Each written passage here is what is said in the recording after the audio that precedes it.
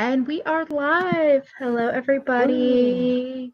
Hello. Hi. Welcome to everybody I see people already hanging out in chat. Thank you all for coming right in. I just want to say if you're watching on replay, I always recommend opening up the live chat. It is where everyone's going to be commenting. I always try to throw comments on the screen, but y'all are amazing, chatty people, and there's lots of things to see there, and it makes you feel like you were here in the moment. And I'm going to take a moment, I'm not going to be controlling the chat in terms of like what mood we keep, but I just want to say, because this is the first video that I've put up in a while, or first video I've had up, Black Lives Matter. I'm so fucking tired of what's going on in this country, and I support y'all.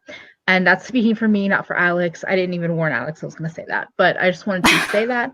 I'm here now with Sincerely Alex Makeup on Instagram. And actually, I made you a little banner. That's her handle on Yay, thank Instagram. you. Definitely go follow her. And also don't forget to like and share not the screen, and subscribe. That is so cute. And okay, and there's so many people already in the chat. I saw Thorn, I saw Christine, Yolanda, Audra, Sarah, Rachel Joy, Feffy. So many of y'all are already here. So thank you and welcome. And tonight we're going to be talking about our makeup goblin and how we've been maybe struggling, how we've been dealing with it, especially lately.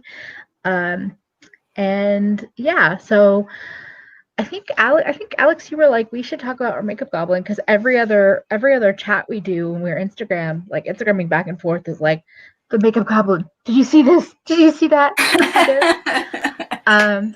So that's the theme of the chat tonight. But if you've been on any of my live streams, it's always a wavering road. So who knows what will come up. Yes, everyone should go follow Alex if they haven't already. Oh, thank you, Rachel. I really appreciate that. And hey, Millie, she hung out live with me last Monday. That was lovely. Yes, I loved that chat so much. Yes, exactly. The makeup goblin haunts our nightmares. Yes, definitely. The idea, I mean, also, I think it's important, like, to say at the beginning of the stream, Emily did put a poll up on her community tab, and we wanted to just first and foremost, like, I'm on the same page as Emily. Like, I want to try and use this time to uplift Black creators, Black YouTubers, Instagrammers, people who are putting themselves out there for the sake of achieving rights that they should have had from years ago. And it's such an important and crucial time in our history, and I think it's important to support their efforts and to uplift those voices of people who are underrepresented and disenfranchised. So I'm trying to take this time as much as possible to promote Black creators, pay Black creators for their time, for their emotional labor, and to just remind people that this is a really tough time for everybody, but most especially the Black community, and to center Black voices as much as you can. Reach out to your friends who are Black, people in your life who are Black, because this is a very difficult time for them. I had a really long conversation with one of my friends from high school, and she really appreciated it. It doesn't have to come from a place of wanting to look good or wanting to seem like a good person. It's time to actually do something and to be a good person, and not just try to look like a good person and do it for a pat on the back or for cookies, but because it's the right fucking thing to do. And yeah, we hope that this stream serves as a place for people to kind of just decompress for a little bit. And our intention with the stream is not to detract from the message that's being sent at this time, but rather just kind of serve as a place for people to kind of regroup and then continue fighting the good fight moving forward. Yes. I know for me, Alex said so many things so eloquently, and my computer thought I was saying Alex with an A at the end. What is going on? Is it playing that? I don't know what just happened. Sorry, she started saying things that was but you just said things so much more eloquently than I ever could, and I agree with everything. And hopefully for y'all that needed this time as a little bit of an escape or just a safe space, that's why we're here. And if you find that you're not in the right mind space for this or doesn't feel like it's important to be here, don't feel any obligation. I think you're all adults here and you know that. But and yes, let's support Black creators and Black brands and Black businesses. And on a slightly less serious note, of course, Millie. Yes. I would yes. love that so much.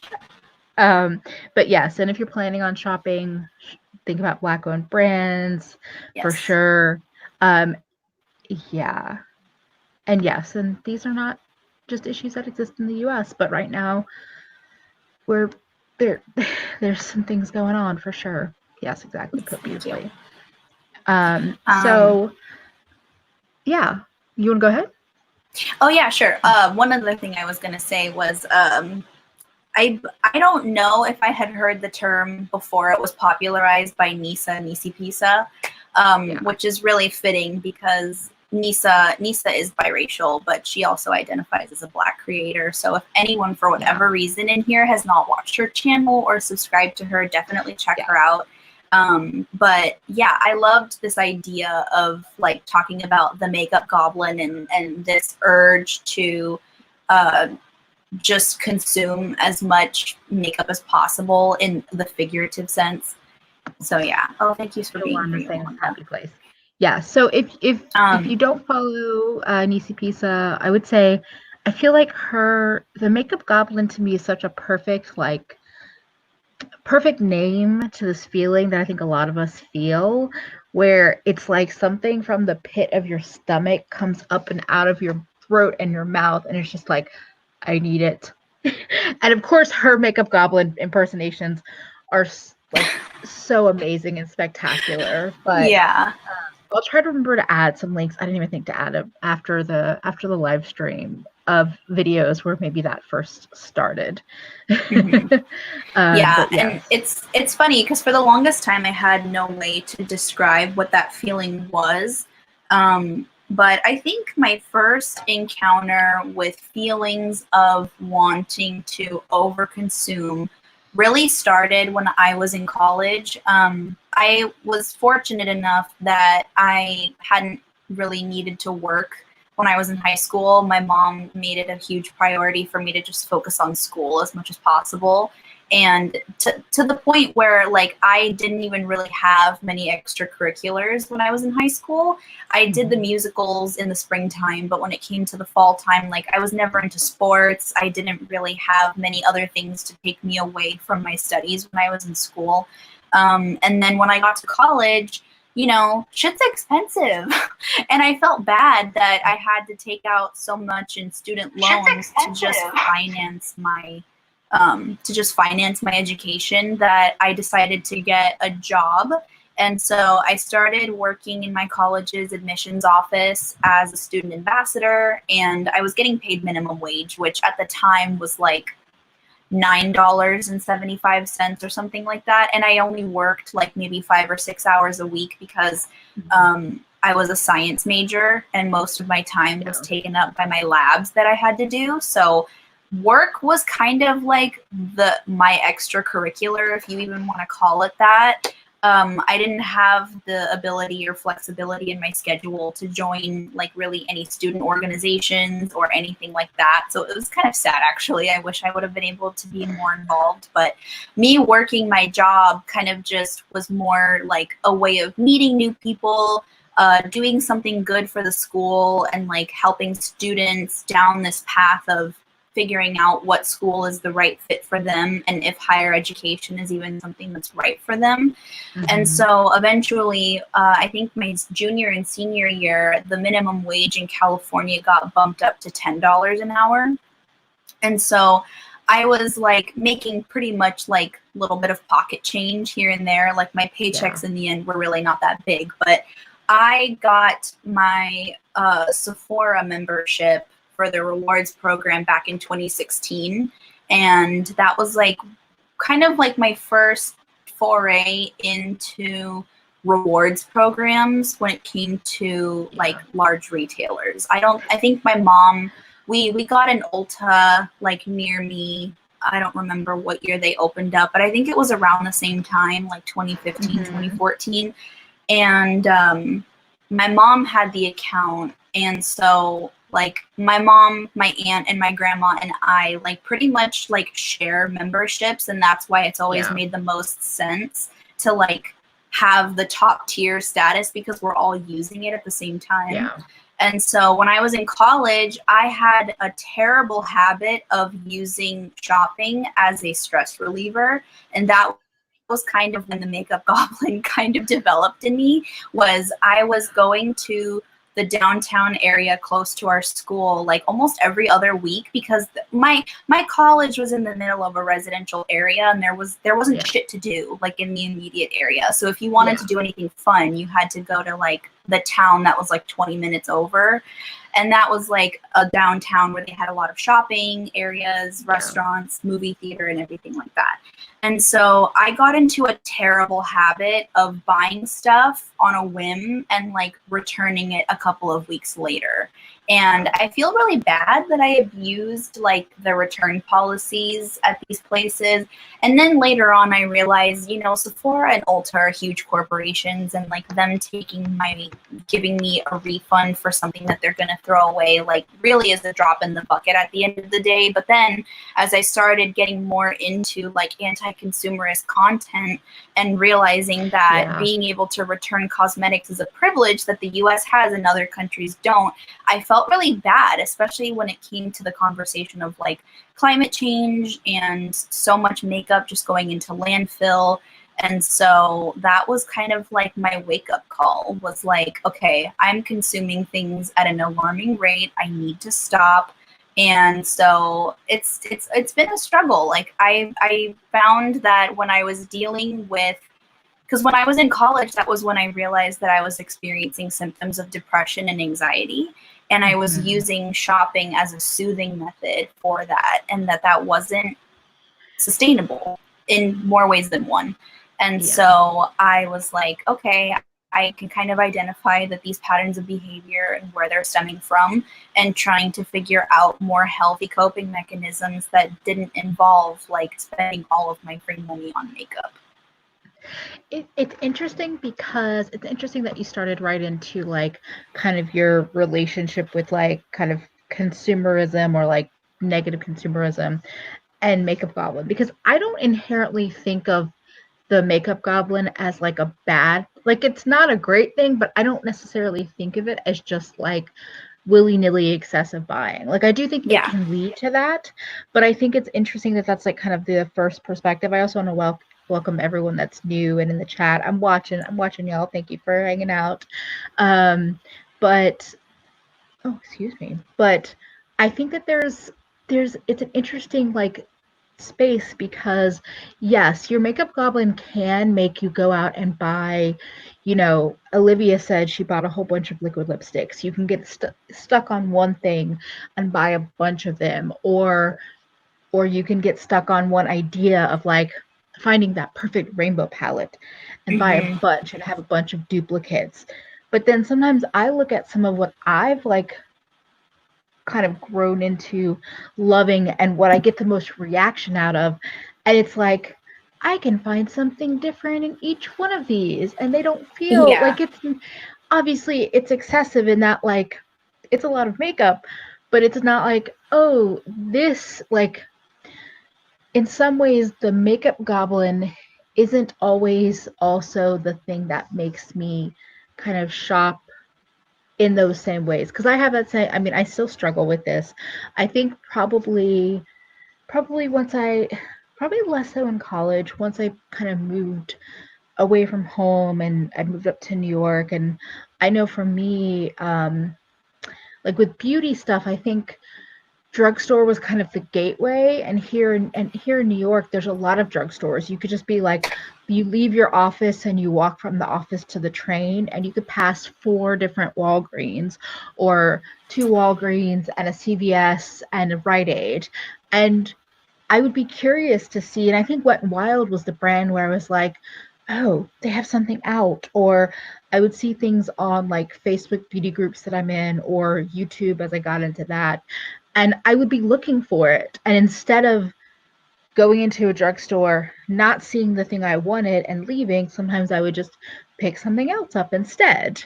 Mhm. Or once I found the collection, be like, oh, I'm gonna get the whole thing.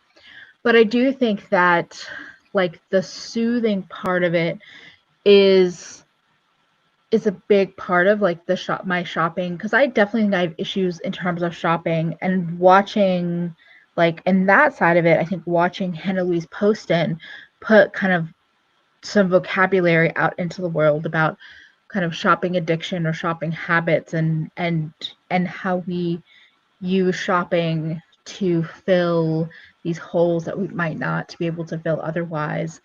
That definitely put it into very clear terminology for me to be like, okay, I have things I need to work on. But I definitely think beauty YouTube did not help my desire to get all of the things to fulfill the makeup goblin. Right. Yeah. Oh my One of the gosh. things that you mentioned was about Hannah Louise Poston. And what's interesting is that I don't think I was able to identify it as shopping addiction until I watched Lauren May Beauty's shopping addiction video, her tube top. That's how I found her channel, actually. I was, Okay. I think this was, I can't remember exactly when she posted it, but I want to say it was the summer after I graduated from college, so 2017. And I remember watching her video late at night, and it was so raw and vulnerable and real. And like some of the stuff that she described in that video reminded me of how I was feeling, like wanting to have an order on its way to you constantly, feeling that high of opening a package, expecting a package, tracking a package, opening it, and then feeling like maybe you want to hide it a little bit, like you don't really want the people that you're living with to pass judgment on how much or how often you're buying things. And then comes Hannah Louise Poston's video with, you know, her struggle with shopping addiction and this fantasy self that she's trying to emulate, that she, you know, this image that she has in her head of what she should, of how her life should look. And, you know, that I think speaks to a lot of people. And I agree with you too. The drugstore and that affordable, dispensable side of makeup is a huge part of, you know, my consumerist journey as well. Yeah, I wanted to shout out this comment. So Alex said, I struggle with considering my makeup goblin a bad thing. Like I shouldn't feel bad for being a not minimalist, but I want to make sure I'm not being excessive. Like, I've always known I'm not a minimalist, and I've realized that like some of the habits that I have, I've definitely picked up from, I would say mostly my mom, because things like buying things on sale because it's such a good sale, which I've definitely done with makeup and other things. Things like, like the hiding thing. I don't have really people to hide it from now, but when I was living with roommates, it was definitely like a weird thing of just like, oh, what do you have? Or coming in with a bag every day because I made a stop before I came home every day. Even from spending $10 or $15, that's still $10 or $15 every day to buy some lip glosses or something. Mm-hmm. And I think the thing is that, it's like sometimes the things that like my makeup goblin gets kind of activated by, which I love that terminology in the chat, like it getting activated. It's not things I ever feel bad about, and it's not things that I shop badly by. Excuse me. Like I think my makeup goblin was completely activated by the Terra Moon's iridescent camellias. And I did take a long, like, I finally bought them in their most recent pre-order, which actually just closes today. And Yeah. and I definitely spent a lot of time thinking about it, but at the same time, I didn't buy them a couple of months ago when financially I just couldn't afford it. Same with Mhm. the oh, and welcome. I'm like, I see more new people in here and talking.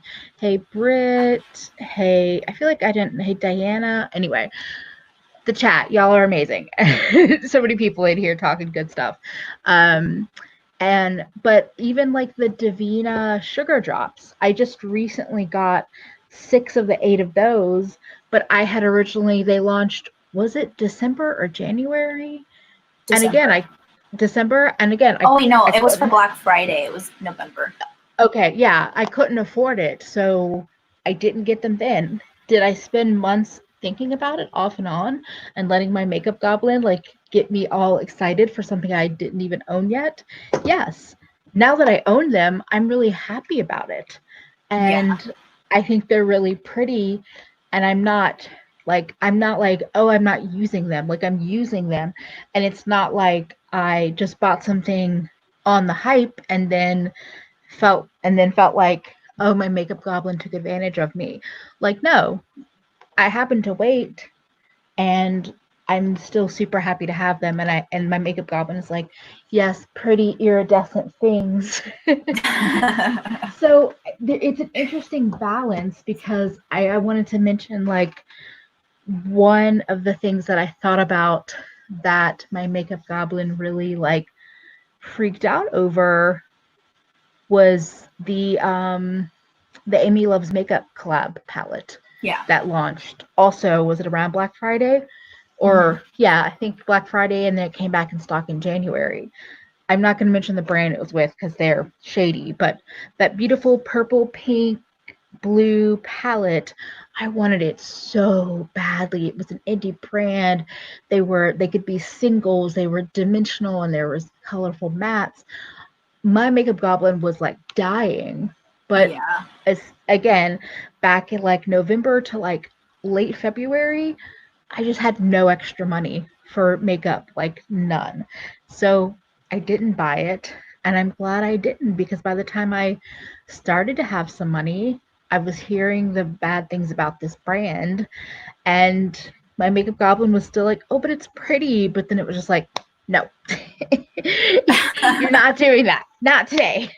So I think it's interesting to like play this like give and take, push and pull with both like the makeup goblin and also my shopping goblin because I think there are two different things for me personally. Yeah. I think when it comes to Hey like stuff, Kelsey. hello, when it comes to things like makeup goblin, that kind of one, I think the most prominent one is the Terra Moons order. Like Yeah. when I did, because I did the pre-order like 2 pre-orders ago. So this was like back in February. Back Mm-hmm. in February, and then they were going to be shipping out at the end of March. And yeah, I don't think I've ever had that much of a makeup goblin moment more than I did at that time because I knew that I wanted to get the iridescent chameleons and I had my eye on the cosmic chameleons. And this is before anyone had ever gotten them in PR. Like Yeah. people hadn't gotten them yet. And just from looking at the swatches, I was like, these look really beautiful. I don't really have anything like that, whether they were shifty or not. They were intense, vibrant metallics that I just didn't have anything like. So I was like, you know what? I'm just going to get the bundle, going to use Amy's coupon code. And then I ended up spreading out my order between 2 orders because my job pays me every Friday. And so the pre-order spanned enough time that I was able to do one order with one paycheck and then do another order with the following week's paycheck because their pre-order got extended back then too. And I don't recall getting any kind of tracking email, but I knew that the owner was active on her socials and was talking about when certain pre-orders were going to get shipped out. Yeah. And so I remember this day like it was yesterday, and I'm just gonna throw myself under the bus because my thumb injury is the result of my fucking makeup goblin. And I swear to God, okay, I'm not proud of this moment, but on March 28th, when my order was going to be delivered to me after waiting and checking my tracking compulsively, I sent Laura, who's the owner of Terra Moons, I sent her a DM and I sent her an email as well. And I was like, hey, I wanted to check on the status of my order because of whatever. I don't remember if I ever got the tracking email or not, but she sent me a DM and she screenshot my tracking number. And she was like, oh, it looks like it's supposed to get delivered today. And so I was like, I had lost sleep over it. I was like so anxious and just like, I want it already. Yeah. And so when she told me that, this was at like 8 or 9 in the morning, and I was like chatting with Emily, like, oh my God, oh my God, oh my God, oh my God, I can't wait to get my hands on them. And so the bad part about my shopping goblin, just in general, is that I will like wait up in the morning, because usually my mail comes at like no later than noon. Mm-hmm. And so I will like dash down to get the mail. And that's usually how my family knows that I have something coming, because I usually don't just bring the mail in on any random Tuesday. But on this particular Saturday, on March 28th, I ran downstairs and I saw that my package didn't get delivered. And I was like freaking out. I was like frantic. And so I decide to like come back inside, get my car keys, and drive down the street because the mail truck hadn't left yet.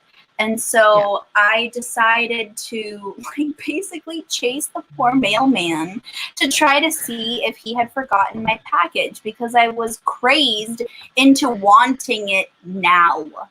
So what happened? It was like starting to drizzle. It was very dramatic. It all happened so quickly. I like jump out of the car, and as I'm closing the door to approach the mail truck, I fucking slam the door on my thumb. And it's like throbbing, and I'm like, oh my God, what did I just do? I'm just gonna try and like hold on and ask him if he had the package. And he said, oh, like he was joking with me. He's like, oh, like you're Alex so-and-so, like you guys get packages all the time. And he was like, no, unfortunately I don't have it. It wasn't loaded onto my truck this morning. So I'm like, my thumb is throbbing in pain, and I'm just like doing the walk of shame, like going back to my car and driving back home. So like I quietly put the keys back up in the kitchen and I run upstairs to start running some hot water on my thumb because I had fucking smashed it. And so I was like running hot water on it, trying to get the blood flowing. And then what happens? The package gets delivered to my door like less than half an hour later. But if my makeup goblin hadn't taken over my brain, I wouldn't have had this thumb injury. And I'm so mad at myself.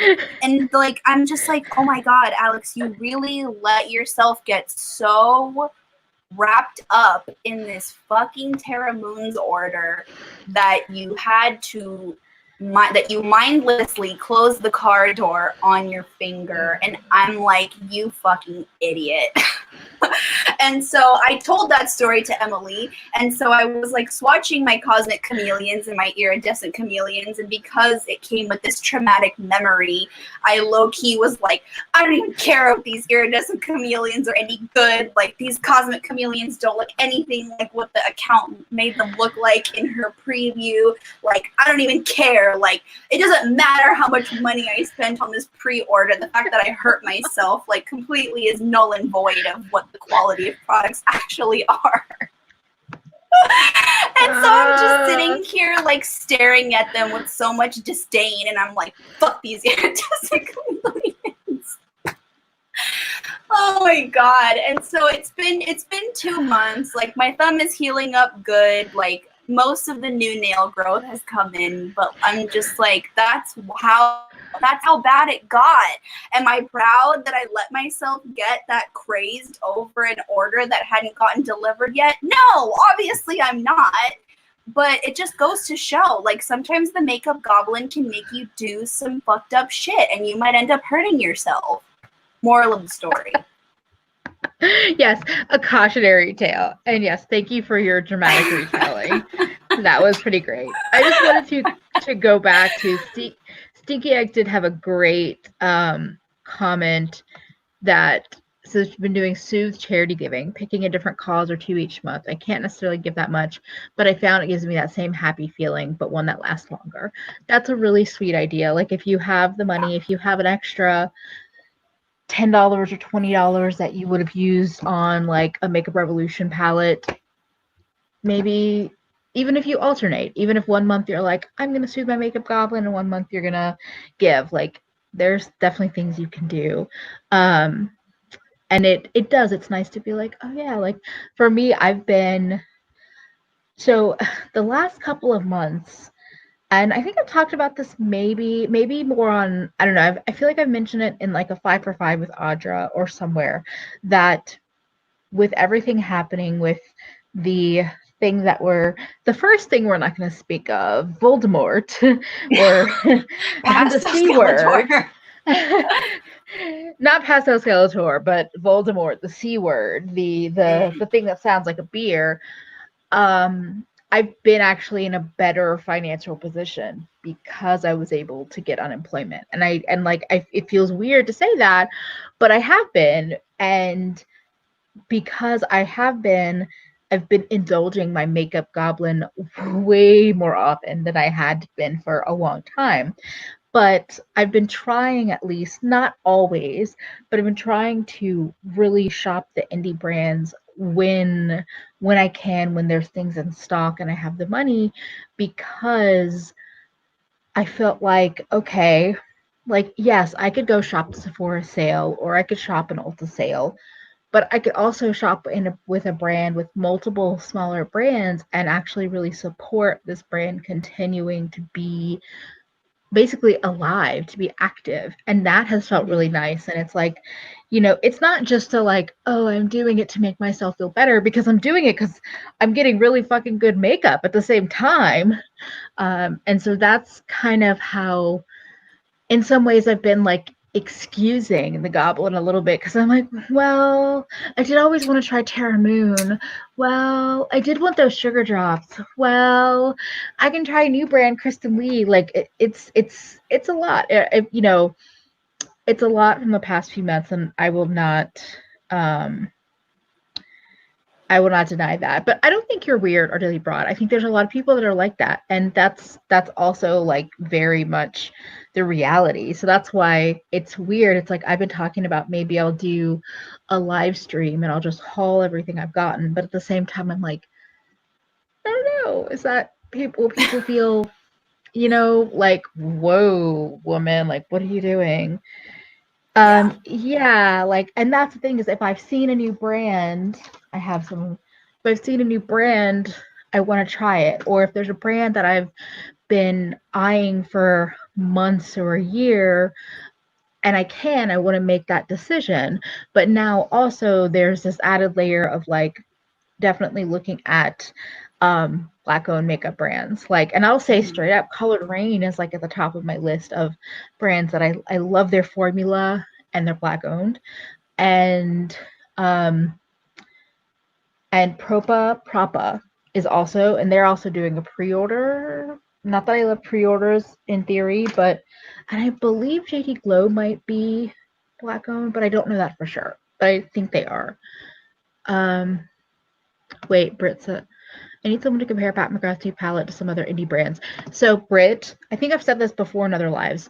If you don't follow Bad to the Brow, follow her, because she is the queen of the multichrome. And I know she said that she was getting the Pat palette, and she has multichromes from so many different brands, and will do comparison videos.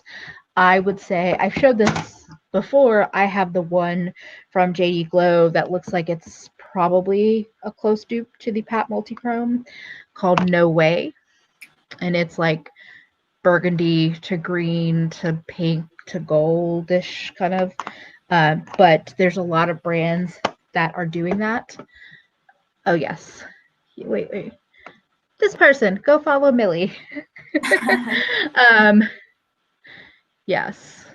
Wait, I just got distracted. Sorry. Yeah, exactly. Janessa says I've been lucky to work virtually, so my job wasn't affected. So I've been able to do some Soothe shopping, and I've tried to do more giving as well. Yeah, I've been trying to balance out. I'm not saying I'm balanced by any means. I'm not giving as much as I'm buying. I'll be completely honest, but I've also just realized that like that's where I'm at right now. Yes. And yeah, home decor. Oh. Ooh, that's cool. Yeah, JD Glow. Yeah, I was watching Alicia's video. Um, you can never see it in this potato cam, but When you swatched it on your stories, it looked fantastic. yes, I should highlight that. I don't think Give Me Glow is, but JD Glow. They're two different brands. Beauty Bakery. Yes. So it's been an interesting couple of months because I definitely had like a couple of months that were almost no buy months. Like I would say November to February, mid to late February was like almost a no buy couple of months. And then mid February to now, it's just been kind of like, I want it, I bought it. Like just I mean, and not everything, because like I looked at the paragraph palette and thought about it, and then I was like, nope, not gonna do it. I thought about buying more from Terra Moon, but I spent a fair amount and I just called it a day. Oh, Karen Harris, hello, says that Give Me Glow is black owned. Okay. I think there are probably some people already creating lists of black owned brands, but I'll see if I can find any, and if not, I'll see if I can work on one for. Oh, and Be Elegant. Yes. Oh, Minted, the Lip Bar. Lip Bar does some great bullet lipsticks. And if you are stuck buying mainstream, they are in some Targets. So, you know, yeah, they're really good. I have the color Baby Bellini from them, and I love it. And I think I have a deep toned lipstick as well. That's really good.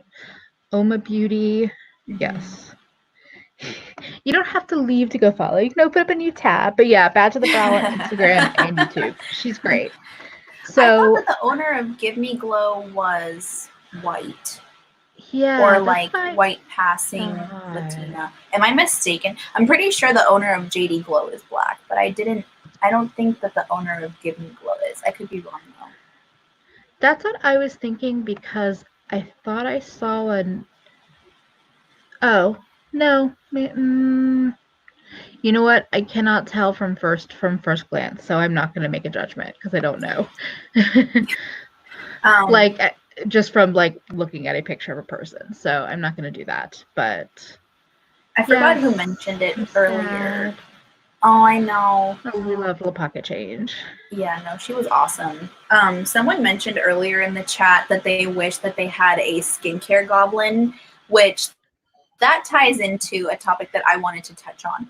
So when I started like noticing that I was buying a lot of makeup, and this was like even just a few years ago, my makeup goblin was trying to rationalize buying excess makeup in other categories.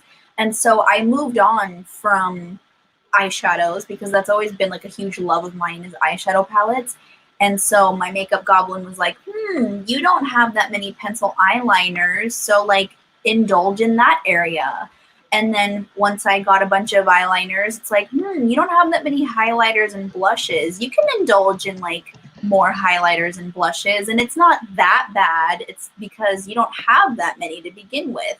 And then it's like now I started doing it with like skincare and hair care, where the skincare and hair care goblin would convince me to buy a bunch of like skincare items because it's like you should invest more in your skin. And so I started just buying a bunch of stuff just for the sake of buying it. Yeah. Thank you, Rachel Joy, for that list. I don't know all of these brands in particular, but I do think that there are some amazing brands. Oh yeah, Yeah, so many good brands. Color Rain, OPV, Propa, Juvia's Place, Lip Bar, Minted Midas, Beauty Bakery, September Rose, Sacha, Kaor, Briogeo, Yoma Booty, Woma, I'm so bad with that word. Black Opal, Iman, also Danessa Myrix, Makeup Struggles was amazing, yes. But yeah, Danessa Myrix, I've heard great things about her makeup line, and she is a black makeup artist. So I just think okay, so that actually goes into kind of the YouTube part of it and the like Instagram part of it, where I feel like there are times when we see so many people have a drawer full of blushes, a drawer full of highlighters, that it lets you kind of just excuse, or it lets you encourages you to be like, oh well, having 12 blushes is not a big deal. Like that's not a big deal, and I only have 4, so I'm gonna buy like 4 more right now, and I'm still like reasonable. But if it's not something you're all that interested in, like, why? Tyrion is definitely doing the zoomies right now. Why do that? Like for me, I've indulged in the blushes thing. I've indulged in the when your cat fights a paper bag and loses is what just happened there. But like I don't really find bronzers that interesting, so I don't buy too many of them. Right. Mascara, I have like one open. I think I just have one tube. I might have 2. But then other things, yeah, I totally will dive into. And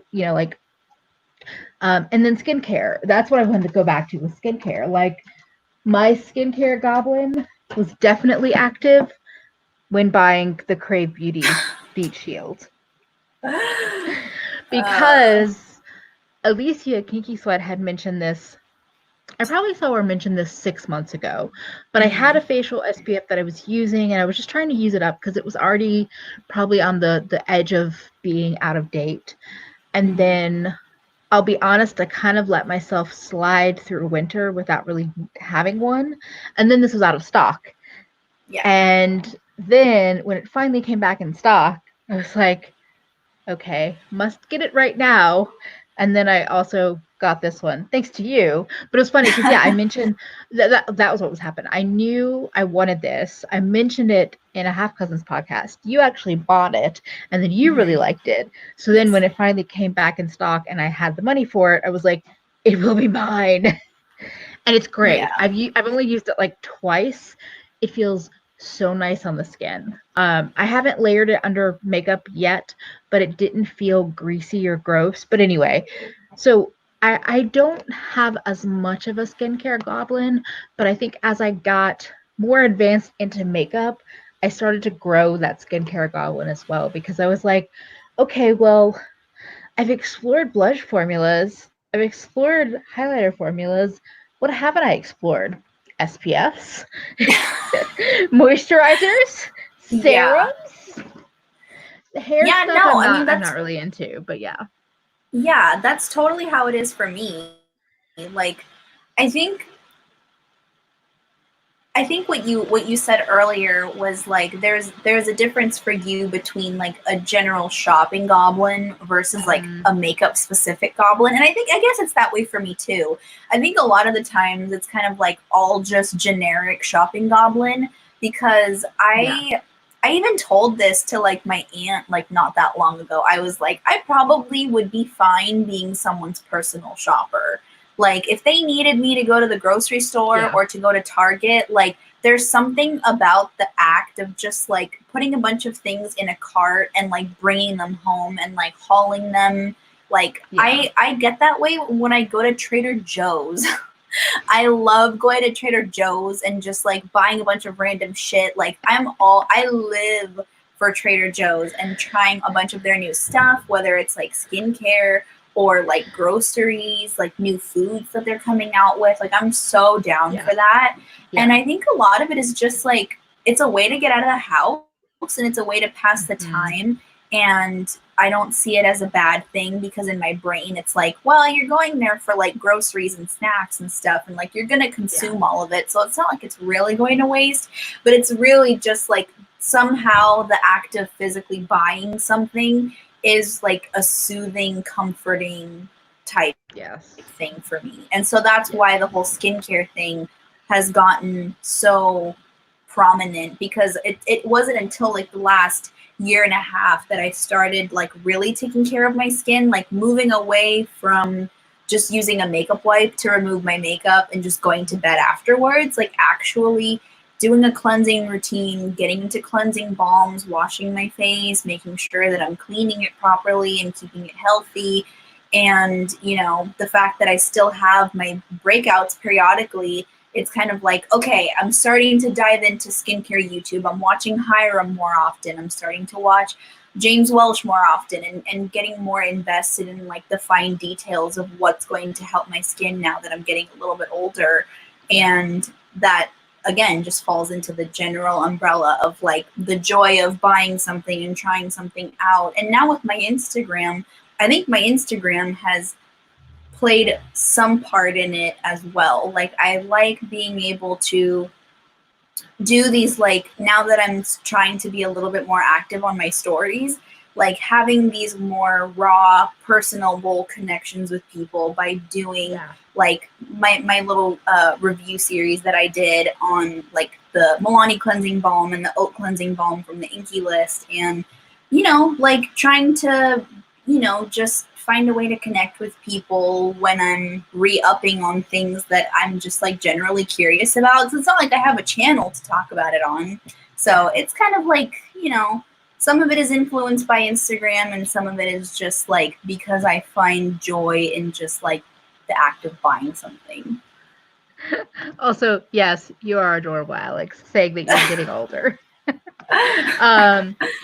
But yeah, it's funny that you said that about TJ at Trader Joe's, because I was going to say, like, we've talked about like how we both, I love snacks, I love food, I love cooking, and also there's a lot of pre-made food, particularly in Trader Joe's. And I know it's like Trader Joe's is a weird thing to me, because it's like, I know I'm like, I could be shopping more like local in my like smaller mom and pop shops, but even sometimes here in New York, that's tricky. But it's also interesting and it's exploratory.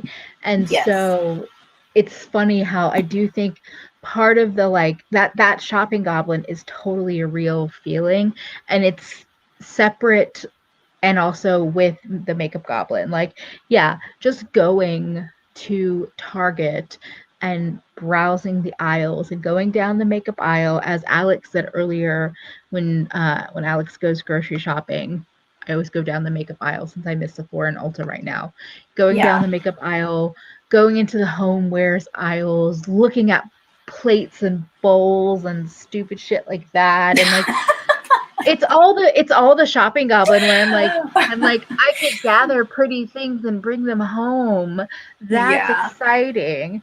And it's so interesting to be like, okay, so do I want it or do I just want a new thing? And that can be hard, because there are times when I can excuse it. Like, I'm like, well, I do want it because it's a pretty purpley pink shifting shadow. And then I'm like, okay, but you have like 10 of those already. Yeah, but I don't have this brand. And so it's like, how much of it is like excess versus exploration?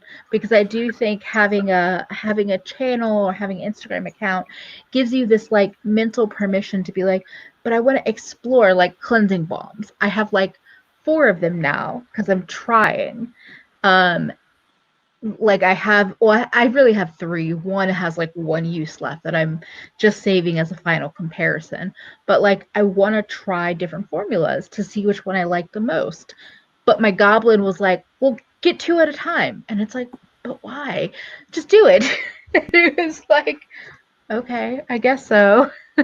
Ooh, trying a cannabis skincare, Audra is trying her first cannabis skincare product tonight. Her makeup goblin usually turns more towards skincare and 7,500 lipsticks.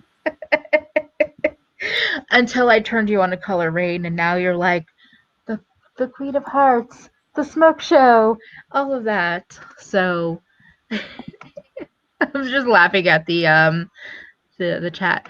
Okay, so this is what Audra says. So Elizabeth commented, "Vanilla Clean at Zero is the only cleansing balm you need." Are you in cahoots with Audra? Because that's the one that she loves, and I bought that one today.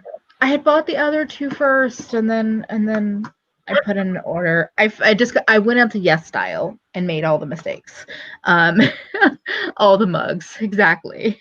All the mugs, all the cups. I'm just reading through.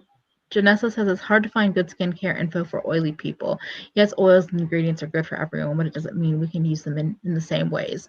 I'll be honest, probably my go-to skincare person I recommend to people is brain fart, Caroline Hirons. She is on the older side, not old, but on the older side, has been in the industry for decades, and in my opinion knows her shit. Her YouTube channel and her blog and her Instagram are all on point, and I will refer people to her before I will even refer them to any of the newer YouTubers that I know. But I also have Audra and I have talked about this, about the whole men telling women about their skincare and how we're kind of over it.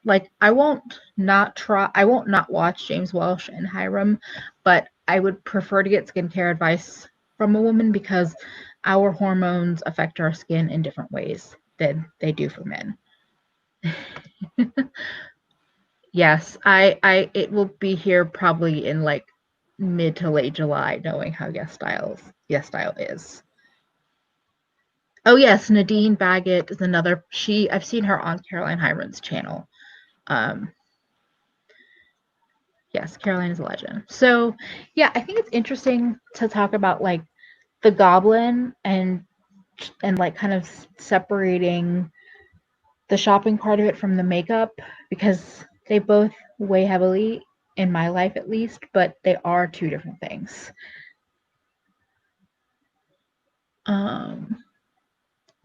Oh no, Janessa says I'll have to check her out. I had worked out a fantastic regimen that was working so well, and then 2 products immediately got discontinued because there is evil in the world. Oh yes, another great recommendation. Lab Muffin Beauty Science. Hey Shan. So yeah, I don't know. What else do you want to talk about makeup goblin related? What was that? Susan Yara. Oh, I don't know her. Yeah, well, I think her channel, she has an Instagram called Mixed Makeup, and Okay. I don't know if Mixed Makeup is also her YouTube channel. It might be her YouTube channel as well, but her name is Susan Yara, and I'm pretty sure she's in her late 30s, early 40s, and she's also someone who I think would be a good resource for people to look to for skincare recommendations. Cool. That's amazing. Oh, that's very true. So Alex said, I think also I can't go thrifting. My goblin is being very extra right now. Yeah, I think being kind of stuck to buying kind of mainstream, or there are some small businesses that are still open, but for me, a lot of my smaller my bodegas, my convenience stores, my smaller restaurants in my area, they're all still closed. It's when everything kind of shut down in New York, my residential part of Brooklyn, places just closed because they couldn't exist on takeout and delivery. So they're all still closed for me. So sometimes I have to I'm going to Target, or I'm going to a very big kind of chain grocery store, and I kind of miss being able to just pop into my little locally owned places. So I don't know, it's just weird being I need to shop, and then be okay, I guess Target's getting my money today. Yes, that's exactly how I feel too. I went to Target on Friday, and I went for a couple of things. I went predominantly because I wanted to get this little guy to try the flavor for something that I had planned for my account. but I ended up going, and I like some of my bras started to get pretty worn down. And Yeah. so I got a couple of like bralettes / bras that didn't have any underwire, because who the hell has time for that? I Yep. don't. So I got a couple of bras, and I was like, well, you know, as annoying as it is that unfortunately other clothing stores where I could go, like, I mean, TJ Maxx is a huge chain as well, but you know, like, I'm happy that I had at least something where I could Yeah. get something really quickly and not have to, you know, waste money on shipping. Like, it had just gone Yeah. right then and there. Exactly. Also, bra free life. I know Yes. Audra's team bra free, but yeah.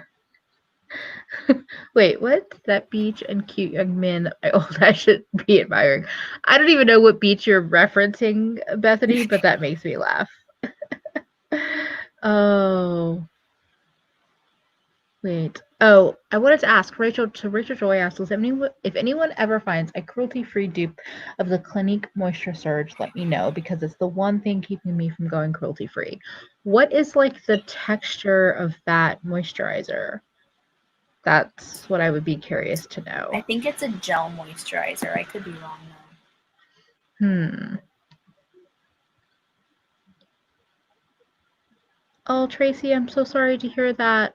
Welcome, Yeah. and I know you were around a little bit, but I'm sorry. I know bra free isn't for everybody, but yes, we were talking makeup and things, and makeup goblin and shopping goblins. Um, do we want to talk about anything that is is activating our makeup goblin right now? Yes. Yeah. Well, I think Emily and I are on the same page when it comes to the new Kaleidos collection. Oh my god. That collection. Okay, but for me it's a little bit different. So I remember, like, the before the Kaleidos collection was like officially launched, there were like some contraband images that were like circulating the internet that we were kind of just Yes. like sharing privately amongst each other. And I remember it was this past Monday, it was a week ago, that Emily Yes. showed me the pictures on one of their other like international sites, because it hit the Chinese market before it hit the American Yeah. market. So So they I was basically looking did at these images, and I was just just like, "Oh my god! Oh my god! Oh my god! Oh my god! Oh my god! Oh my god! Emily, stop it!" it was so funny because oh, good night, Janessa. Thanks for hanging out. Um because so on the Half Cousins Discord, so basically Kaleidos is, I believe they're like co-owned by like a citizen of China and a citizen of America, or something, and they're, I think, based in Hong Kong. I could be totally wrong, but those are like my vague ideas. So they revealed the whole Escape Pod collection on Weibo, which is I think a Chinese social media site, kind of like Facebook.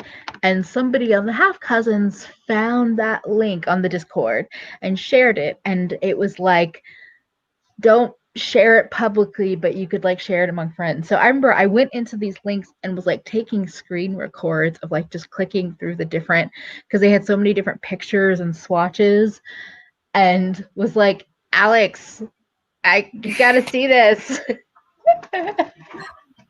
And just like send her the video, and we're just like, oh my god, oh my god, oh my god, just like going Yes. crazy.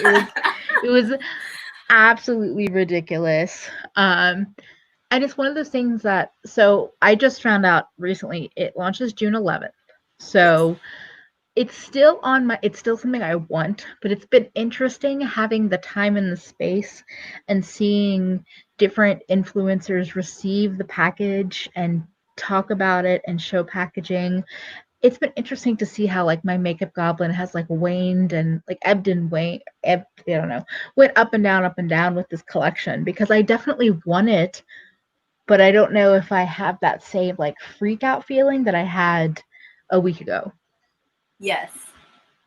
Yeah. That's Um, how I was feeling too. I was just looking. Oh, Courtney said, "What's weird for me is everything other than the eyeshadow more. I'd still be happy to have the eyeshadow, but I like everything else more, surprisingly. I quite like the palette, and I want it because it has some matte purples that Kaleidos has never done before, and some shiny greens, and I just love green. But I do have critiques of it. Like, it looks like it's bulky packaging.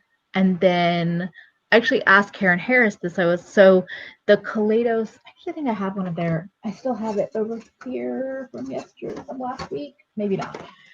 It's magnetized, so you can pull the colors out and mix them up. I asked Karen Harris about it, and I don't think this new one is magnetized. And so that, like, it's not going to stop me from buying it, I don't think, but it has me kind of giving the whole thing a second look. Like, I don't know. Yeah. Like, I'm just like, I'm like, okay, my like 100,000% I must have everything feeling has gone down to like just a 100%. I still want everything, but it's not quite as intense. Yeah, I was a bit bummed too because their Deep Sea Luster palette has round pans, and the pans Yeah. in the new Escape Pod are like rectangular. And I think Yeah. it's cool because, you know, like it has the one little imprint on the pan that's in the top left that's like the escape key, which I think is Yeah. cute. I do wish that the pans were round, though. I don't know if the Deep Sea Luster had the exact same size pans as their Futurism palettes do. It looks like they were slightly bigger, but I wonder if the Deep Sea Luster palette was magnetized too. But it is a shame. Oh, yeah. I don't know that one. Yeah, and so I've also heard, let's see, what was it? Their formula might have changed a little bit. I watched a Nuts video on this, but it's so basically it's rather than it being like extremely pigmented, it's pigmented in a little bit more layers. I don't mind that because sometimes I found that the Kaleidos mattes were actually like, depending on my primer, they might be a tiny bit patchy where like a lot of the pigment would stick, but it wouldn't necessarily move. And I do think that's my issue with Kaleidos is that a lot of their palettes, they keep having like colors that look similar.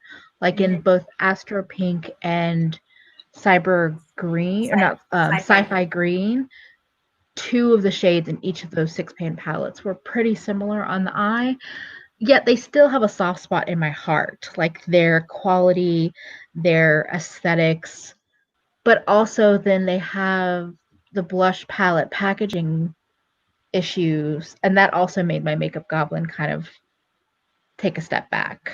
Yeah.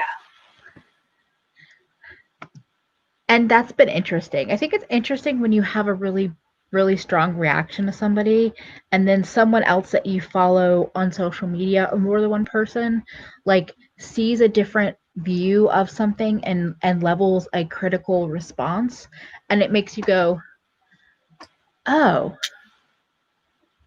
huh, I missed that. Wow.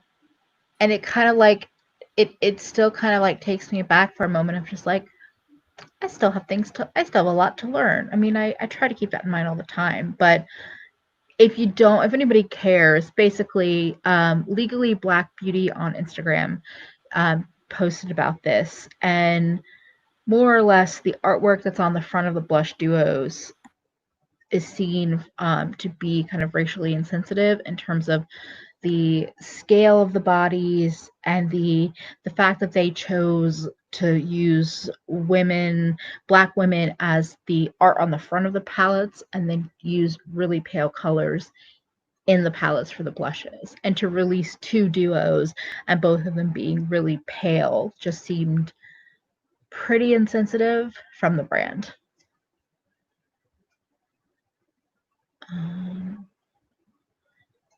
I just realized Alex had taken out her headphones. So it's been interesting to kind of think a little bit more critically about things. Oh.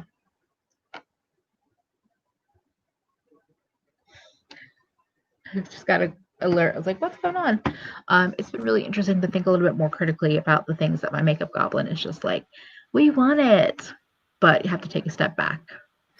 Yeah, Legally Black's post about the blushes like made me, again, like what you were saying before, like it made me see things from a different angle that I hadn't noticed before. And I know that Annette, when she posted her first impressions video, she did point out that she didn't think that either of the two blush shades were going to work on people with deeper skin tones. Yeah. And I thought that, that is kind of unfortunate. I mean, their highlighter release was arguably more inclusive because you had shades like the green one and the blue one that could work really well on someone with a deeper skin tone if they wanted like more of like a fun highlighter. I don't know how the two lighter shades would have worked for people with like medium to deep skin tones, but especially with color cosmetics, like with blushes, that one's kind of tough. Like if you wanted to have just two of them, then you could have made one significantly lighter than the other, and you could have made a darker one so that more people could get use out of the collection as a whole. Yeah. It's just interesting to think about those, and it's like, it definitely just makes me kind of second guess things. And I also know, particularly with that brand, and I'm just going to look at their Instagram real quick.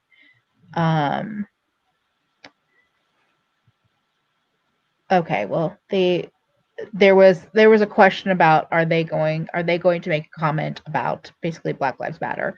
They have made a post, but it was, for a moment I was like, okay, are y'all gonna be like silent about it and be insensitive?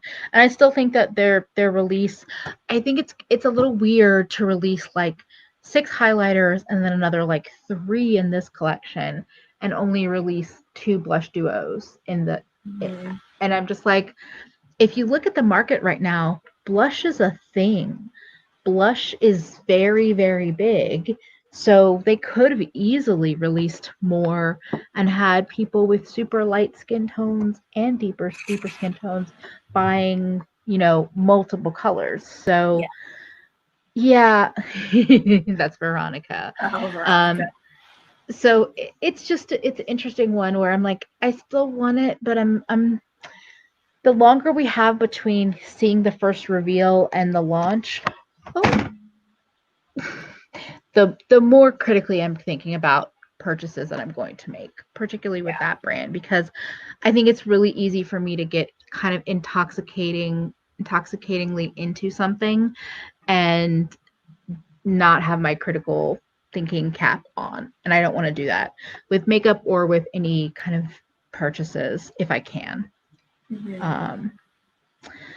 Let's see, is there anything or any other releases that kind of had your makeup goblin going, baby? Well, yeah, I mean, so with the last Davina restock, Emily was kind enough to share the love, and she had a coupon code, and we went in on an order together. And at first, I mean, I had known. So again, we go back to Tara Moons and how Tara Moons is kind of like this weird, elusive, cool girl that's like starting to get a lot of attention in the indie makeup lover community. And their pastel chameleons were really intriguing to me, and I was tempted to get them during their last round of pre-orders that are now being delivered around this time. But I felt kind of scorned, not only because of my injury, but also because I didn't know it. Like if it was like a lesson learned. Like maybe you should just wait for other people to get their shit before you just jump on the bandwagon blindly again. And so I was like, okay, let me just hold out for comparison swatches. And so I DM'd Amy a couple of weeks ago to see if she would be willing to include a comparison to the Davina Candy Exploders, because they're also pastel shifty shades, and Millie Bad to the Brow also did some comparison swatches on her Instagram stories. And I'm happy that I did that, or that I waited, I should say. Happy that I waited because the Tara Moons ones are pretty pricey. I mean, even if she came out with ones that were a little bit more affordable for this current round of pre-orders, I still feel like it's moving forward. It's going to be in my best interest to wait for things that have well-established opinions, especially with a brand like Terra Moons that operates heavily on a pre-order system. And so I was like, oh my God, Emily, I really, really want the candy exploders. They look so beautiful. I've seen swatches of them, and the collection is not new. And I think that's one of the things that I really appreciate about Davina is that they don't really do limited edition collections like that. And so it's a well-established collection. Same with the Galaxy Dust Shadows. So when they did their restock on Friday, Emily got me both bundles, both the Galaxy Dust Shadows and the Candy Exploders, and I'm, so thankful. Cannot wait to get them in the mail. And but those had my attention for a little while, but it was very recently. Even though the collections have been around for a while, it was only in the last couple of weeks that I'm like side-eyeing them, like, damn, they're really pretty. Like, those would be so good in my collection.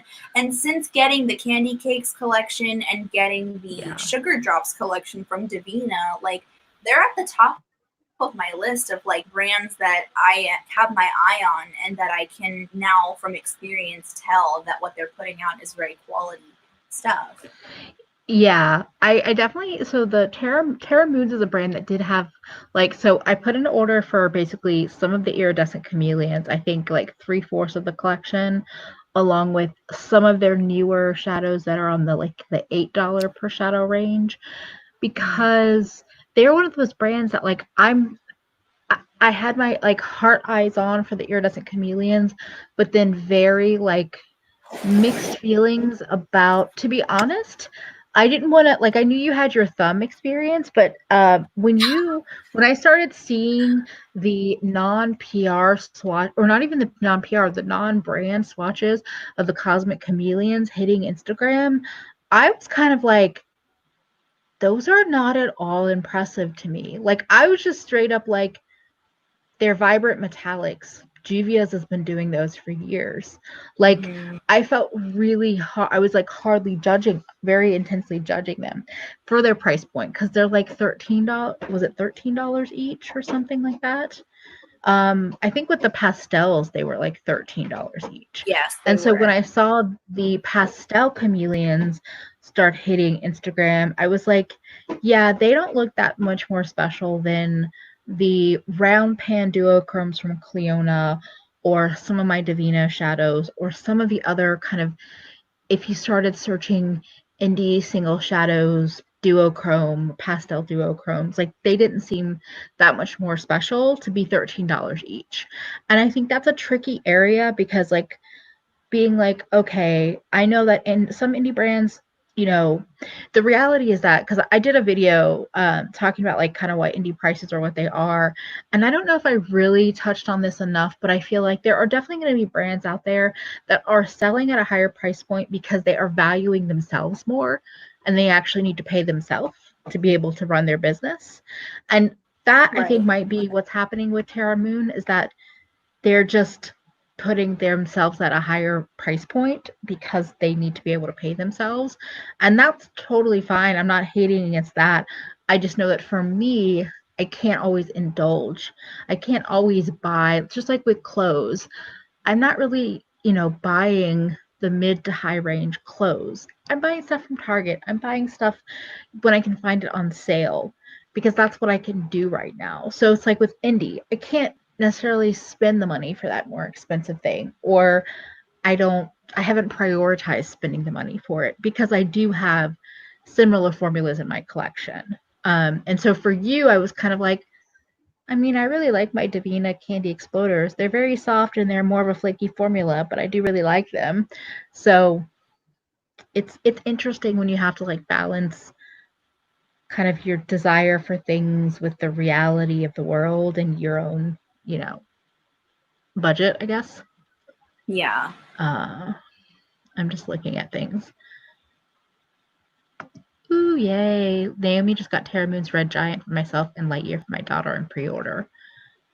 Oh, Yolanda asks, between the chat and Sincerely Alex, I'm going to head over to Davina. I have a Davina shadow I love So, okay. So I think Thorn earlier said that they had a bunch of Divina shadows in their cart. I really love Divina's special formulas, and by that I mean Galaxy Dust, the Candy Exploders, the Sugar Drops, and the Candy Cakes. I have not personally tried their butterfly ones. I have tried some of their shimmers. I've tried some of their mattes.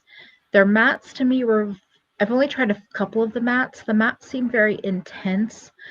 I don't know how like blendable they are, but I also have only worked with like one or two colors, but they seem like the kind of matte you might want to like put down and then just blend out the edges. And the shimmers, they have some nice ones, but I don't love them as much as I love their more special shades. But I also love glittery, texture, dimensional kind of shadows. Mm-hmm.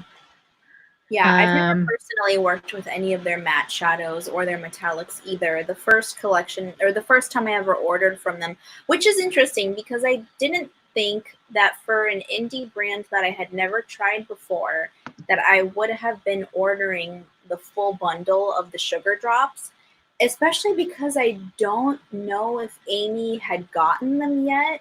Because I remember they came out for Black Friday and they sold out so quickly. And I remember I was able to snag a pre-order so that they would have gotten delivered like end of December, beginning of January.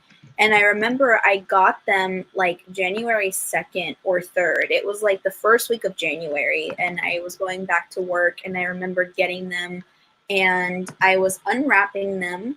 And is it just me, or does Davina use pans that are very smooth, like almost too smooth, where you can't really get a good grip on the edges? They feel almost like too polished of a metal. I don't know if I'm just used to the roughness of a depotted shadow. You might just be used to the roughness of a depotted shadow, because okay, never mind. I'm feeling like some Beauty Bar Baby pans and JD Glow. Although the JD Glow ones are like slightly less high polished than like the Beauty Bar Baby and the Davina. Anyway, yeah.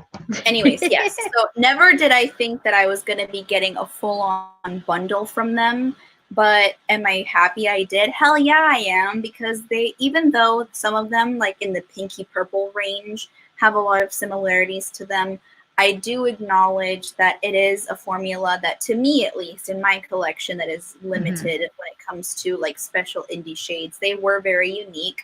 And that was one of the first purchases that I had made in a while that I was like, this is truly bringing something unique and special into my collection. And I think it was worth the investment because it was able to bring so much value, and it wasn't like anything that I had before.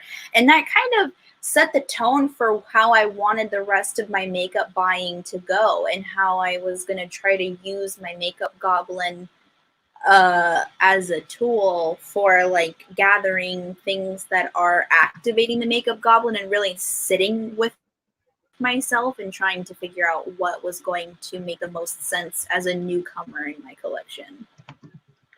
And I think that's why, like, I don't feel, by the way, Yolanda, or if anybody else, first claim to Yolanda, I have a Davina discount code you might be able to use. I will DM you on Patreon, but if anyone else wants it, you can hit me up, and if Yolanda doesn't want it, then you can have it. I don't know what all Davina has in stock right now, because they did just have a big restock, and I feel like a lot sold out. But yes, but also, okay, there's two. I was going to go on about the indie thing, but I want to comment. Somebody in the chat was asking about magnetic palettes. I think my favorite still is the Adept. Well, I have a whole video on it. My favorite is my Adept 63 pan one.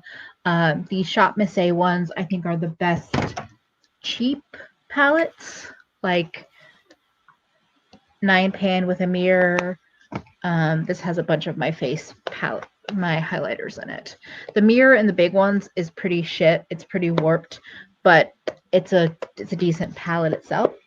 Those are probably my favorite Davina has some palettes with wells in them. I actually picked one of those up in the sale. But yes. So wait, what's going on? What's sold out? Oh, Audra, Propa is having a pre-order. They're sold out, but they're having a pre-order. If you can't see it on their website, I will forward you that email. I have things to do. Things to do. But the thing with my makeup goblin is, so I know I love shadows that have shifts to them, that are more than one color. I like shiny, high impact formulas. I'm fine with glitter and flakiness in my formulas because I use glitter glue for everything. So even if I'm buying multiple, like I bought the sugar drops and I'm buying the iridescent chameleons, those are totally my makeup goblin in action. But at the same time, it feels different than if I was out there buying two pre-made palettes with like the same kind of color stories in there. And I think it's because I figured out like things that I can work with that still keep me creative and excited. So I can play with my shadows and kind of reignite my makeup goblin because I have them and I can mix them up and create new things with them. Whereas sometimes when I indulge in like the eyeshadow palette goblin, I get tired of them really quickly. And then I'm just like, well, I have an eyeshadow palette I don't really like. So my like indie single makeup goblin, I don't feel so bad about because I feel like I get a lot of use out of the products. Yes, I know what you mean by that too. I think for me, I'm not, I mean, for me, some of my most recent purchases have mostly been, as far as eyeshadow goes, have mostly been singles. So the Davina order that me and you went in on, and then I didn't technically get anything on pre-order, but I did order the Terra Moon's Neon bundle, and that was one of those things where I was like going back and forth with myself, like, do I want this whole bundle? Do I want to just get a couple of them? And then I was talking it over with my best friend, and she was telling me how, I don't have anything really in my collection that qualifies as like a neon. Like I have a couple of random ones, like if anyone was curious what I used on my eyes today, I use like all of the shadows are from the Juvia's Place Tribe palette. And that one has like a really bright lime green and like a neon yellow that leans a little bit green. And that's what I have like used up here as a blending out shade. So like I have a couple of palettes here and there that have shades that are really bright and could be considered neons. But as far as like a true neon, I didn't really have much of anything like that. So I figured, you know what? Yeah. The Terra Moon's neon bundle, even though it's not like a permanent item, because I'm pretty sure it was a collaboration with Amanda Organa. Even though it's not a permanent thing, it is something that's going to add a lot of value to my collection because people have said really good things about them. And kind of like the sugar drops, like I don't have anything like that at all. And if it's adding in like 7 new eyeshadows to my collection, at least those eyeshadows are going to bring something completely new to my collection. That's kind of how I felt with the Shroud Cosmetics Creepy Cute palette. I didn't have any pastels really. I had palettes that had pastel leaning shades, but a full palette of pastels, I didn't have anything like that. So I'm really happy that I was able to get that one too. Yeah. What was I gonna say? Oh my goodness. Let's see. Yeah, Tribe is pretty great. It was the last, like I only bought it recently and it's pretty solid for for the colors that I've used. I don't love all the colors in it, but yes, I feel less I'm trying to separate guilt and shame from my life, but especially when it comes to like buying things and shopping, food I'm eating, like all these things where like we've put all this like moral weight on something that in my opinion shouldn't have a lot of moral weight on it. But yes, I feel better about buying from an indie brand over buying Yeah. from a big corporation, for sure. And yes, Sydney Grace, I kind of forget about them. Their website is a little overwhelming for me, but I do have some of their mattes and their shimmers, and they do have a really nice formula. I will say that I do like them. Oh, Angel said she's wearing the neons from Terra Moon right now, loving them so far. And Oh, I wanted to say that yes, same Thorn. Don't even get me started on people moralizing food, my biggest pet peeve. Agreed. I also wanted to say, so I know that Alex and I both love our single shadows. We like making curated palettes. We like using them, mixing them up, depotting palettes and using them as singles. But I also wanted to say, especially if you're like getting into like the indie beauty world, like the indie YouTube and Instagram world, if you haven't bought singles before and you're looking at trying a new brand, even if your makeup goblin is like screaming out, I would say like think of moderation for the first singles purchase. Like I would say, buying like 9 shadows to perhaps build your own, little curated palette. I still have this put together because I still love it. So cute. Buying a small collection to try is the way to go, especially if you haven't tried the formulas, because it can be very easy to get kind of transfixed by a brand, by swatches. But if you're not used to using singles, if you're not used to a formula, if you haven't tried it, you can end up with a lot of a formula that you don't really love and end up spending a lot of money about it or for it. So that's why I'm like, I love my singles and I indulge in that makeup goblin the most. But I also don't ever want to be somebody that's like, yeah, it's worth it, do it. Because I know people that just don't work with singles. They don't like them. Yeah. And yes, this is my spicy pickle pepper palette that I still have put together. I wanted to ask. One second, I will be right back. Okay.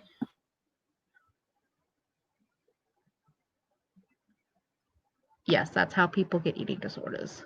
Absolutely.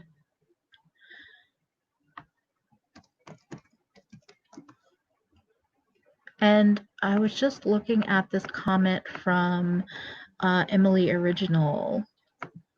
So she was saying, I will say Lethal was racist to Livette Jallo, unfortunately. Oh, that is disappointing to hear because Lethal has been really vocal lately on their account about Black Lives Matter and like shutting down commenters that are like racist. They've been really proactive about shutting down racist comments. Oh,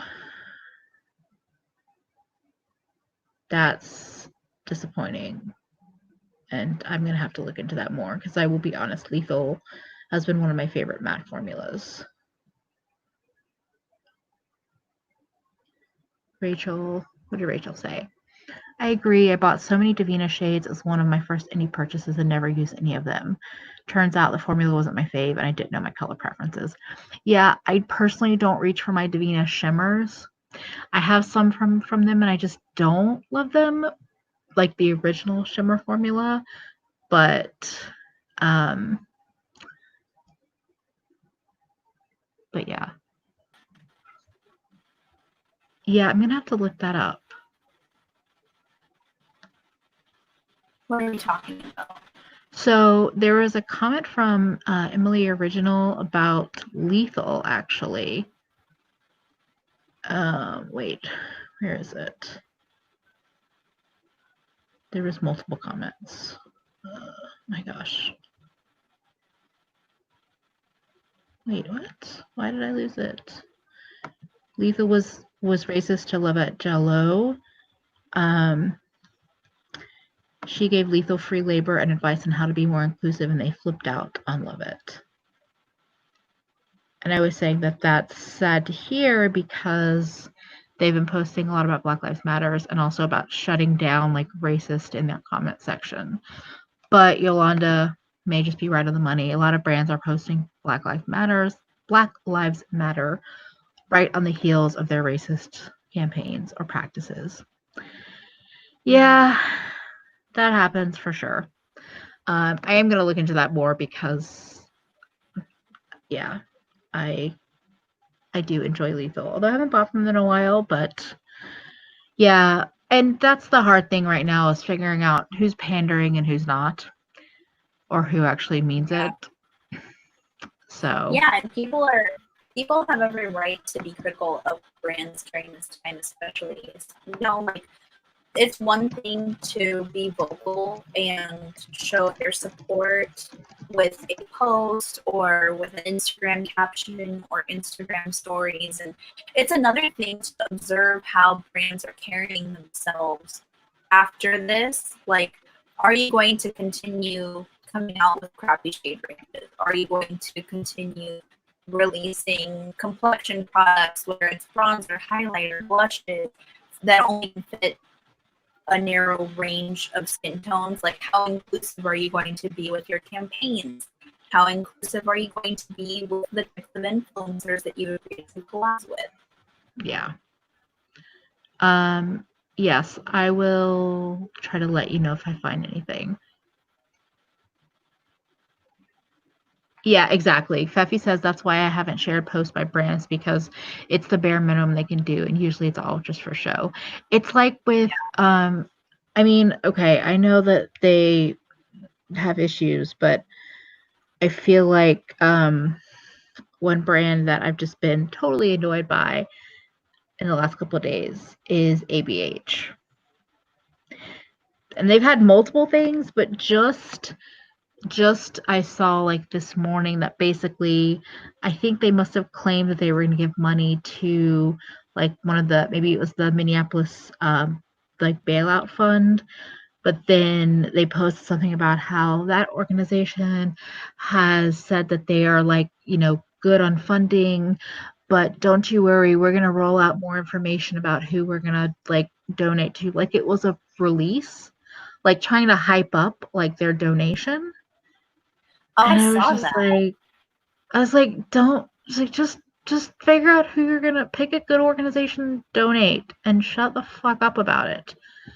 Yeah. Beyond everything else that has come out about them recently, including like today and yesterday, I'm not into it.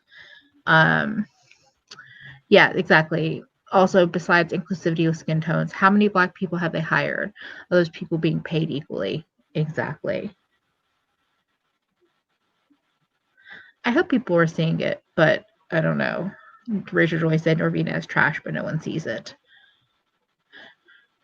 Oh, and yes, there's a challenge I saw called Amplify Melanated Voices. It's Yes. it's going on, I think, today through the 7th.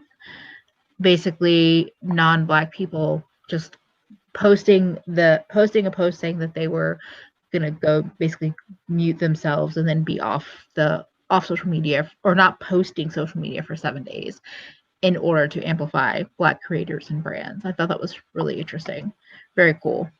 So basically, what I saw today was that somebody that claimed they had worked for ABH released a statement, and basically they wanted to hire her. She was an art director. They wanted to hire her as a social media like manager to like freshen up the brand, even though it wasn't her skill set, but she was Black. And she gave her rates. They didn't hire her. Then they hired a friend of hers at the rate that she originally gave.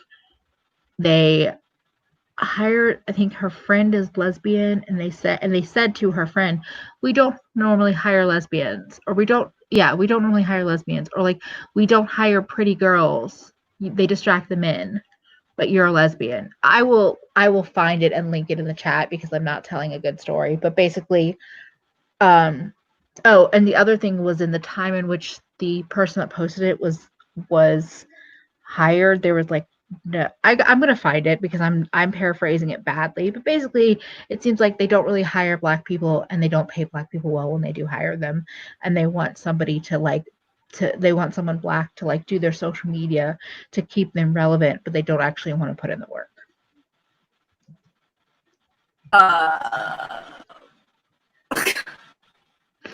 Exactly. What?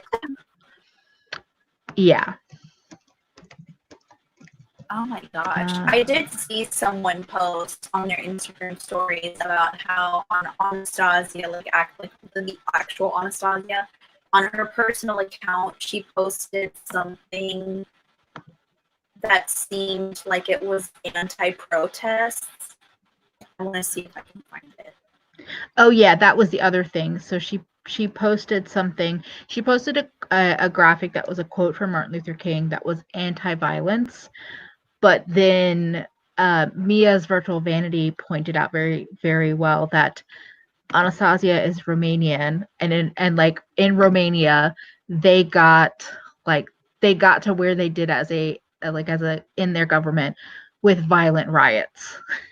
And so as a Romanian to say, violence is not the answer for Black Lives Matter, basically, but to have that background is like, how tone deaf can you be? Oh my gosh, I'm trying to find the freaking thing that I was badly paraphrasing.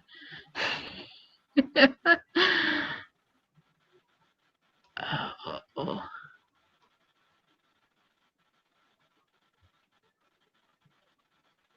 And I think Anastasia, like the person, apologized for what she posted, but it was still extremely tone deaf or racist or both. Where is it? Oh gosh, I'm scrolling totally off topic. I'm scrolling through Instagram right now, and Rachel, your swatches of your first Give Me Glow order of those bluey purples, kiss, they look beautiful. Oh yeah, that quad that you got, that is gorgeous. Yes, it's so pretty. I'm sorry. I now found the right account, but I'm just trying to find the post. And I'm sure this is extremely interesting content for you all. That I'm just focused and scrolling. I'm going to not do this on camera because I know that's not very entertaining. Oh yeah, your audio is breaking up a little bit. Oh no, I wonder if I should take off my earphones. Let me try that. Oh my gosh, Doll's Kill is absolute garbage. No. Good night, Alex, belated. Yeah, exactly. Anyone that takes any time to talk about how to protest, that you shouldn't be looting, all of that can just fuck right off, at least in my feed. I have no interest in hearing that because all you're doing is tone policing people trying to fight for their lives.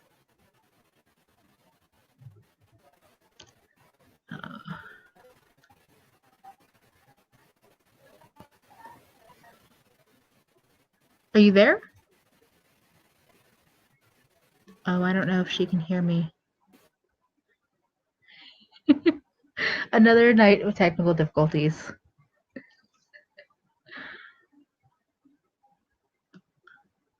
Are you there? Oh, she has her mic off. Never mind. Hey, what's going on? I'm sorry, y'all. I'm a mess right now.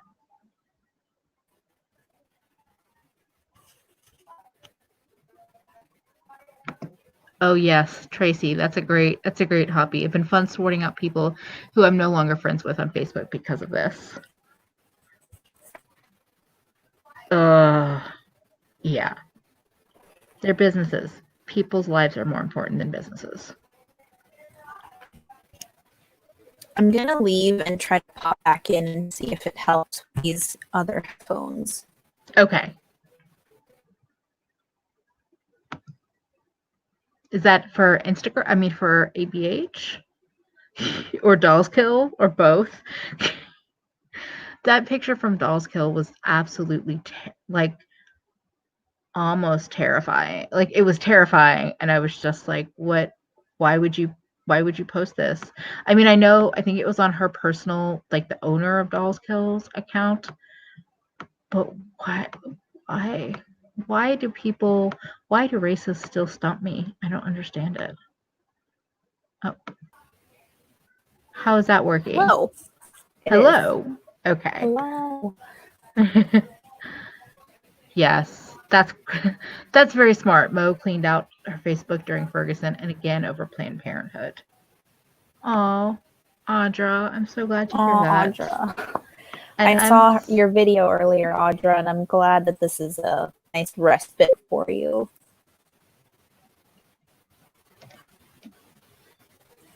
Oh, thank you for saying that. Oh, wait. Oh, I think that status got deleted. The one I was going to reference from ABH, or about ABH. That's unfortunate.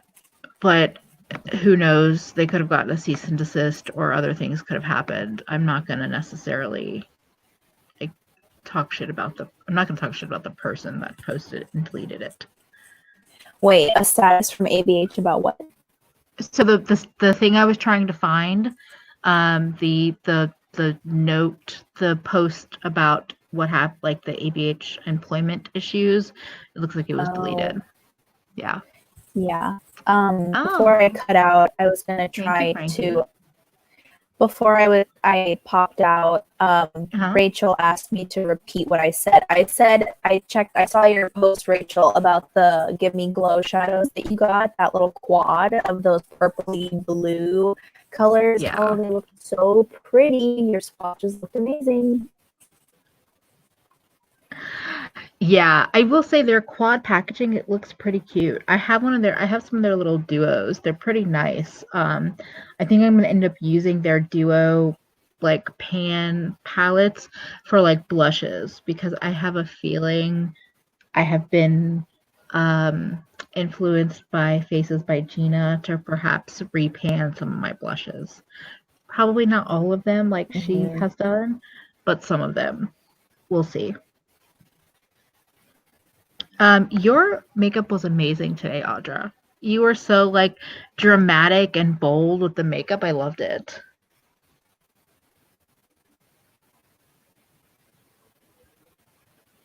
Oh my gosh. Yeah, exactly. I don't want to see. They're not a friend if they're posting that, to be completely honest. Very eye emoji. I love that emoji. I use it for everything.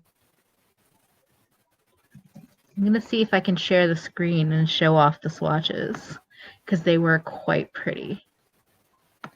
I remember last year for my birthday, you know how Facebook lets you do like fundraisers for your birthday? Yeah. I did one of those for Planned Parenthood, and I was like, I wonder if I lost any friends from that. Because I'm just like, I want money to go to them because they're always under attack when it comes to funding, and people are just so annoying about that. So I'm just like, yeah, I want some of my birthday fundraiser to go to them because they serve a very important role in healthcare. Oh, yay. Okay. These are the swatches. But yeah, I agree. I'm like, if I lose friends over raising money for Planned Parenthood, goodbye. So this is from Rachel. Just your average swatches on Instagram. These are gorgeous. So beautiful. Like if I was gonna compare high end to low end, this high end compares to the Elf Acai quad low end. Yes. Yes. Yeah, except those swatches don't look like they're gonna turn gray on you. That was my big gripe with that acai U quad, was I wanted it to be my beautiful denim blue dreams, and that shit was gray. Yeah, I saw some swatches early on with that, and I was like, nope, not gonna do it. And yes, I agree, Emily. If they don't listen to why it's wrong, they aren't your friends. And yes, shedding people you don't need. I agree completely. Oh, makeup goblin activated. How meta. I will say, I think greens, like anything that's in the chartreuse to lime to olive, like definitely yellow green family, and purples, those are the colors that activate my makeup goblin for sure. Although all colors really do. But like those are the singles where I'm like, yes, I have a million greens, but I want them. Yeah, Yes, there I were. love a slime green. Oh my god, I love slime green. I was gonna say, on the topic of like ABH and Norvina and stuff, I'm like kind of having a little bit of an internal struggle because, well, Emily knows this. Y'all don't know this, but I was very intrigued to get the Norvina mini palettes, like the 9-pan mini palettes from Sephora, because, well, the third one looked like it would be a pale girl's dream to the Muerte palette, which was another makeup goblin moment. Like, oh my god, talk about a makeup goblin moment. Like, I'm so dumb sometimes when it comes to this makeup goblin stuff. I will fully admit that. Karen says, I am a goblin. Like, I let myself get so crazed by this damn Muerte palette being out of stock everywhere that I bought from like a shady third-party seller, and I probably won't be able to get my money back. So again, do not let the makeup goblin ruin your life. Don't let it ruin your thumb, and don't let it like lure you into getting it from a shady third-party source. It's not worth it. Oh my god, Yeah. talk about a cautionary tale if there ever was one. But anyways, this to say, I decided to get my makeup goblin prompted me to get all 3 of the Norvina mini palettes last weekend because they were marked down to $20 each for Memorial Day. And I finally was able to snag one of the $100 Rouge rewards from Sephora because I have all these points and they're good for nothing else. So I got the Rouge reward and I got all 3 of them. And they're supposed to reach me like probably by this weekend. And I wanted to depot them and rearrange them because I'm a monster, and of course I did. And yeah, now everything that's coming out about them, like post protesting and all this other stuff, is kind of just like, do I want to still have them in my collection? Do I want to just send them back without touching them so that they can potentially be resold and not go to landfill? I don't know. But I thought you couldn't return when you buy with your with a Rouge reward. Fuck, that's right. Well, I guess I'm stuck with them. If maybe I can stage something that makes it look like they're damaged and then see how that works. I mean, I think no one rat on me. no, I wouldn't care either way. I mean, I would look into seeing if there's any option of like getting another gift card for it. But yeah, Rachel Joy, I would love that. That would be great. And yeah, Annie, I agree with you. Okay, so ABH I kind of got, but I didn't. Like I didn't feel like I felt trapped to ABH the way I would see perfectly reasonable people fall trapped by them, like become like stans or intense fans when I'm just like, okay, but you're pretty critical about like other brands, but ABH, you're like even Abby Williamson, like she's pretty critical, but I think even she'll admit that like she was a pretty big fan of theirs and has kind of, I don't know how she's been adjusting since. Oh, Courtney actually sent it to me. Never mind. I just opened that up and didn't look. Oh, okay. Yeah, so I don't know why the ABH thing was taken down. I don't know, but I can share them with anybody that wants to see. But yeah, I just feel like I feel a little unsure about getting super into any brand, but especially mainstream. And the Urban Decay, like I bought one or two of their colorful palettes, but even this newest purple one, I totally was like, ooh, maybe. And then the more I looked at it, I was like, a third of the palette is like peachy neutrals. Why? Like it's like a green, 7 purples, and then 4 peachy neutrals. And it's like purples that I have and that a lot of us have. Oh yay! I'm so glad people are following you, Rachel. Rachel Joy. I like your swap. Okay, I'll share them on the screen. You're like, we want the receipts, duh. I'm like, okay, yes. I hear you. Oh baby, wait. Oh wait, I can do it on the screen. I'm already sharing. Never mind. I'm trying to do too many things at one time.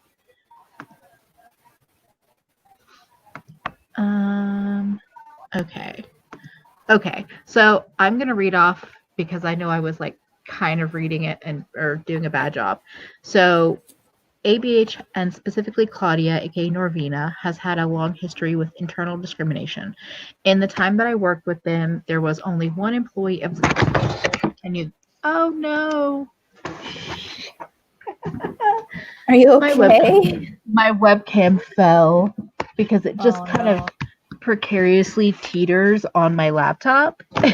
Like it's supposed to like clip, but it doesn't really do that. Sorry, y'all. As per usual, it's a mess.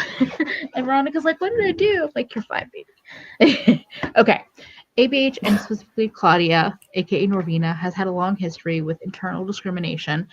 In the one time that I worked with them, there was only one employee of color. She was Black. By the time I had stopped working with them, she had been fired. This was right before that very inclusive foundation line. For up to 2 years after that, they did not hire a single Black person internally. At some point, Claudia offered a job to me. It was not my job title, art director, which she gave to a male cinematographer with no experience, but instead as a social media manager to run the influencer campaign. When I asked why she would offer that to me, she said she wanted fresh eyes. I set my rate and they were not met, so I declined. She hired a friend of mine at that rate. I can't read. She then hired a friend of mine at the rate I set initially. This friend of mine is a lesbian. She then let her know that she only hired her because she is a lesbian and will not hire pretty girls because it's distracting to the men. I had already turned down this same job, Soothe. All these incidents in the last year are not surprising to anyone that has been associated with her or her company. You're absolutely right in your instincts. And then there's a reference to the fact that somebody used a monkey emoji. And the people don't use the monkey emoji during the biggest civil unrest in 30 years on accident. So, and then they ended with that they're no longer associated with the beauty community. I gain nothing by sharing this. Take it as you will. Okay. So that is all the tea that I kind of fumbled my way through. Oh my God. But yeah. Yes, Veronica was up to some shit. Luckily we're okay now. But yeah, what? Like what? It's just it's she basically did pull a bow. Veronica pulled a bow.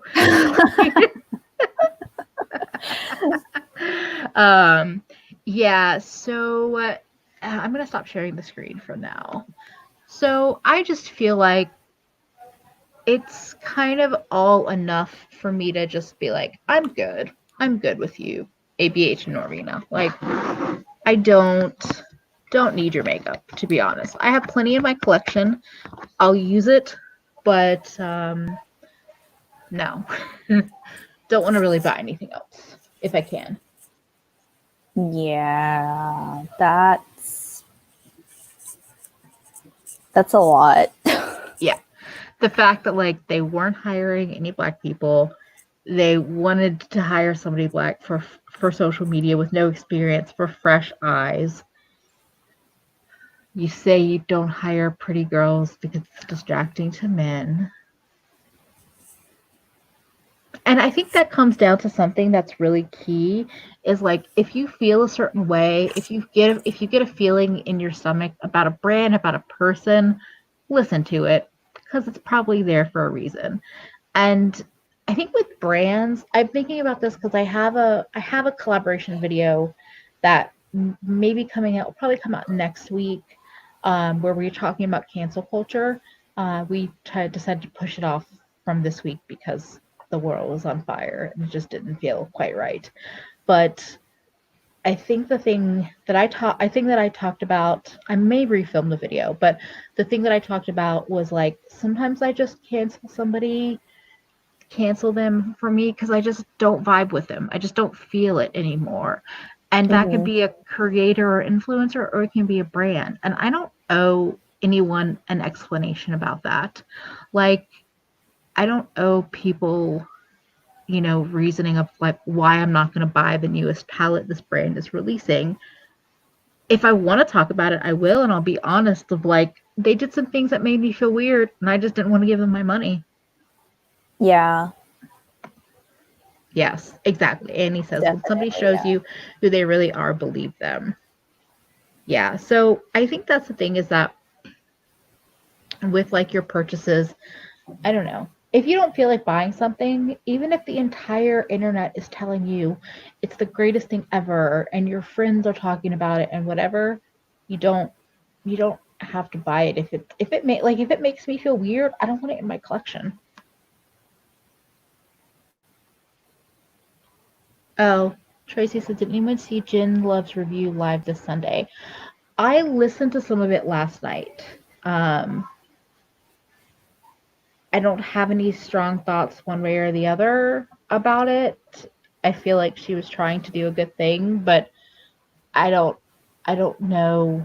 I didn't watch or listen to enough of it to feel strongly of whether it was just a performative kind of attempt or an actual helpful approach to talking about what's going on in the world.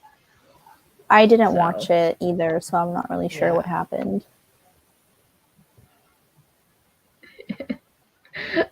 Fethi, also other foolery like decisions about the brand based in astrology. Like I'm an astrology bitch, but calm down. Yeah. Oh, Emily, it's totally okay. Emily said, update, please ignore me on my lethal and Lovette thing. I mixed up the names with my fibromyalgia fog. I'm so sorry. Do not worry. Thank you for clarifying, but also fibromyalgia is it's a beast. So yeah. And also you're not alone, and that's all I'm gonna say for now. Yeah, same here. Oh, and Irina's like, same TBH. Yeah. Okay, yeah, Yolanda, you kind of just said what I would have said, which I will say. I've recently stopped following Jen because of her content and because of her audience. So, like, I don't need to be afraid. Just say it. I have nothing to be afraid about. I'm like, yeah, I'm good. I'm good. Oh, that's interesting. Andy says, I do have to say that I noticed how many people who previously said it's just makeup have changed their tune. Okay. That's interesting to hear. I think I've seen that some, and then I've seen it not happen at the same time. And I feel like the people that are not changing their tune, I'm definitely taking a second look if I'm following them, because there's things that have been released that I'm just like, that's more than just the makeup. It's about more than just it being makeup. Let's see. I read this. I found a lot of her audience members to be pretty inflammatory. Yep. Yeah, exactly. Like Karen's site.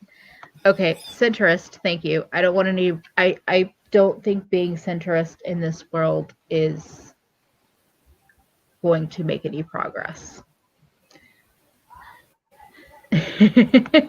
Yeah, that too. Her Twitter community is also part of her content, and it isn't nice.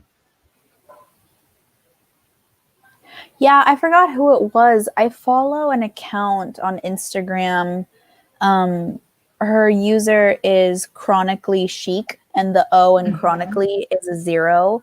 And I know that she did a video that prompted me to subscribe to her, honestly, where she talked about like people in the beauty community, and I guess just like the YouTube community at large that she stopped following, and how part of the reason she stopped following them were, for various reasons. But I think she touched on Jen, and I think her reasoning for like unsubscribing or like not following her anymore was that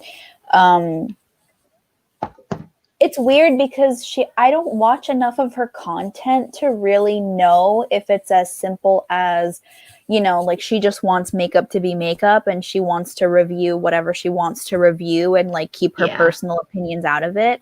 And that's why she still reviews things from like Jaclyn Hill, James Charles, Pastel Skeletor, like all of these brands that people would otherwise deem problematic. She's like, I still want to make the content for the people who don't really want to involve themselves in that kind of controversy, and they just want to buy the makeup just to buy the makeup.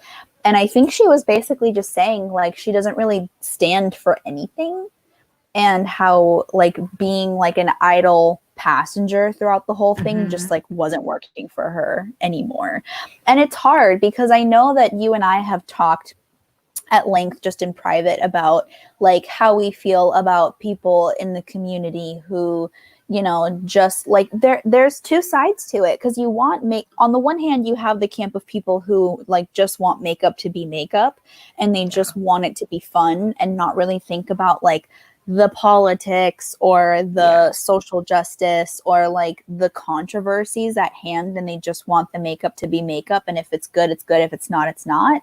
But then there are people who are on the opposite end of the spectrum who are kind of like, I want to be a little bit more conscious of a consumer in the brands that I choose to support. How are they acting online? How are they treating their customers? Are they displaying problematic behavior? Do I want to support that problematic behavior by buying from these particular brands?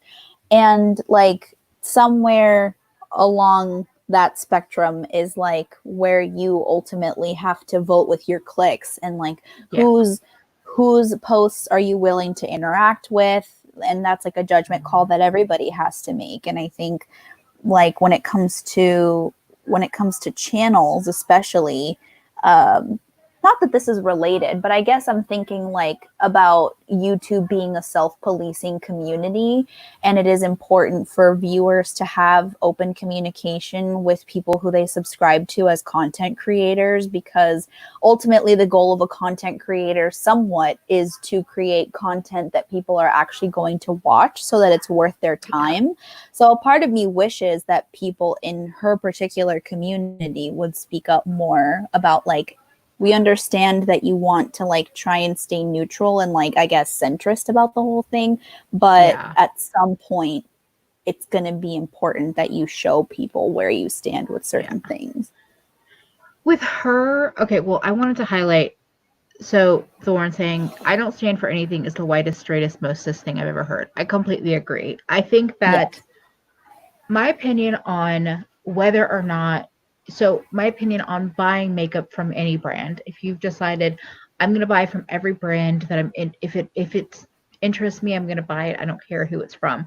Then you know what? I want you to sit there and say, yes, I bought this Jebediah Snorkelfish palette because I don't care that he's a racist, but I thought it was interesting. I want you to own the fact that you are buying from this kind of brand owner or brand that their issues are clear and apparent on the internet.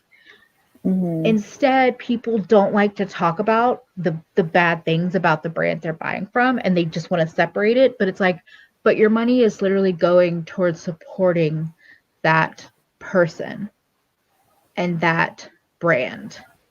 And I think that this is also a big part of it. It's white and cis privilege to just be able to be indifferent.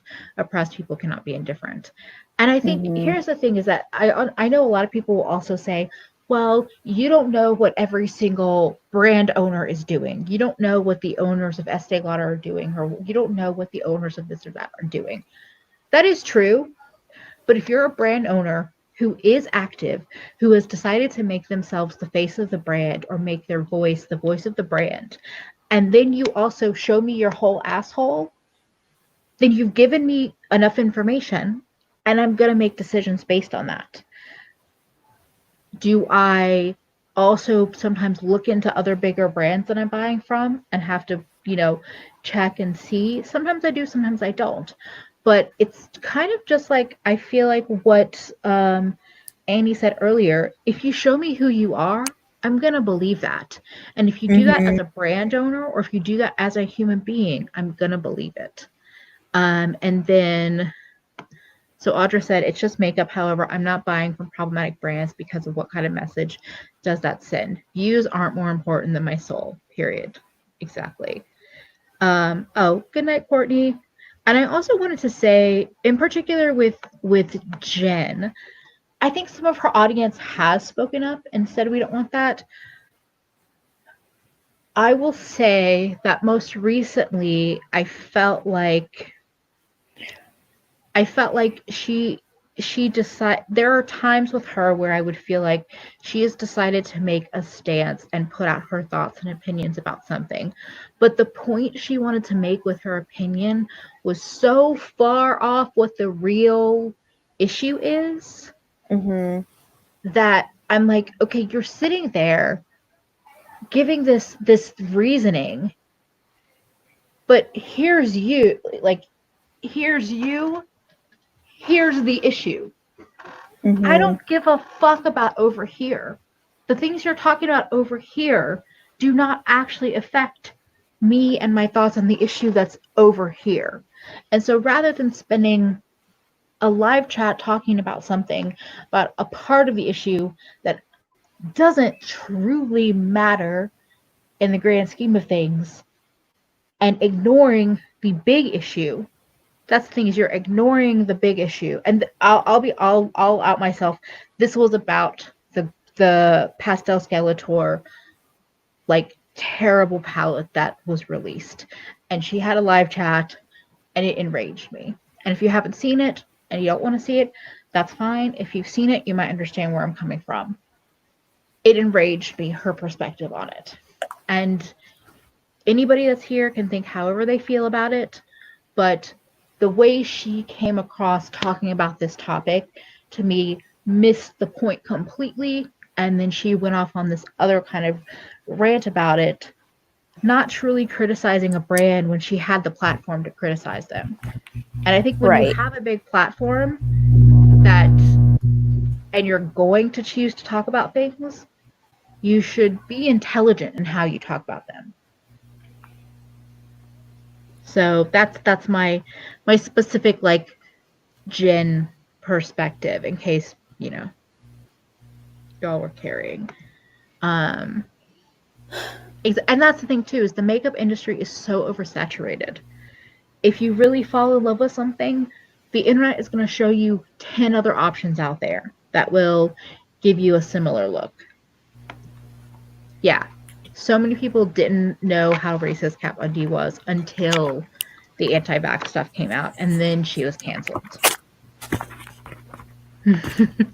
Thank you, Thorn. It's just makeup. Works both ways.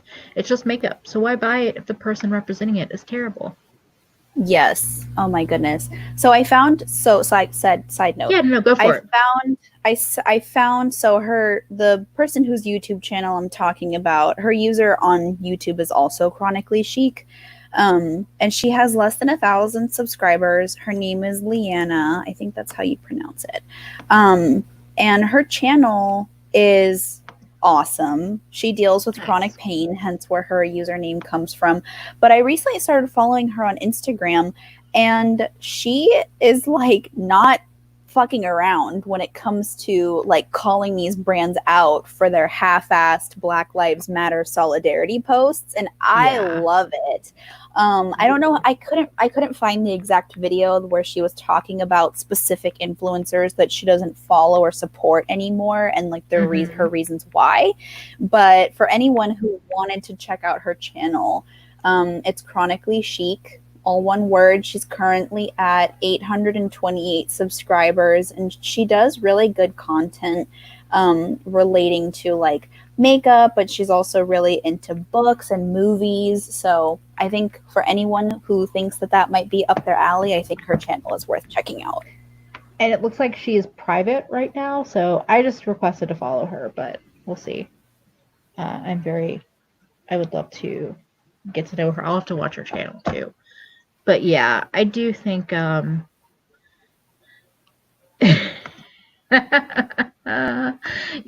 that's my feelings on Jen. I love it. But yeah, I just think and Annie said this, and I totally agree. I always wonder if it's just makeup, then why does it have to be that makeup? When I put eyeshadow in my lids, they aren't thinking in rebellion a formula. My cheeks ain't sucking in over drugstore blush. Exactly. Like, yeah. Oh, that's amazing. Something I was going to say about,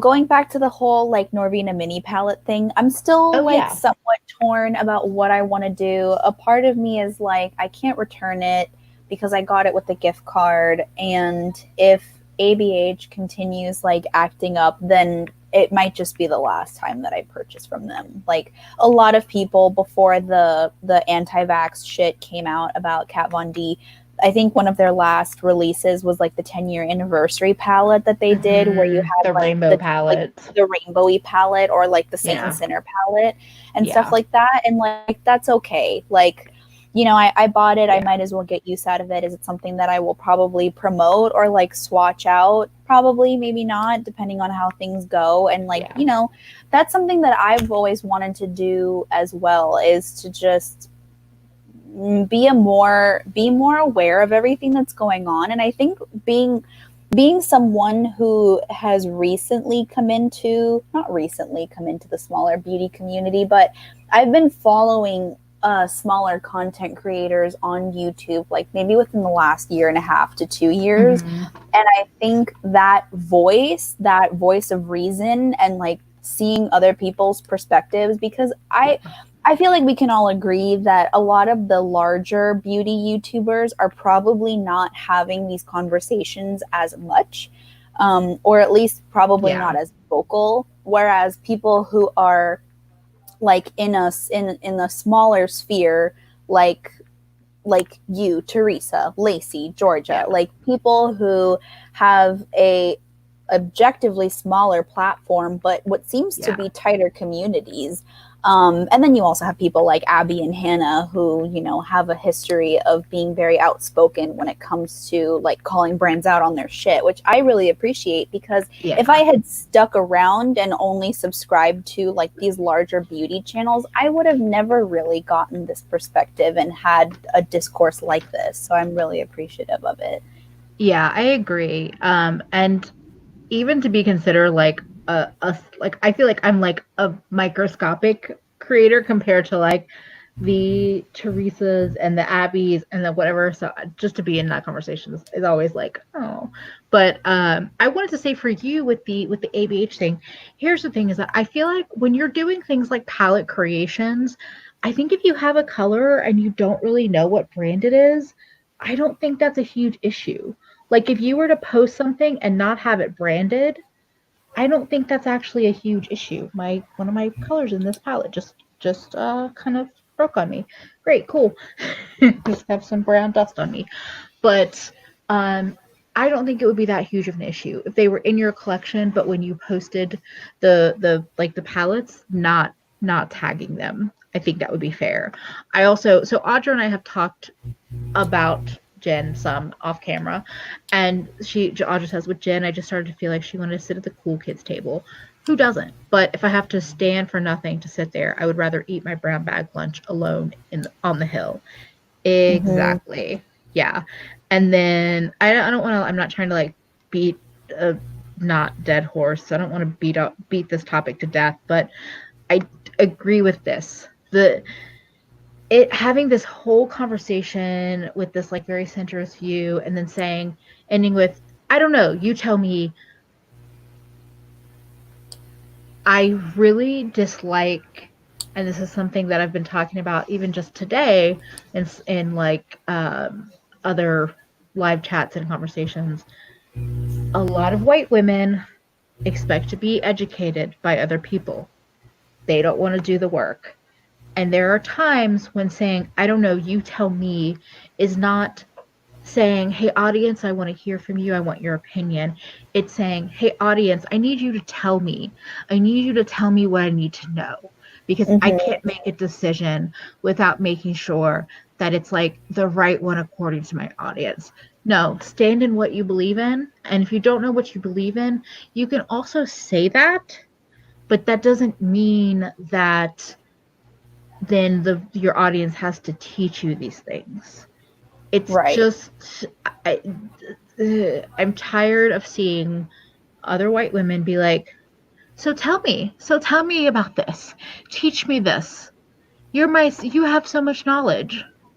The internet exists at everyone's fingertips. You can make a decision on your own. You can find different sources out there and decide from there. So, and that's just a comment on generally speaking, not just Jen, but a lot of people in particular. There's a lot of people doing no brand tutorials and no brand books. So. Yeah. I mean, I forgot who it was. I mean, I guess it's kind of like what Lacey started suggesting, or what Georgia suggested that Lacey start doing. Like, if you don't want to tag your makeup, you don't have to. And that's something that I've been working on as well. Like, ever since, I mean, Too Faced has been like on my last nerve for a really long time. But I had their Born This Way concealer, and I used it up miraculously. That big ass fucking concealer. That's somehow was able to like use it up because that was like one of my only concealers. And then I repurchased it, and I used to tag it. Like, I used to tag my whole face. Whereas now it's kind of like, who really cares what I'm using as my base unless I'm specifically talking about my base? And then like part of the reason why I don't tag like what liquid liner I'm using is because I happen to have the Too Faced Better Than Sex eyeliner, which is a good eyeliner, but like, would I want to go out and repurchase it after everything I know about the brand? And do I want to repurchase the Born This Way concealer after I use it? No, not really. I kind of just want to use it up and kind of just like let that be it. Like, I don't want to waste the makeup that I already bought just because it's a brand that I don't jive with anymore. That's hard though, because I will say that there were times when I was transitioning to being predominantly cruelty free that I was kind of like, you know what, I don't want to have anything that's not cruelty free in my collection. Yeah. And then another part of it was like, well, if you can't find someone to give it to, like, you might as well just use up what you have because you already spent the money on it. And that's kind of what I'm trying to do. Like, I try to strike a balance between using what I have, even if I don't jive with the brand and if I don't want to buy from them anymore. But then there's another part of me that's like, looking at you disgusts me. Like, I had the Alchemist palette from Kat Von D. Like, I got it when it first came out, and it was my first foray into like any kind of duochrome.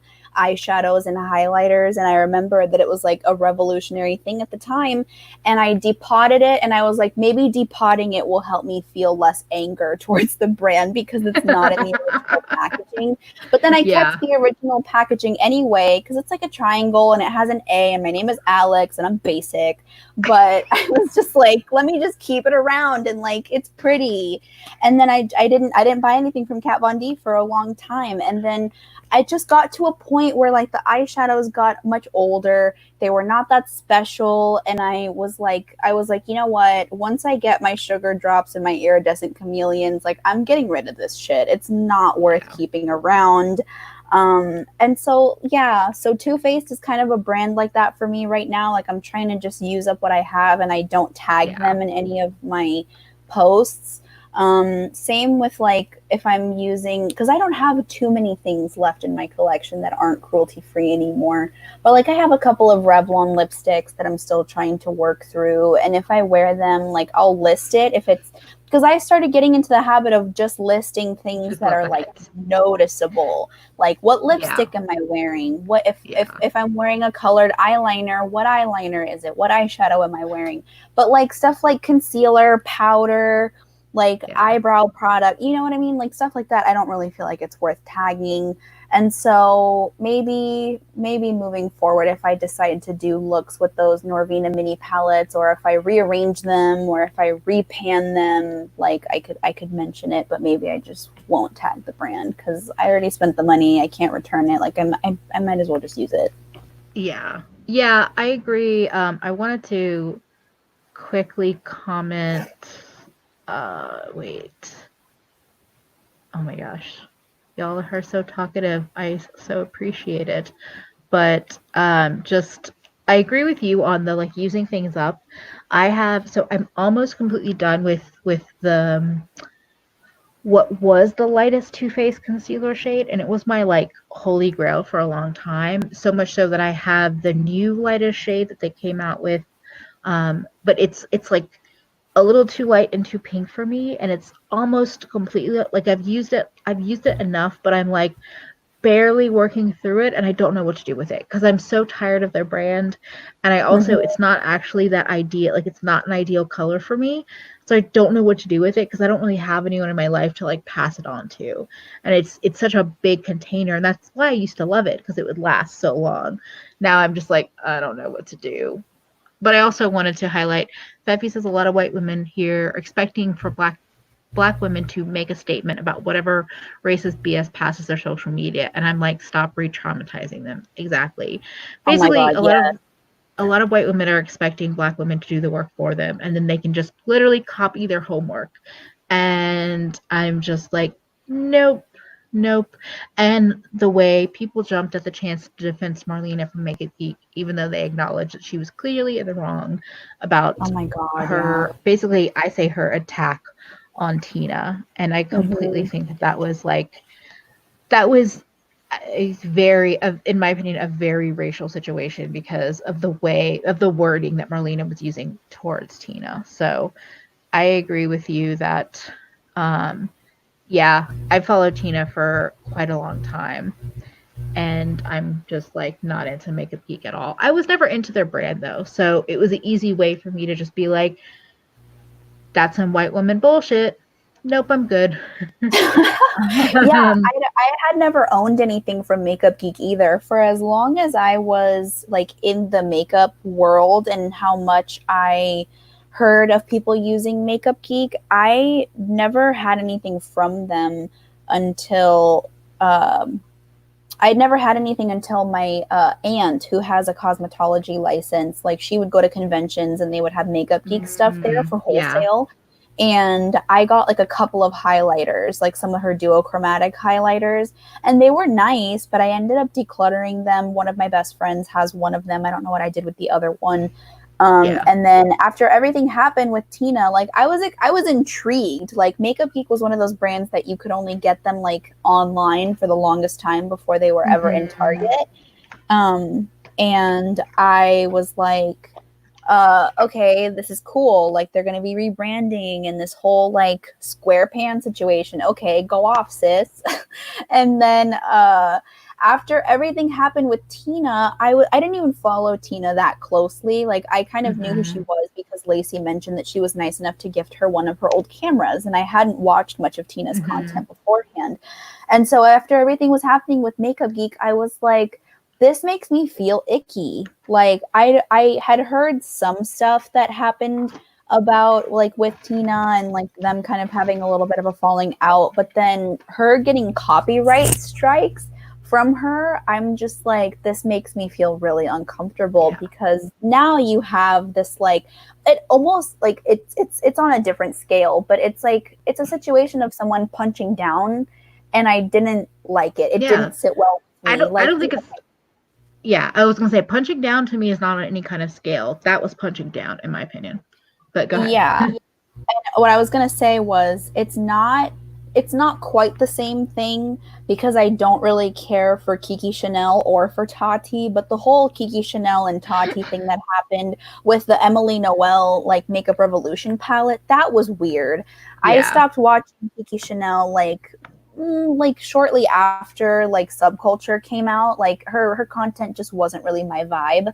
But after, like, Tati decided to, like, it was totally out of left field. Tati being someone who kind of was like, oh, I carry myself, like, in a really classy way, and I'm kind of above all the drama. And, like, somehow she just decided to randomly lash out at Kiki Chanel and, like, make a response video and saying, like, why are you over here critiquing how I'm using the palette? Like, this is how I use it. What are you even talking about? And I'm just like, okay, I need to take a break from Tati's channel. Because, like, at the time, I think Kiki only had, like, 25,000 subscribers, if that. I don't even know how many subscribers she has now, but I know she obviously has significantly less than Tati. So I'm just like, why are you entertaining this? This is something that you could have solved in, like, the DMs. Did you really have to make, like, a whole last video about it? Even if Kiki's video did give you some negative backlash, your platform is, like, 5 times bigger than hers. You could have literally ignored it and it probably would have blown over and it wouldn't have been an issue. Also, I completely agree with Christina. I don't think, I've tried a couple of Makeup Geek shadows. I don't think they're that special. I have tried plenty of matte formulas and plenty of shimmer formulas that I think are better. And also, yes, round corner squares are the whole, like, I know I've talked about this on lives before. I thought the whole rebrand was lame as fuck. And then what they did to Tina in the midst of that, before and after it and during it, just cemented my lack of desire to ever even pay any attention to the brand. Also, Annie was talking about how she has fireworks right outside of her window and it's making her jumpy. I'm sorry about that. But also, so Tati and Marlena are very similar. They are peak, I'm a white woman and a victim because I'm a woman who has been through sad things, so I can do no wrong. That is the same kind of shit that they both pull that. The, like, white victim, the white lady victim, who's not an actual victim, but has just been through some bad things or some sad things. Or maybe they have been a victim in the past, but it's just like they live with that.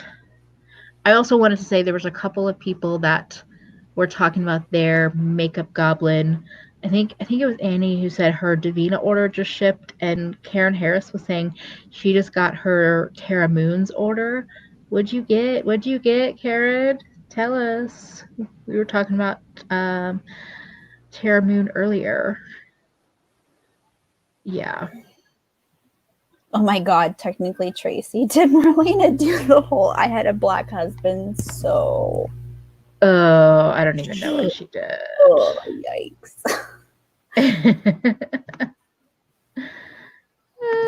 Wait, it's a nickname for somebody also known as Jefferson Starship? Jefferson Starship, Jebediah Snorkelfish. Jebediah Starburst. Love it. Last name. If people don't watch Amanda Beebe here on YouTube, you are missing out. Her content is so good. Same with As Told by Kenya. Both are very good. Yes, that's our code for J-Star. Yeah, I just think that I think with anytime somebody is criticized for something they do, and then they talk about something bad they're dealing with, it's like, yeah, we all have to deal with that shit. That doesn't mean that the other thing that we did is right.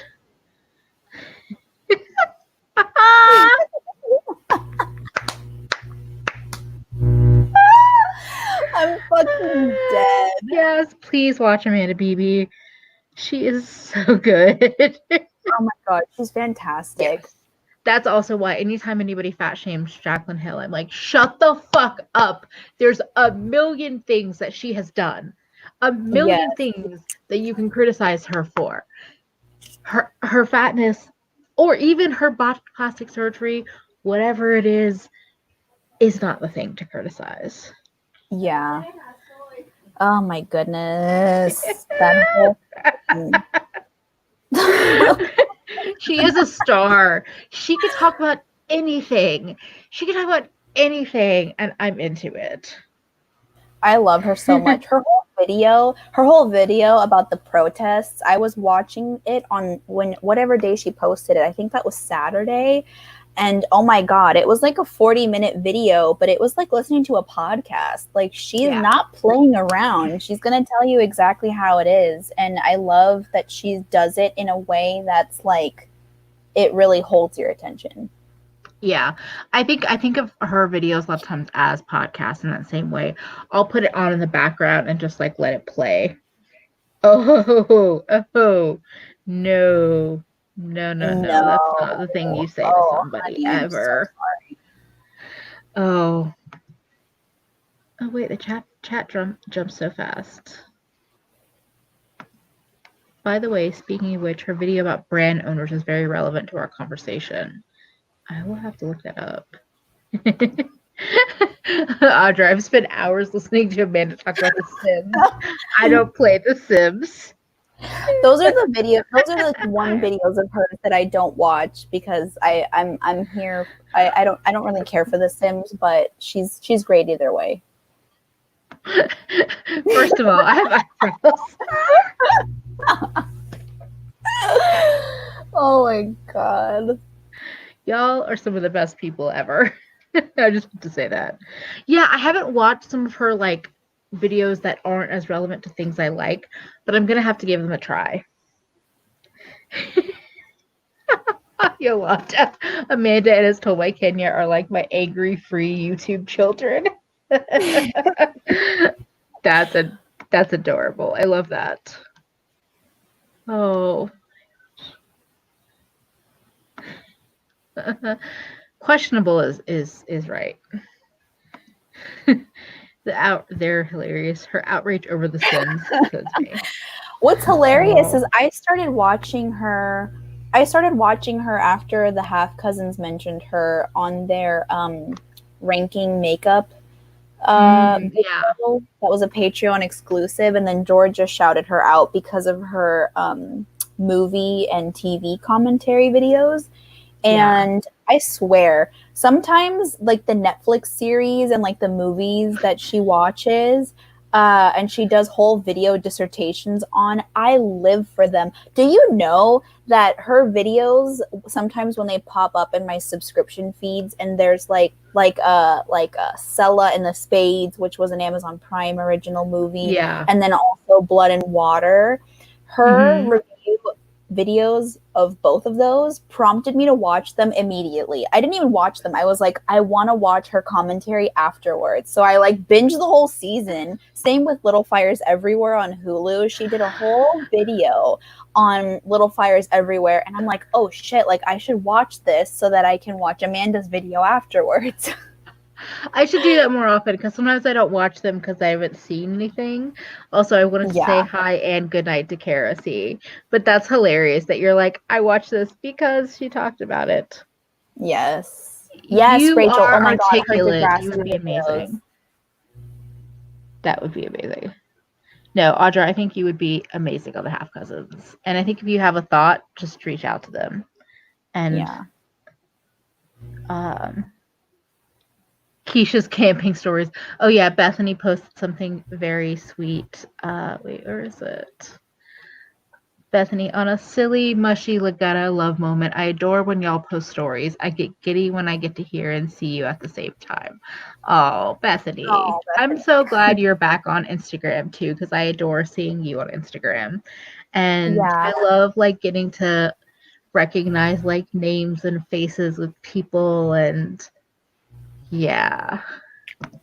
Yes, exactly. You can talk with anyone, Audra. Oh my goodness. Wait, MLMs? Oh, yes. Oh my God. They are the worst.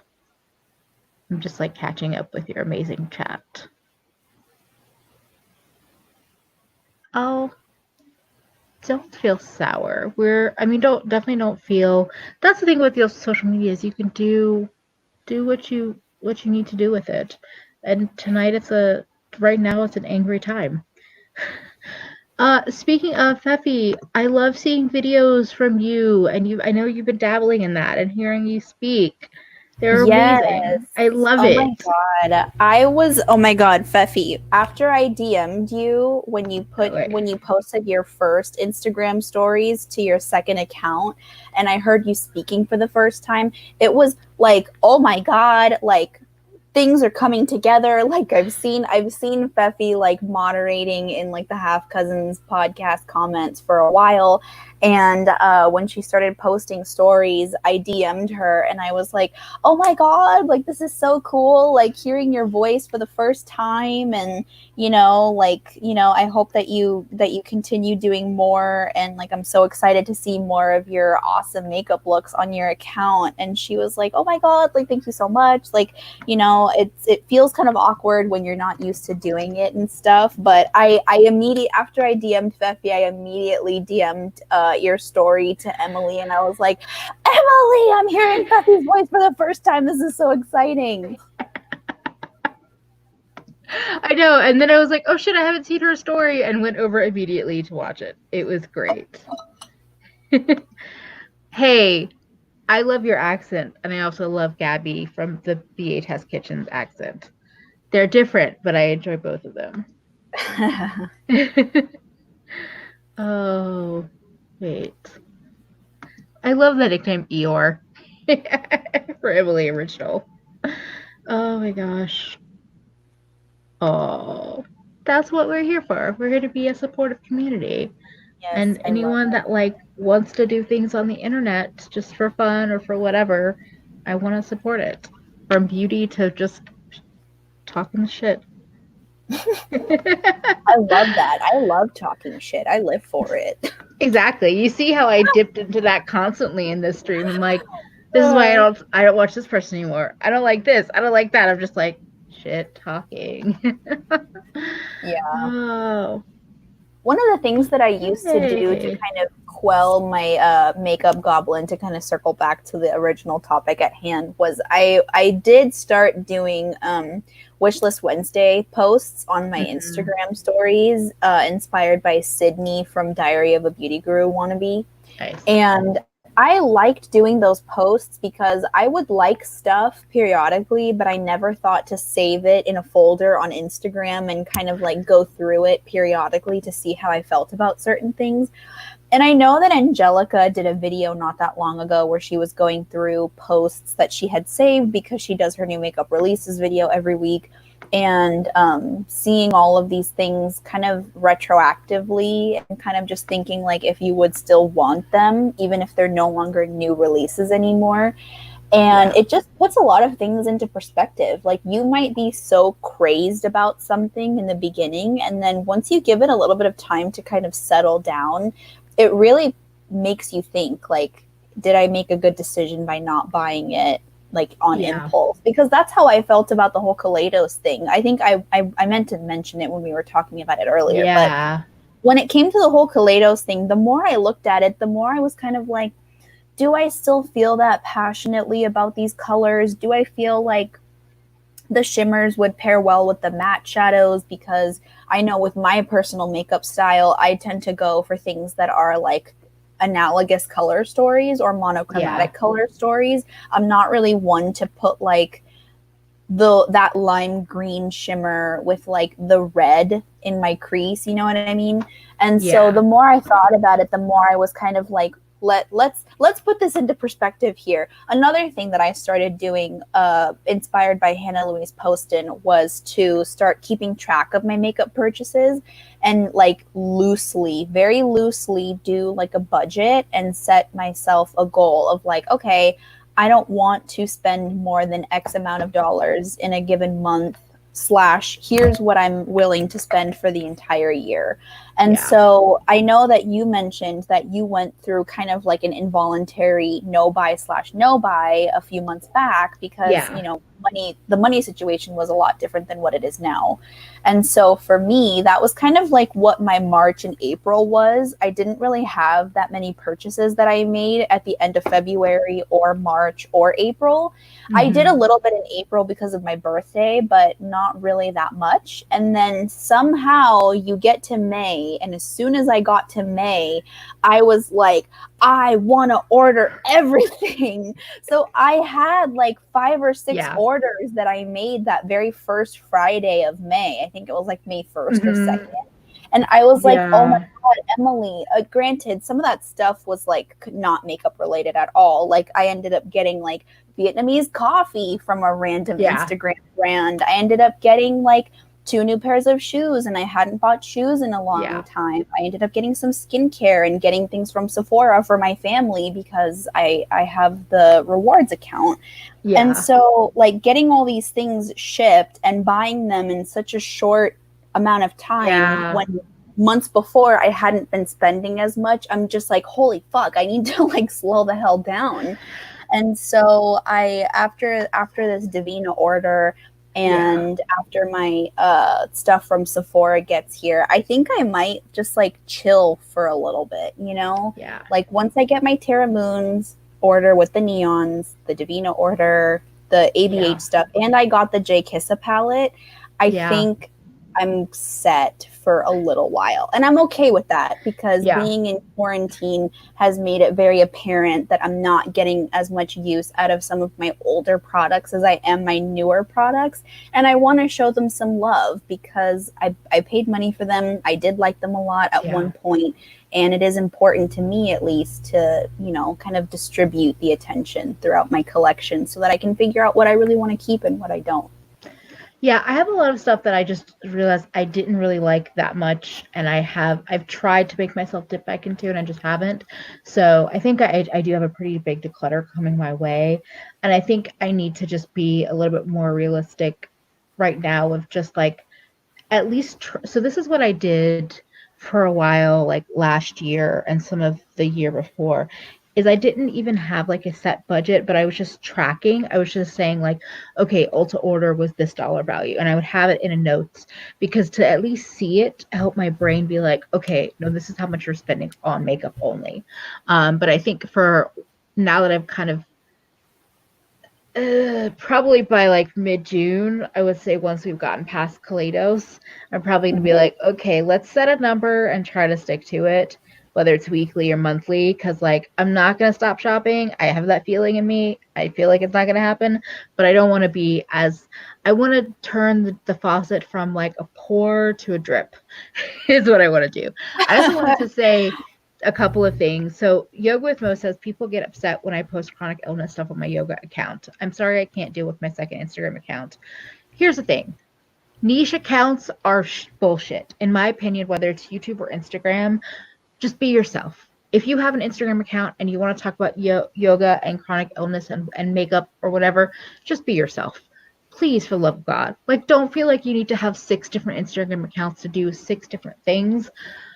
I just want to get to know you as a person. And to be honest, I don't want to follow 6 different accounts. I just want to get to know you. And then I wanted to celebrate with Audra. This was a few minutes back because I saw that. So Audra has 1,300 subscribers on YouTube, 1,000 on IG. Lunar Beauty reposted her Instagram story where she had posted some brands that were representing Black Lives Matters. On what has been an emotionally rough day, the goddess still coming through. The goddess, again, you ask the goddess is going to come through. Yes, and for sure. I'm so happy and so excited for you. Yes, and like, congratulations. Wait, I've missed one more of her comments. It flew by. Wait. There was I like Annie's twerking for Audra. All because of Legata Gang. It's because of your hard work. Honestly, seriously, I know I've said this so many times, but once I started, so I've said this a million times. When I found Audra, I was like, how the fuck does she not have more subscribers? And as soon as I saw you kind of find your groove, I was like, that bitch is gonna outgrow me. She's gonna get fat. It's gonna grow fast enough. And it's not a mad thing. It's like that's the reality. Like she's gonna outgrow like my growth for sure. No matter, this was before like my YouTube slump, like of just not consistently posting. Like this was like probably by like January, February, I was like, no, Audra's gonna be like outgrowing me pretty quickly. Mhm. And I'm not at all mad about it. So um yeah, yeah. Audra goes nuts and then just stops, enjoys all the shit I have, and then start again. Oh wait, somebody. Oh, it just skipped again. What? Um, Diana says, guys, I don't know if we talked about this already. Do you feel like those two greens in the Kaleidos palette look too similar? Oh my I god, think Diana, I was literally just thinking that. I think the two matte oranges and the two shimmer greens look a little too close. I haven't watched anyone's eye swatches, but I did feel like when I think when Lauren May Beauty did hand swatches, the one green looked deeper and one looked more gold. But I also love green, so like I can see the difference. But I also think that Kaleidos needs to get better about this with their color families. Yes, yes, I know we are, but I'm just like, bitch, you're gonna outgrow me, and I'm gonna be so happy to see it because I'm telling you, your personality is what like made me like. Your personality is so good. Exactly what Emily said. I was immediately drawn into your personality, Audra. So glad I found you. Yes, Audra has powerful, destined for success vibes. Exactly.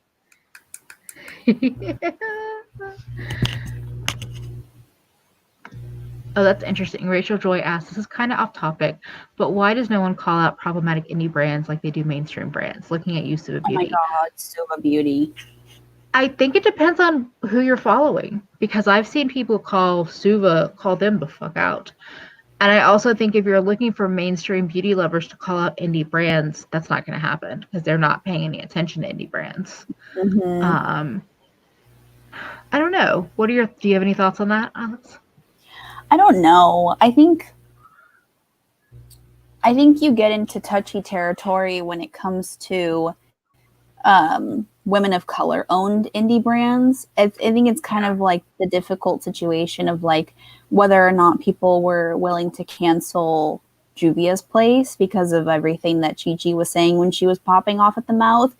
And so with Suva, wasn't their whole thing like I feel like Abby talked about this. Wasn't Suva's whole thing that they were kind of wrapped up in was like that weird like comment section that they had where they were asking their followers like what their spirit animals would be, and then people were trying to comment and point out that using the term spirit animal is like appropriative of native culture and that they shouldn't be asking people that question, but they were still like, oh, so what would your spirit animal be? Like really pushing the topic, even though people were clearly trying to calmly tell them why they shouldn't be using that term. I don't know if there's anything else that they did beyond that, but yeah, I've never tried anything from Suva, and I'm kind of glad that I never bought from them. Yeah, I don't remember the comments, but I felt like remembering, like hearing about it, that they were a little less kind, but I don't have any factual evidence of that. So like, that's definitely part of it. Oh, yeah. So Rachel Joy says they made insensitive comments about Indigenous people, and when they were told it was offensive, they got really defensive and rude to the Indigenous people commenting. So, because I did see a little bit of a moment a couple months back, at least with some of the smaller creators that I follow on Twitter, actually, where they discovered what happened with Suva and kind of called it out, and a bunch of people stopped using their liners and like went back and like didn't like untagged the brand in a bunch of different images that they had posted. But I also think that there's like a million little indie brands that are releasing cake liners, which is what hydro liners are. So I would feel like if you want something that's similar, you can generally like look at any if you look at water activated liners, a lot of indie brands are doing them in all different colors. Yeah. And I mean, I think other brands do get called out. I felt like I saw a little bit of that with Kaleidos with the blush packaging, in terms of the smaller community on Instagram, and they got a comment, like a response from Kaleidos, and it seemed like it was kind of like good enough. Like it wasn't the perfect response in my opinion, but it also wasn't terrible. I think good enough now kind of sounds weird to say. I don't know. Are there any other smaller indie brands that y'all know of in the chat that you've like heard things about? Do you want to talk about? I'm trying to think of who else that I felt. I mean, I've heard a lot of questionable things about the customer service from Give Me Glow, if I'm being honest. I've only ordered from them once and it was fine, but I didn't order during a big launch. I tried to order when they revamped their website just recently, and that was a shit show, and I was very disappointed at how they kind of, I mean, I think it was just that the fact that they didn't have it all together was frustrating. But I've heard a few things about their actual customer service. Ooh, do we want to talk about Gerard? Oh yes, somebody mentioned it earlier in the comments, about brands doing bullshit, and I've never personally supported Gerard, and I have no intention to start after what after what I saw yesterday or day. Was it yesterday? I think it was yesterday. Oh my god, yeah. The whole thing about like the owner, the account, like Gerard Cosmetics' Twitter account favoriting a tweet from Trump or the White House about like basically being against the protests that are happening right now. Yeah. Wasn't it that the account favorited a tweet about the protests and basically saying like, oh, like admiring police officers trying to keep the order, but yet they still use the hashtag Black Lives Matter or something like that? I don't remember what the. Hold on. I'm gonna look at our DMs because I feel like I sent it to you.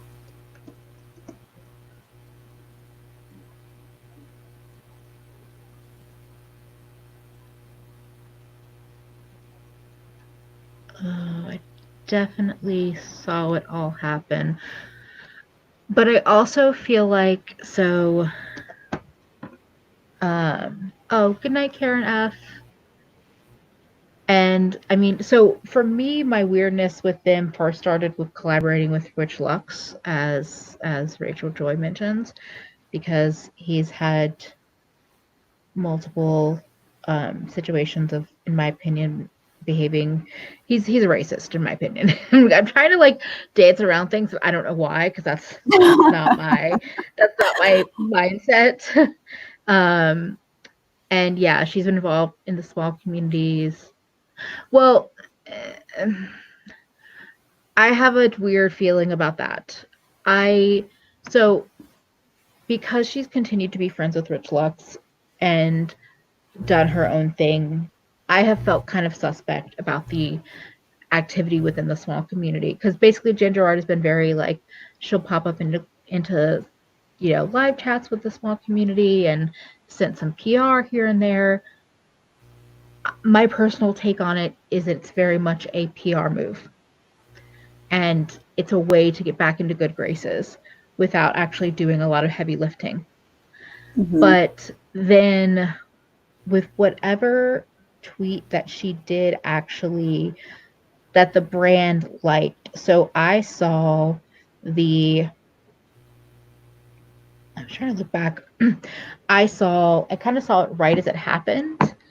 And then I saw that she'd done this apology that was like a live video on Twitter. And in my opinion, a lot of the terminology that I saw in the apology video just made me very untrustworthy of her, because while she did not say things like, there was little things that maybe I was taking kind of almost as dog whistles, but it was kind of like, we are all the same. It's like she wasn't saying I don't see color, but in my opinion, she might as well have said that. um, and she said, things like, I don't know who, like, the other thing was, I followed Obama when he was president, and out of the respect of the presidency, I followed, a current orange ape of a president. She said, oh yeah, she said, we are all the same. And I just, all of those things, I was like, I had no interest in her brand anyway. And I don't want to. Yeah. Yeah, exactly. And I'm pretty sure there was some, I'm sorry if I offended you, but yeah. Yeah, exactly. So, yeah, the orange demon. Exactly. I don't even want to say his name. So, I just, the whole thing made me feel really just not interested in ever, like, dealing with that brand as a whole. So, it's a lot of, again, this goes back to a lot of like, this makes me feel weird or disgusting or gross. I'm good. I don't need to interact with her. Yeah, that's why. I mean, I've never owned anything from Gerard. I think my aunt ended up getting some of their liquid lipsticks like a few years ago, but I don't know. It's one of those brands that I'm kind of just like, I don't see anything in their product lineup that would remotely interest me to want to try the brand. Yeah. Like, I know that the whole Rich Lux collab was like scented setting sprays or something like that. And then they had that hot mess of an eye base that came in a jar and it was messy. And I'm just like, what are you guys even doing?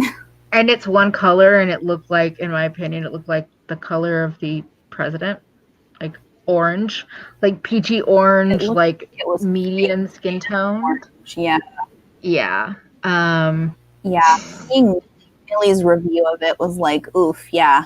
No. Yeah. Yeah, that. If I offended you, no. If you have to qualify it, you are not sorry. Yes, Audra, don't, we are all the same. I don't see color. I'm sorry you feel that way, me. Exactly. I just, yeah, a little bit. That's what that eye base looked like. To me, it was like, oh, we're trying to reinvent the MAC paint pot wheel, but with a looser. More liquid formula that gets everywhere. Exactly. Yeah. So, and I could probably rewatch her live and pull out some more bad things, but I don't need to do that because I had already kind of made up my mind, and then she showed herself, and I was like, okay, I'm good. And I just felt really suspect of the whole small community thing, because she was continuing to at the same time be friendly with somebody who goes to the mall in the middle of a pandemic and poses in front of Gucci or Chanel or whatever that was. And yeah, that was, just felt odd. Exactly, Tracy. By saying I don't see color, you're saying you don't see the whole person, all of their experiences they've had, including the bad ones, because of their color. I just generally feel like there's a way, saying something like that is like saying you're a superhero, because basically you're saying, I have advanced vision and it allows me to just see the person. I see their soul. I see their core. Motherfucker, you're not a superhero. You're human, like all of us. You see color. Yeah. You have prejudices. You have false and true first impressions of people before you even talk to them. So don't lie to me. Don't tell me you don't see color when the reality is that that's your excuse to not treat that's your excuse to invalidate Black people and women or Black people's experiences. Yeah. So, And that's what gets to me too, is like trying to make these like nice in theory statements like I don't see color, we're all equal, we're all the human race, and things that like might sound good on the surface really invalidates our country and our world's history with anti-Blackness. exactly. Like, it's one thing to like acknowledge people's humanity, and it's a completely different thing to try and like just put a blanket statement to sweep everything under the rug and try to like erase years and years of systemic oppression. Exactly. And that's still an issue. If we were somehow truly like post racism, which some people like to say we are, which I don't know what world you're in, maybe you could say that. But that's not the case. And even purely as the asshole that I am, when you say I don't see color, I want to say, well, maybe you should sell your makeup brand because you're fucking around having a makeup brand when you don't see color. I'm just like, I don't want to see your formulas and your color stories if you don't see color. So guess what? You do see color.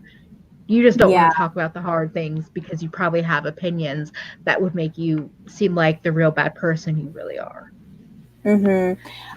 Yeah.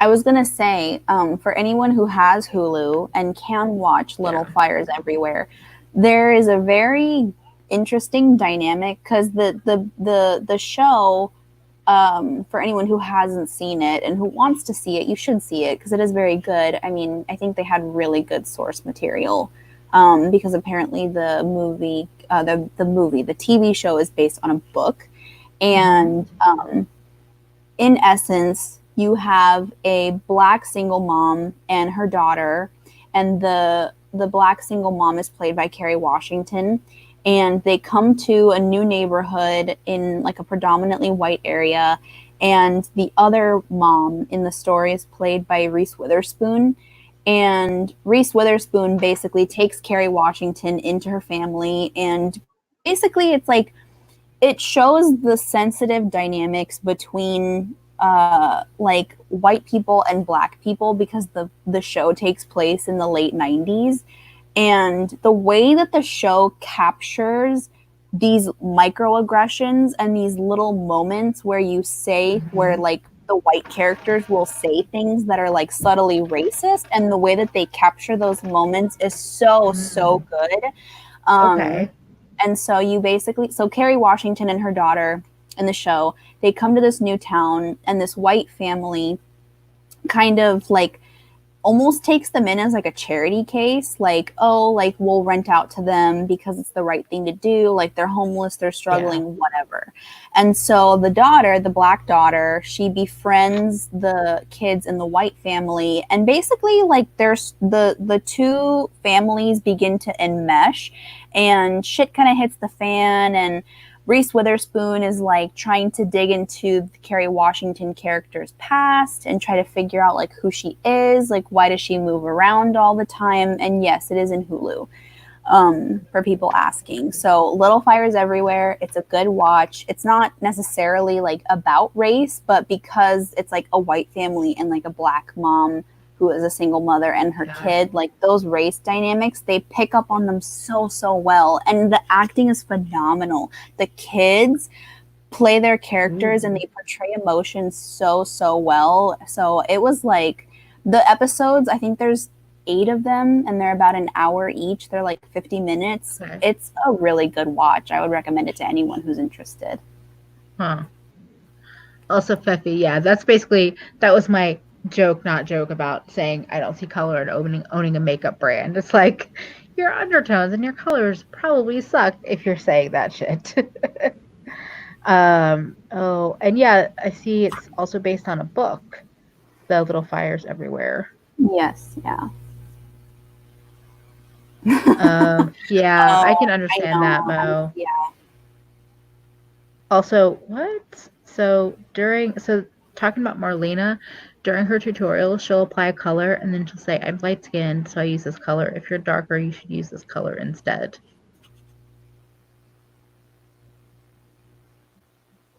Yeah. That just doesn't totally sit with me well. Oh my gosh. Oh, I'm so sorry that you don't have Hulu in South America.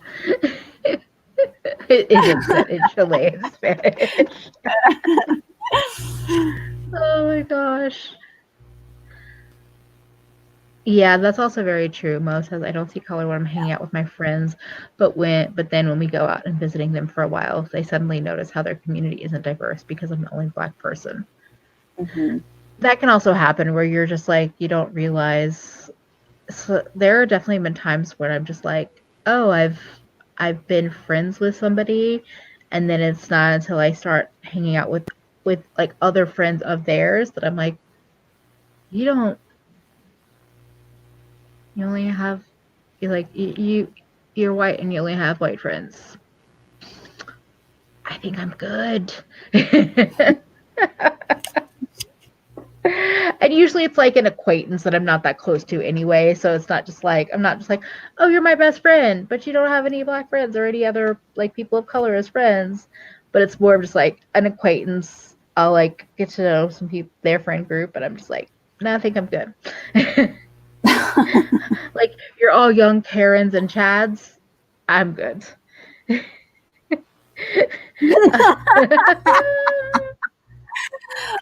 Oh. Audra, who? Spill. Ooh. Wait. Oh my goodness, Diana. Oh my God. I'm so sorry to hear that.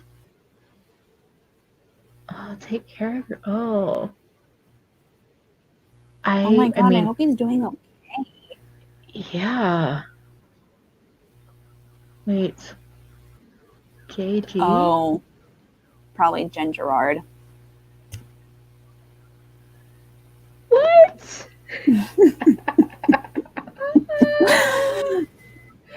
Wait, I'm literally opening the YouTube app on my phone to look at your video and see this. Glitter kitten spilled the tea on my body. Love that. I love you, Glitter Kitten.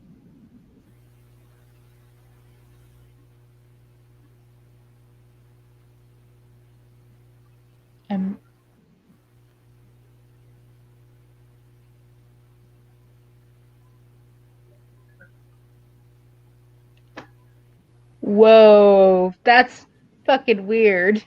Audra. That is who she was talking about. I wonder if her spidey senses were tingling. I don't know.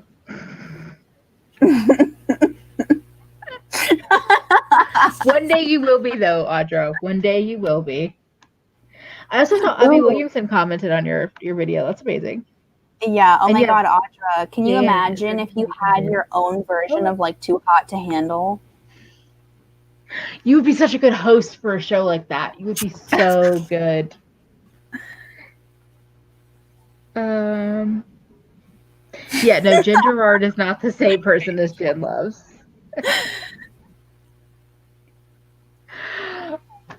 Oh. Oh. This world is weird. Oh, Diana, I'm glad you could have some space and time to chill out. You would be so good at that.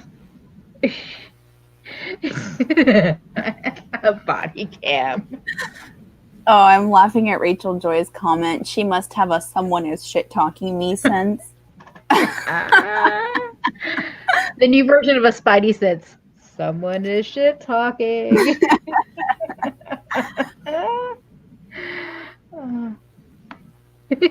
Audra would be in Too Hot to Handle with chunky gingers and wouldn't care about the money.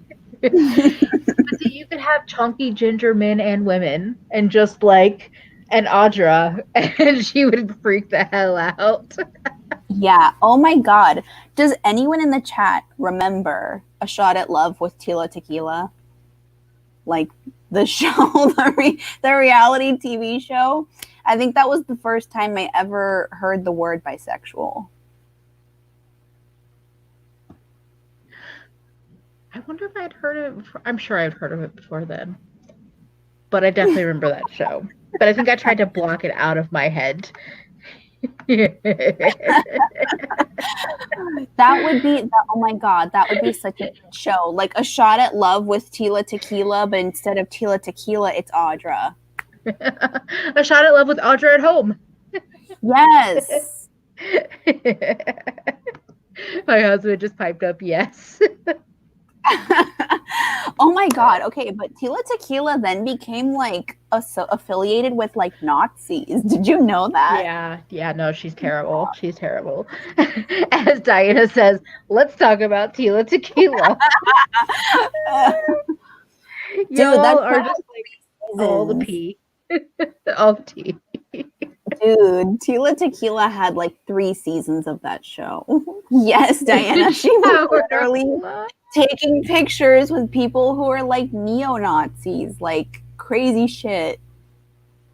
Yes. And then she like became an evangelical Christian or something. She really did. Oh my God. My next was my favorite because those people were terrible. I love this next, how they would spin with some people. They would spend so much time like going through their intro and like with the graphics and everything. And then like it would basically be step out of the bus, next. I was like, you just spent 2 minutes telling me about this asshole douchebag, and then he's gone in 0.2 seconds. Don't waste my time. I don't care about him. Yes. Oh my God. Yoga with Mo. Yes. A Shot, Rock of Love with Bret Michaels. Holy fucking shit. God. That was a crazy time. Same with Flavor of Love with Flavor Flav. There you go. One of the tests would be if they can handle Bo when he's up to some shenanigans. I don't know if I watched Rock of Love.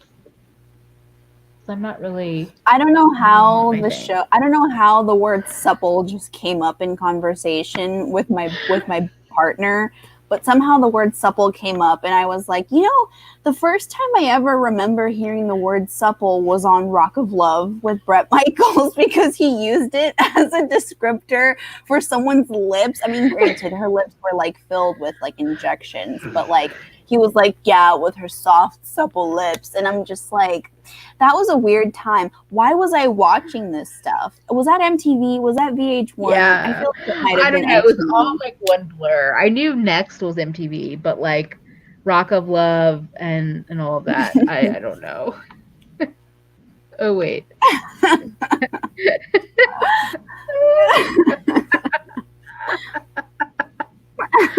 Oh, VH1. Okay.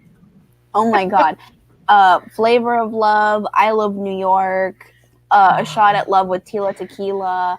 Oh my God, that girl from the first season was. Did not know this.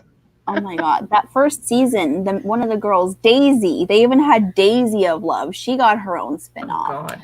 I don't know why my mom thought that middle school me, why watching that stuff was okay.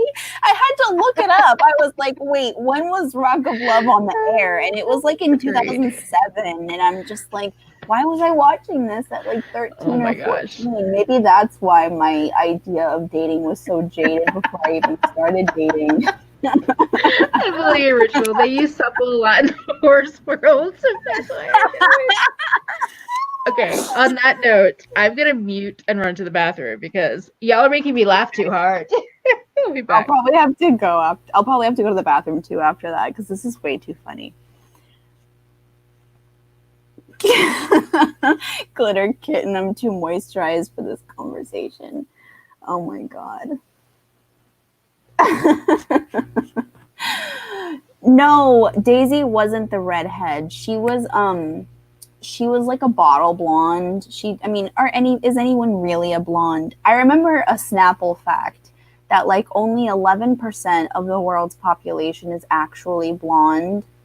Does anyone remember Snapple facts? I had a little booklet of Snapple facts that I got at like a Barnes and Noble. I love Barnes and Noble. Unfortunately, there was one that was closer to me that closed down, but I do remember getting this booklet of like a bunch of compiled Snapple facts. And I remember that there was a Snapple fact, or maybe it was on the back of a shampoo bottle. I can't really remember, but there was something that I heard about how only 11% of the world's population are like natural blondes. And so Daisy was a girl who had like really bleach blonde hair, and her lips were so huge from all the fillers. Like, get on with your bad self, whatever. But I just remember the way that she talked was really, really odd. It was like, I'm just in love with Brett. Like, I just love him so much.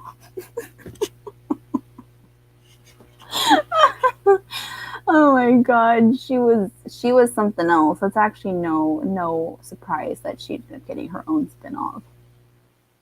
Oh my god.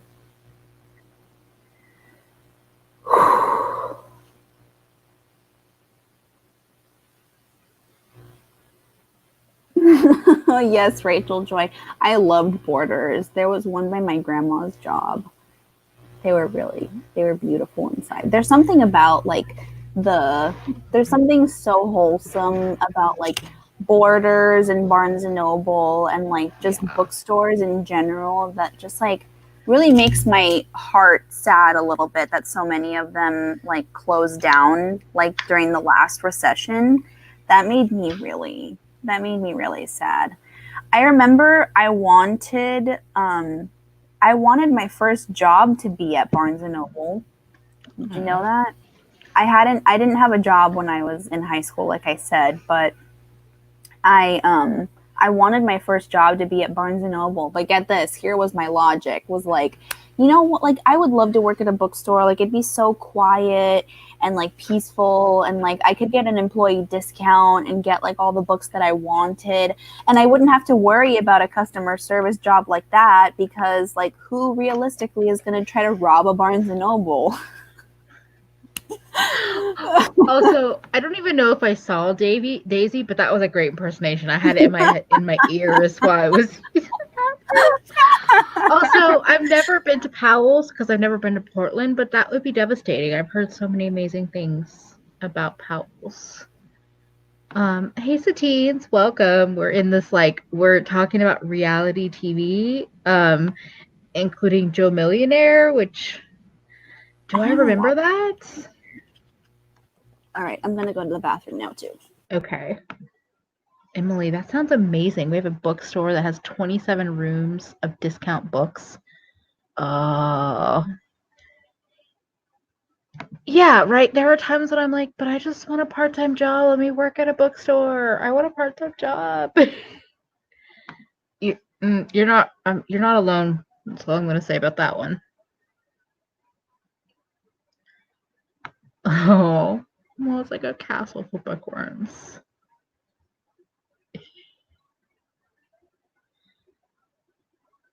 Oh, maybe I do remember that. Joe Millionaire was a show about Joe, who was just a construction worker, but the ladies thought he was a millionaire. But also, like, did you actually get married? Because if I got married to somebody and then I found out that their whole thing was a lie, there would be some shit. Oh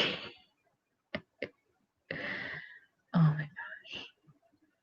Oh, the book loft in Columbus. Okay. Yes. They're amazing, books and bookstores.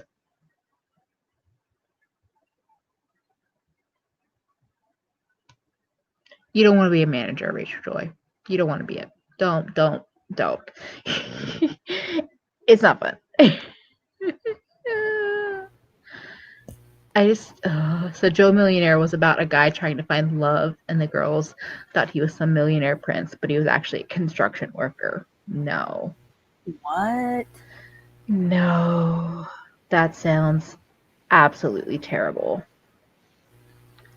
Oh my god, does anyone remember What? Eliminate?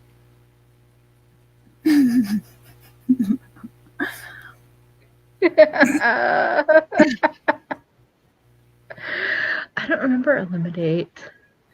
In the I don't last think- episode, I thought he was go ahead. rich.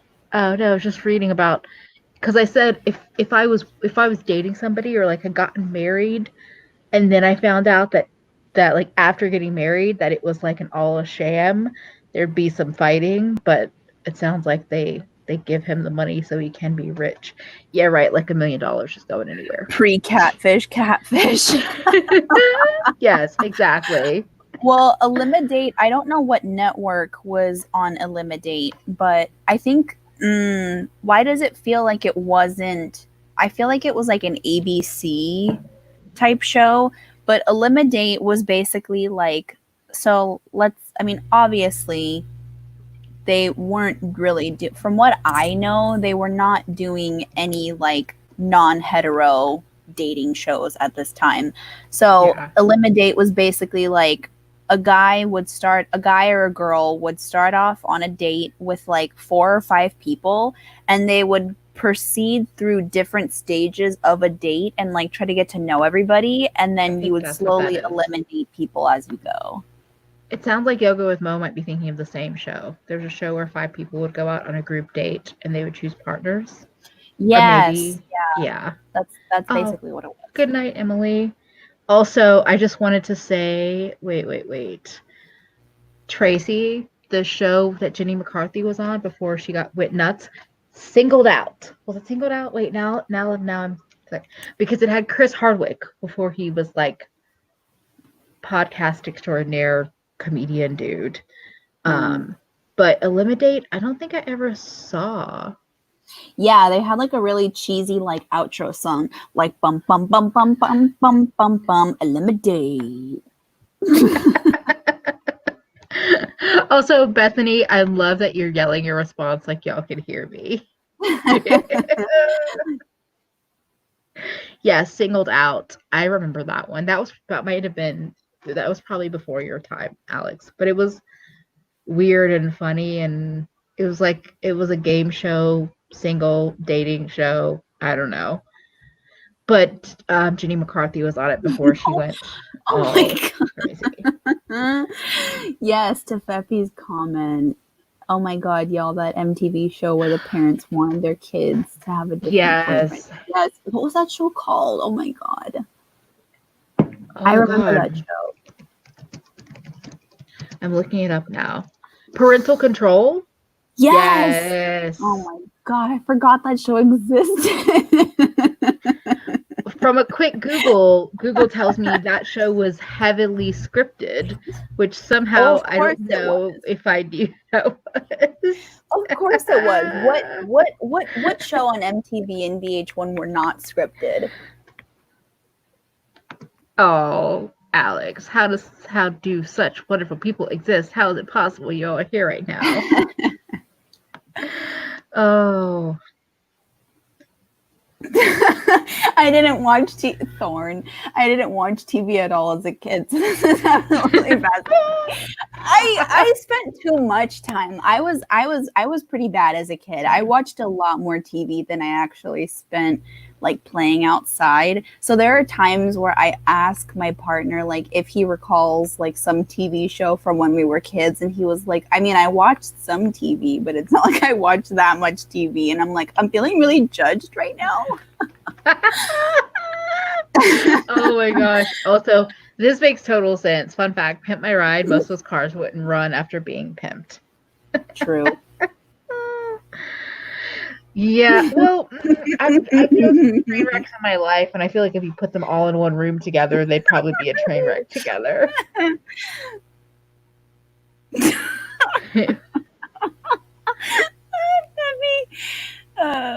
It was so fake. The shots of the terrible boyfriend / girlfriend when they introduced them. Poetic cinema. That is true. It was a work of art. I didn't even see that comment. Oh yes, okay. Also, wait, Room Raiders. Fuck Room Raiders. I would never want to be on that show. Do you remember that one? They went into the room. Yes, I was telling my boyfriend about that recently. Yes.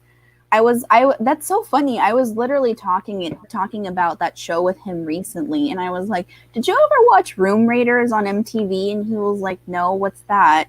And I was like, "Okay, so they would take people and they would have someone like pick 3 random people, and they would go into each one of their rooms, and like they would snatch out all the pictures, like any descriptors, and you would basically just like raid their room. And the best part about it was when they would do the black light in the guy's room so you can see their jizz everywhere." No. Good night, Alex, Miss Glitter Kitten. I love you too. Wait, what is Womb Raiders? What? Oh. Can you imagine?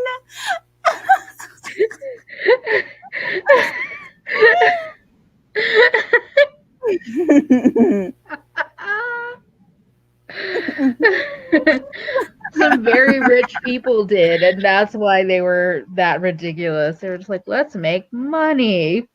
Oh my god. VH1 truly went through its golden era when they did The Pickup Artist. Did you watch that show where there was like this like rando guy that was like a Johnny Depp wannabe who took these I tried to watch it and it made me want to vomit in my mouth, so I did. It was so bad. It was like wonderful trashy television. It was so good. But basically, for anyone who doesn't know, The Pickup Artist was basically like, so the main guy who was like the host. That's hilarious. Yes. So basically this guy who was like Audra. The Pickup Artist was basically a guy who, I think he wrote a book. He was like this Johnny Depp wannabe who was like the master at like picking up women. And I think the show had like 2 seasons. And so they would gather, there was like a whole group of like a bunch of guys who were like your stereotypical losers, like couldn't get laid, couldn't get a date. And so he would like pick them, like do different challenges like every single week to try to get these guys to pick up on like what was basically manipulation, like these weird manipulation tactics to try to get women to go on dates with them and like accept dates from them and stuff. It was mind-boggling. I'm like, are people really watching this show? Like, are guys really taking this guy's advice to become like pickup artists? Like, that just feels like really sleazy and wrong on so many levels. And your question right then is making me laugh super hard because I just looked it up. It was a book, and for some reason Amazon has very shadily classified it as a mystery book. It's like, to me, it's like it's a mystery. This works. Oh my god, Yoga with Mo. These guys on that show were the original incels. I'm crying. It's so funny because it's so true. Yes. Oh my god. I looked it up, it was on in 2007. Yes. And I'm like, you are literally the toxic incel, beginning of the toxic incel groups. Like, the head of the pickup artist, like that dude is an incel, in my opinion. Yes. Oh my god. Katie, there were. Yes. And guys did this. They would try it, and it is still a thing. Oh. The one that I didn't think was that trashy was Tough Love with oh my god, I can't remember what his name was. I feel like his name was like Patrick or something like that. Tough Love with he was a love coach, and he would like, I don't know if people were on the show to like date other people or if they were like coupled up with each other, but he would have like men and women on the show, and they would all have like some issues with like dating, and he would basically like love coach them, like teach people like how to have successful relationships and stuff. Huh.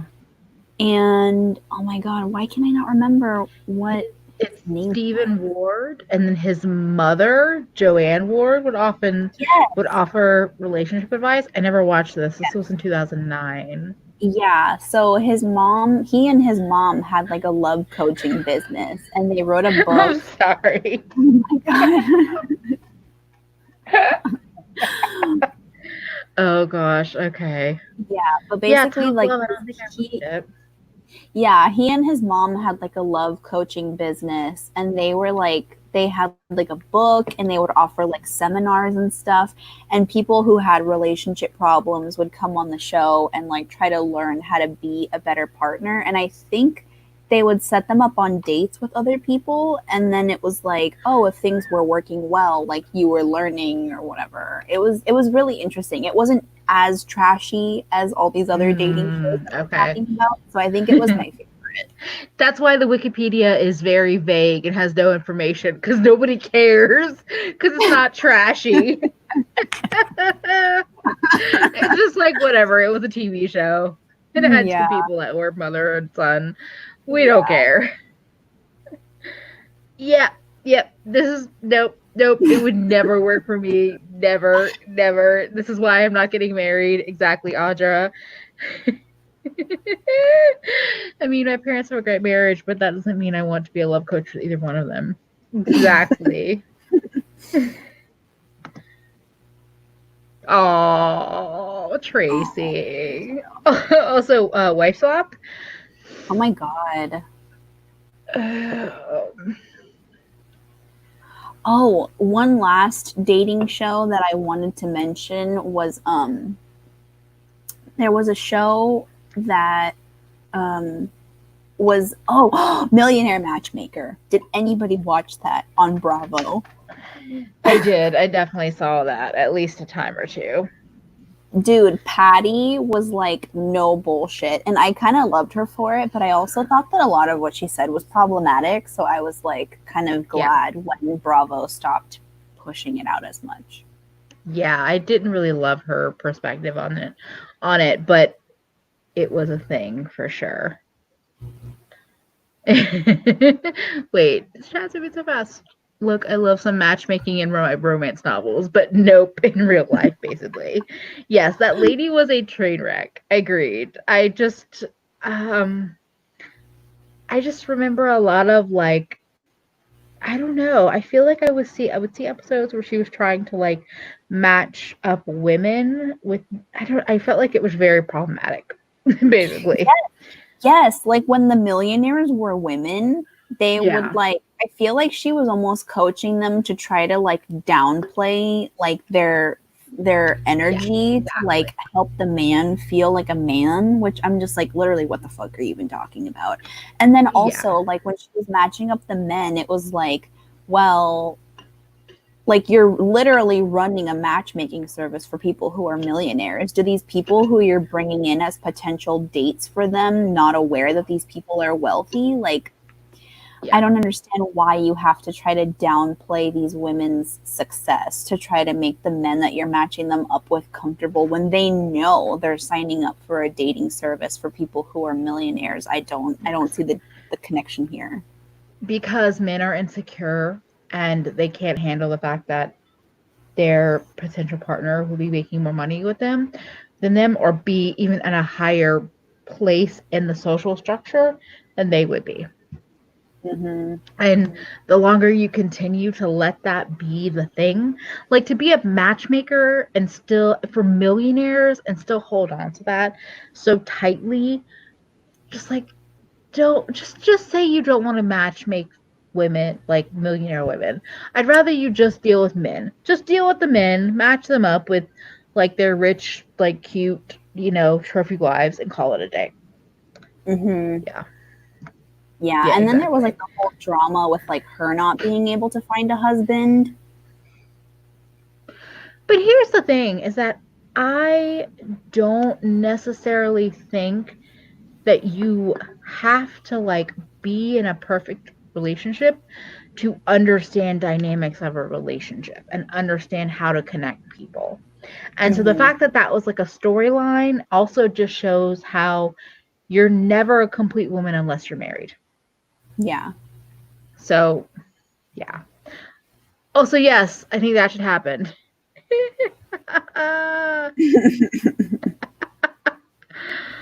I love that.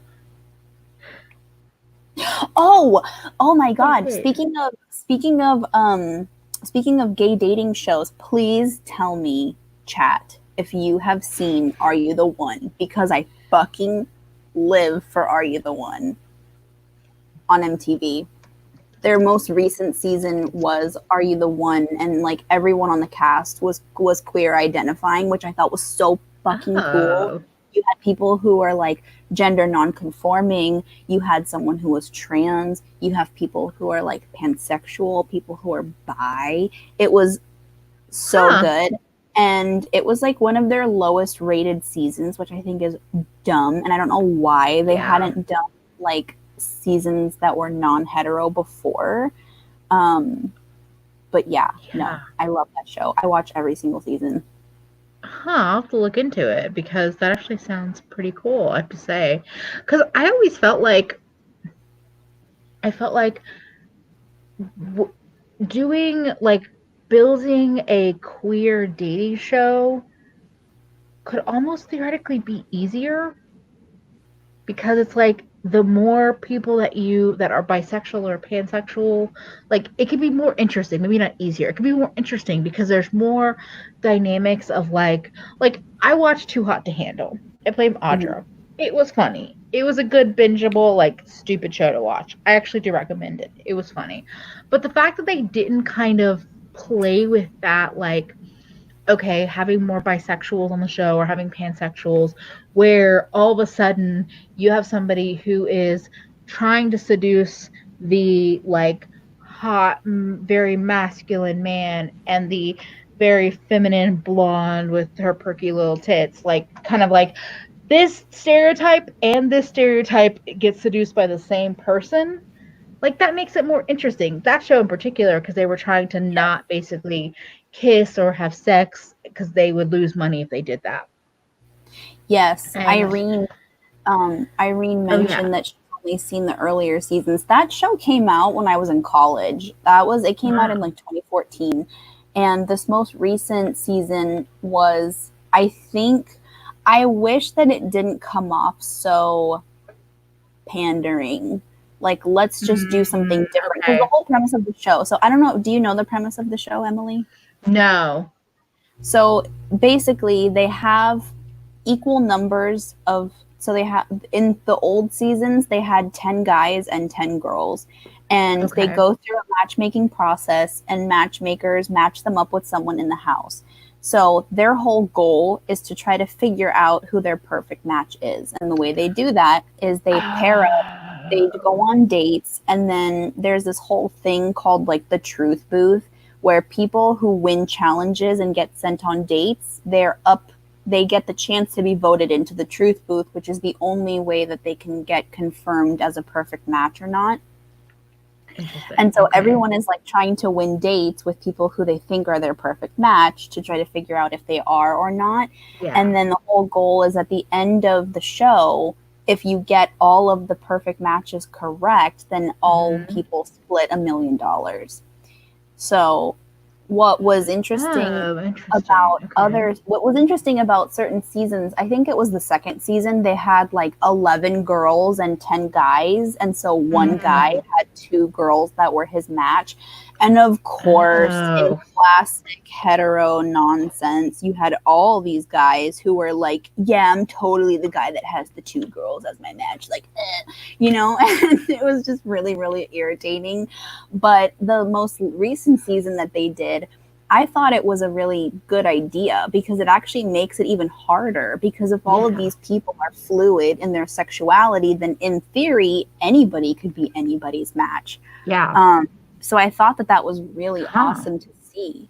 And they were like, for the first time in history, like we're doing like a, you know, like everyone is like fluid in their sexuality and like it's fantastic. And it was like sexy and like temptations and like betrayal and all this other stuff. So I liked it a lot. I'll have to look it up and see if I can find it somewhere where I could just watch it. It's like a bingeable thing. Classic hetero Dawes. That's going to be the name of a dating show. Yeah. I was about to say, when everyone's like, Audra, spill the tea, I'm like, the reason why I might meet her in person one day. Somebody with the moniker New York. Obviously a gentleman. But yeah, classic hetero nonsense. Yeah. Here's the thing is that, like, this is why I don't like most bars. No. Get away from me.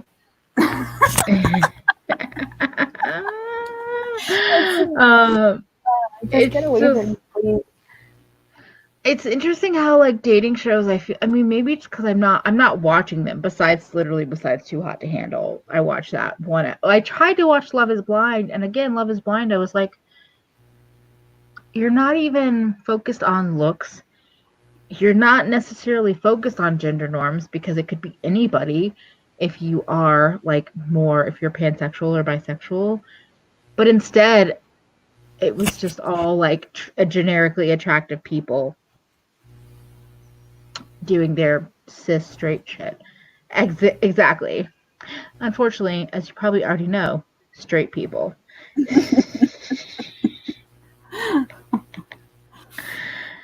I don't know. I just feel like media sometimes feels like it's so far behind the times. I think now we're talking about Britney and K-Fed on YouTube. That's a random pairing, but okay. I definitely remember that because I was like, why would she be with that douchebag? When Kevin Federline had long hair. That's so gross. I'm sorry, but for me, just generally speaking, Kevin Federline is... he's not the most disgusting man that I've ever seen, but he's also like, it's like, you're Britney Spears. Like, do you understand who you are? Yeah. Oh my gosh. Dude, a movie recommendation for anybody who has, I don't know if Apple TV Plus is the only platform that you can rent it or like buy it. He was. It was crazy. He was hella crazy. Oh my god. But for movie recommendations, if any, I don't know if Apple TV Plus is the only place where you can rent it or buy it, but the movie Straight Up was a really good movie, and I rented it on Friday, I think, or Thursday, and I watched it like almost 3 times with like, I watched it first by myself and then with family, and then I tried to watch it with my partner, but he wasn't really feeling it at the time. But the premise of it is basically that the main character has like is not neurotypical, so he deals with like OCD and like intrusive thoughts and all this stuff. And he has lived most of his young adult life as a gay man, but he's starting to like question his sexuality and wondering if he's selling himself short by just identifying as gay. And so he decides to like do like a little bit of an experiment where he starts dating a woman for the first time. And the whole story is like really good. The acting is great. The dialogue is super fast paced, and I like their jokes, their comedy. But there's a scene where the main actress, who's like the female protagonist, she's like an aspiring actress, and she's at an audition, and she asks the director, like, okay, I need you to clarify something for me.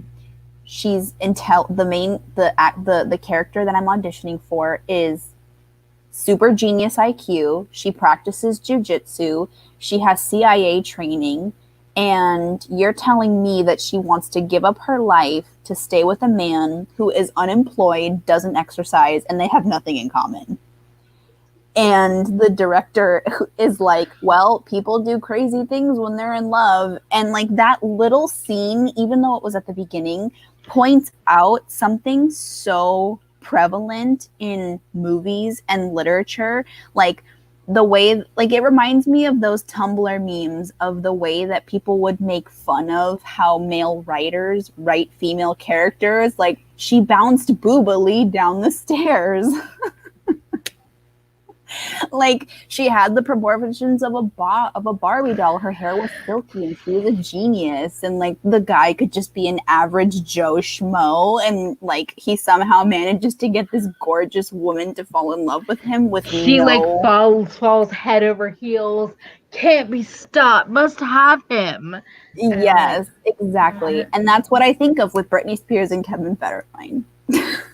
Also, I just want to say, Diana, wait, where is this comment? Because it made me kind of puke in my mouth a little bit, but also I agree. Diana. Well done. Also, yes, you are Britney Spears in the early 2000s. You can date whoever you want. Like, and you pick. Yeah. Don't forget comparing breasts to food.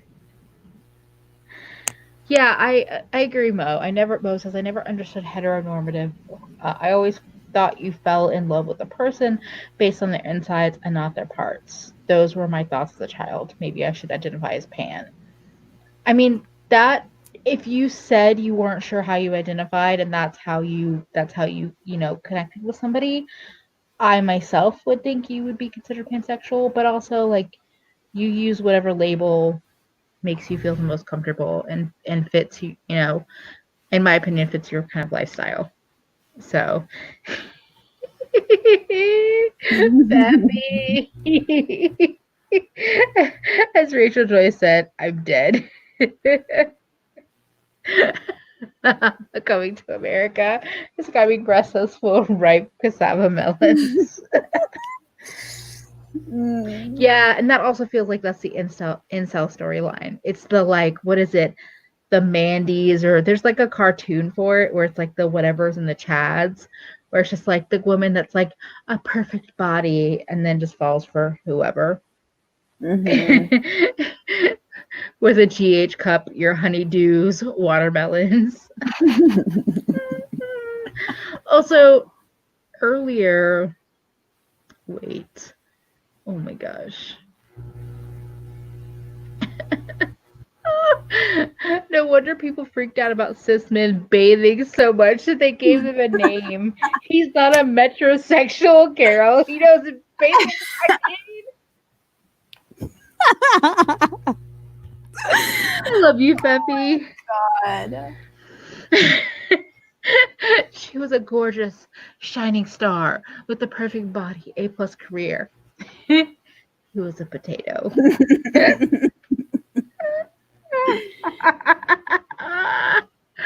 Oh my gosh.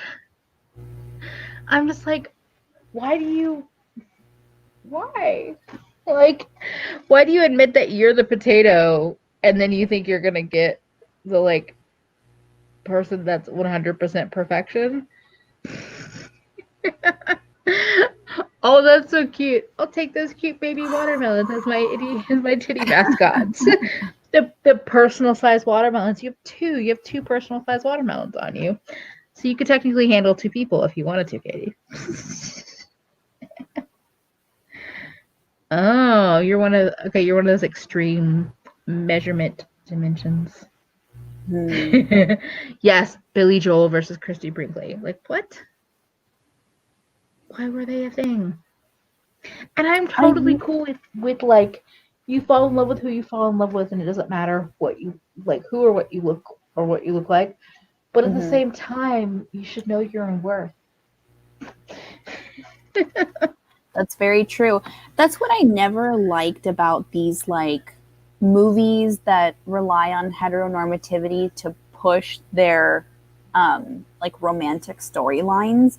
And I always hated this whole thing about like women care more about like personality than they do with looks, and like guys are just super shallow and all they care about is looks. So even if a guy is like a 4, he still wants the one who looks like a 10.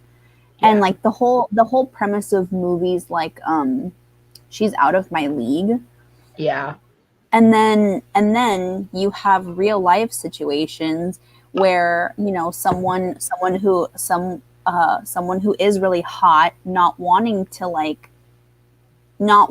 give in to the advances of someone who they don't find attractive, like all of a sudden they're seen as like a monster, like, Yeah. how dare you reject me, kind of thing. And I'm just like,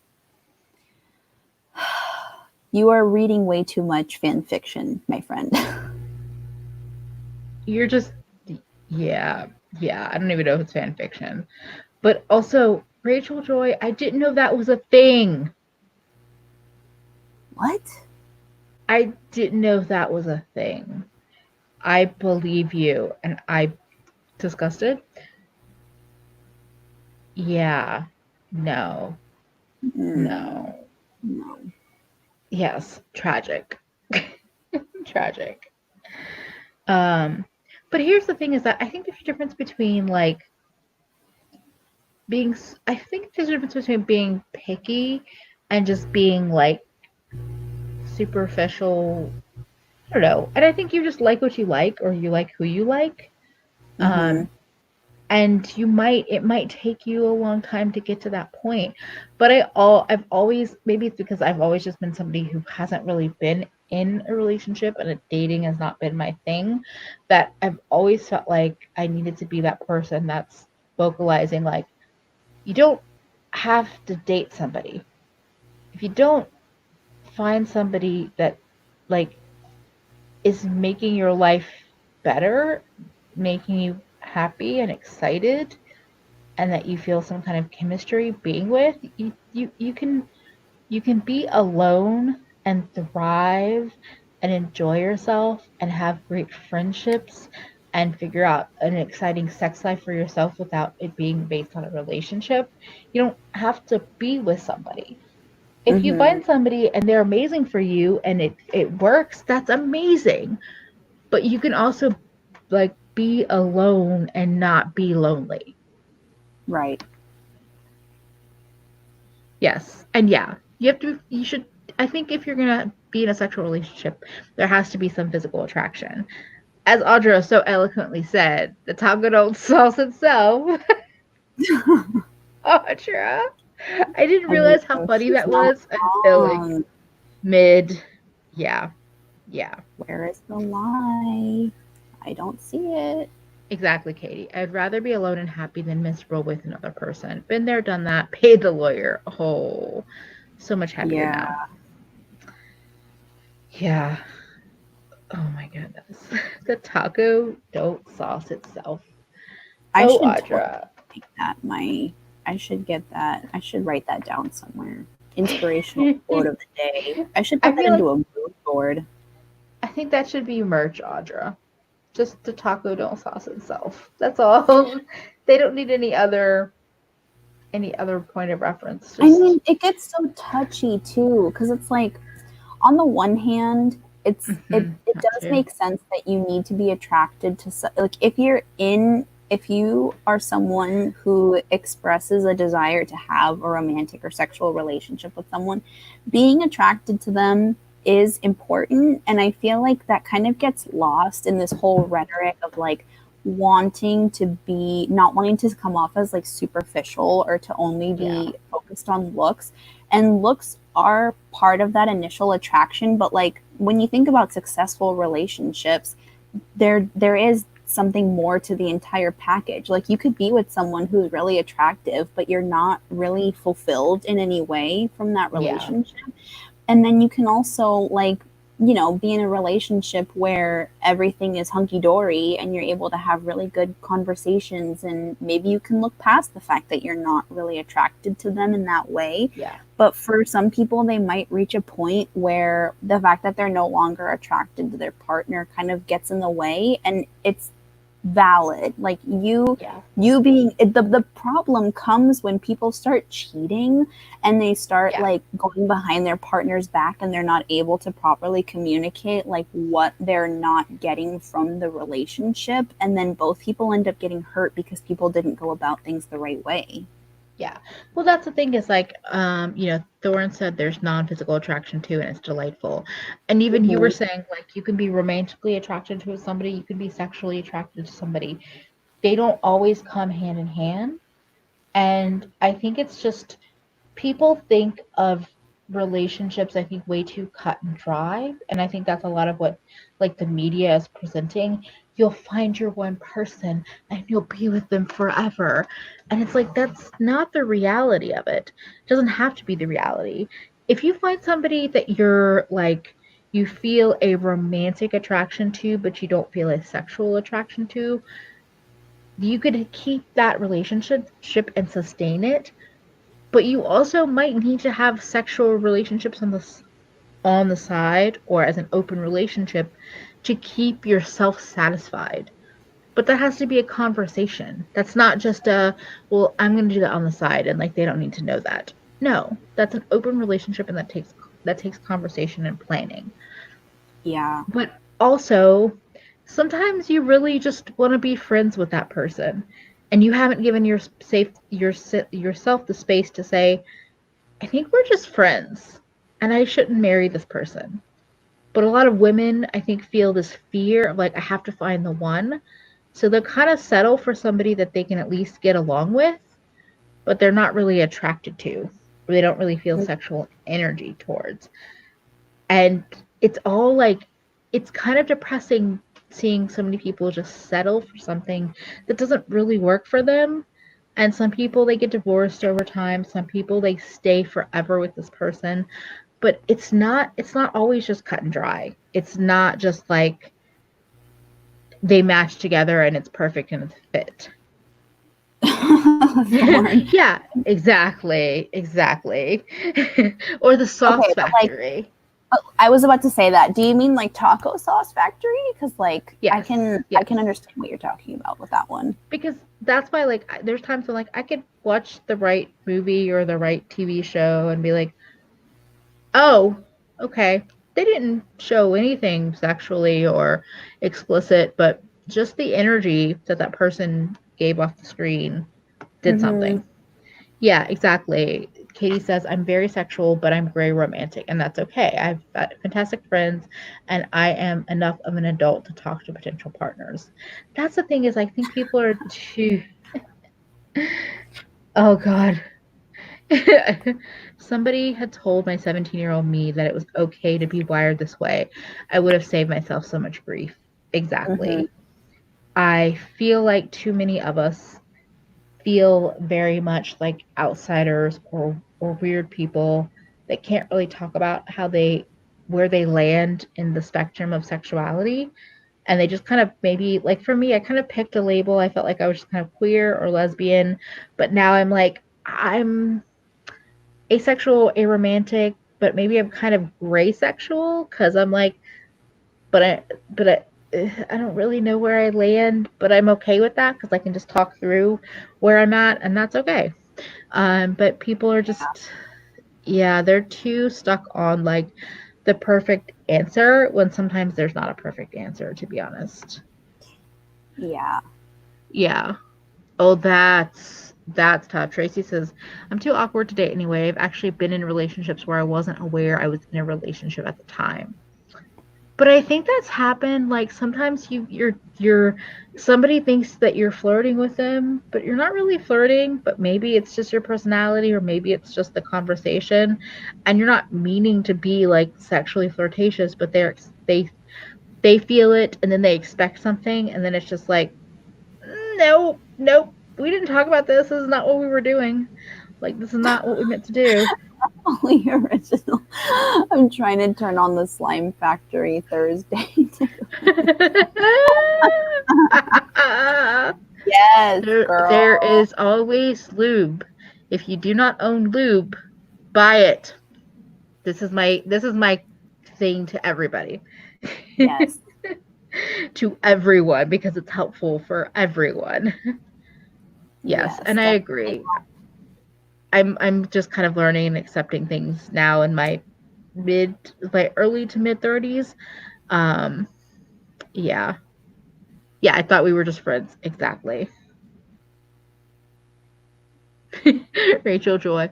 You could also be 24 and still carrying the V card and everything turns the factory on, but you also want a meaningful relationship and you're stuck in a never-ending loop. That also happens. Very There's true. nothing wrong with turning your own factory on.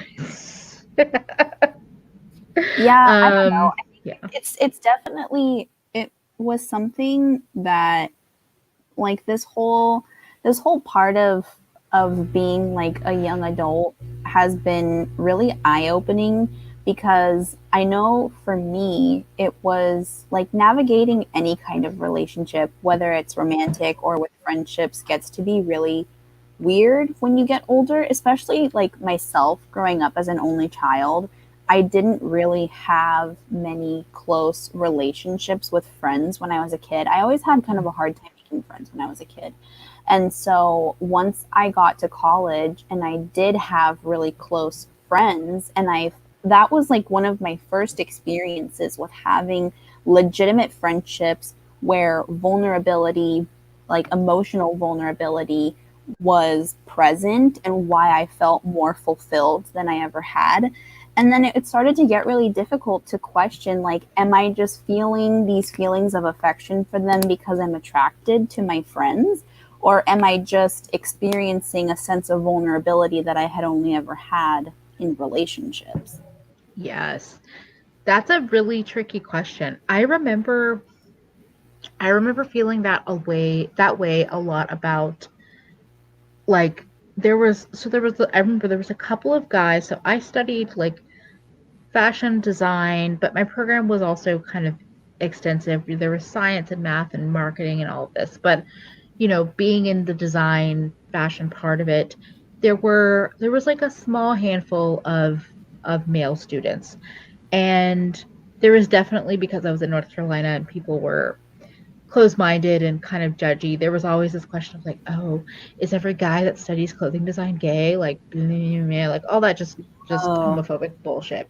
But I never mhm. really thought about that. But there was like two different guys that were in my classes, and I think they were both a little bit older, and I had different interactions with them. But both of them, I had like just really kind interactions. Just like they were just very kind people. They were just considerate and caring, and they were also like slightly to generally attractive, and they just seemed like good people. And I had to like there were times when I was like, "Oh, I'm really attracted. I'm attracted to him." And then I would be like, "Wait, am I attracted to him? Or is this just one of the first male friendships that I've had and where they're genuine and like kind?"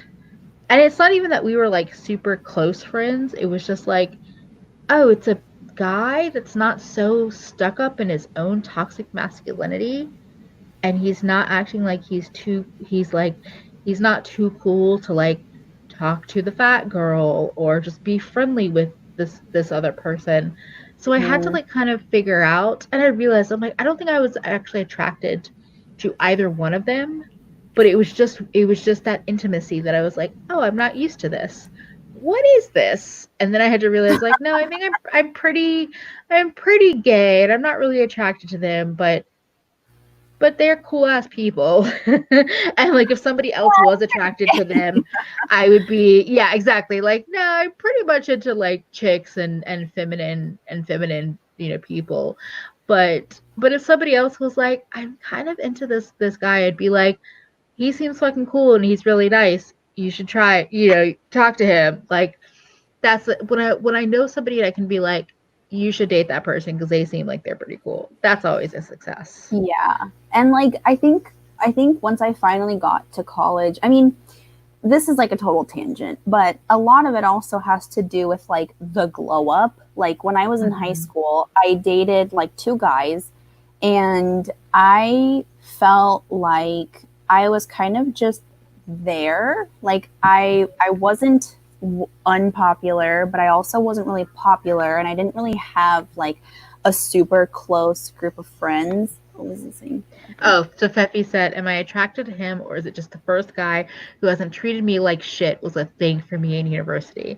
Oh my Fefi, I god. think we might be like weird, like kindred spirit universe sisters, because like we're similar age and we have very similar, I think, perspectives and experiences, but we're in different parts of the world.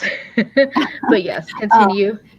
But yeah, what I was saying was when I was in high school, I started doing my makeup more often, and I was doing my hair regularly. And, you know, my school didn't have a uniform, but we had a dress code. So, like, I was still, like, trying to be, like, casual, but still cute at the same time. And, like, I didn't really get much attention from guys at all because there were girls in my class who were, like, very, very pretty.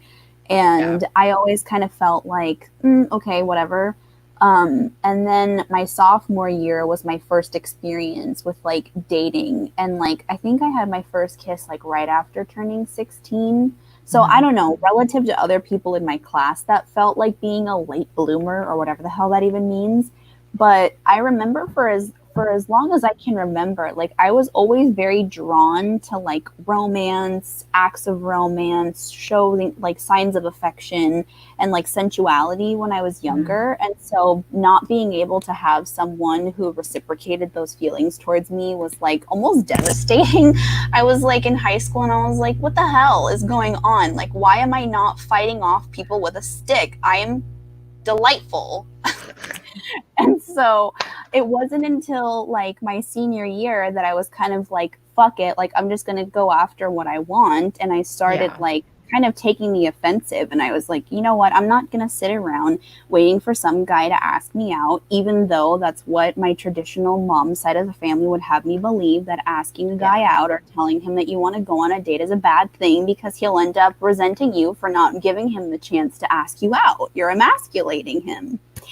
And so I was like, you know what? Fuck this. Like, I'm just going to go after what I want. Fuck that. Yeah. But at the same time, like, I still was thinking about the dynamics of what the relationship would be like. So I tried to go after someone who I thought was on par with me, / would otherwise say yes if I asked them out and I wouldn't embarrass myself. And so that kind of worked for me. And then it wasn't until I got to college that I felt like I finally had like my glow up moment. Like I was a new person. The people who I was in high school with were behind me. I was the only girl from my graduating class that went to my school. And so I was able to start over and kind of just like be myself and not let that feeling of self-consciousness hold me back.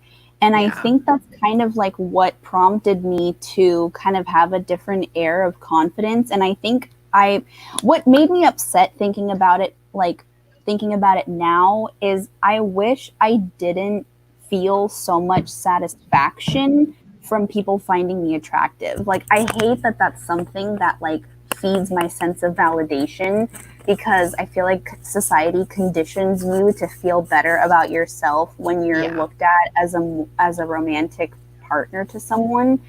But I think it was like I hadn't really felt that attention from anybody up until that point. And this is like only a few years ago. Like, I'm 25 and I started college at 18. So this is like 7 years of like this new feeling of feeling like I'm worthy, which is really annoying to think about in that context. But like there is something about like having that vulnerability with people that I had in college that made it really confusing for me.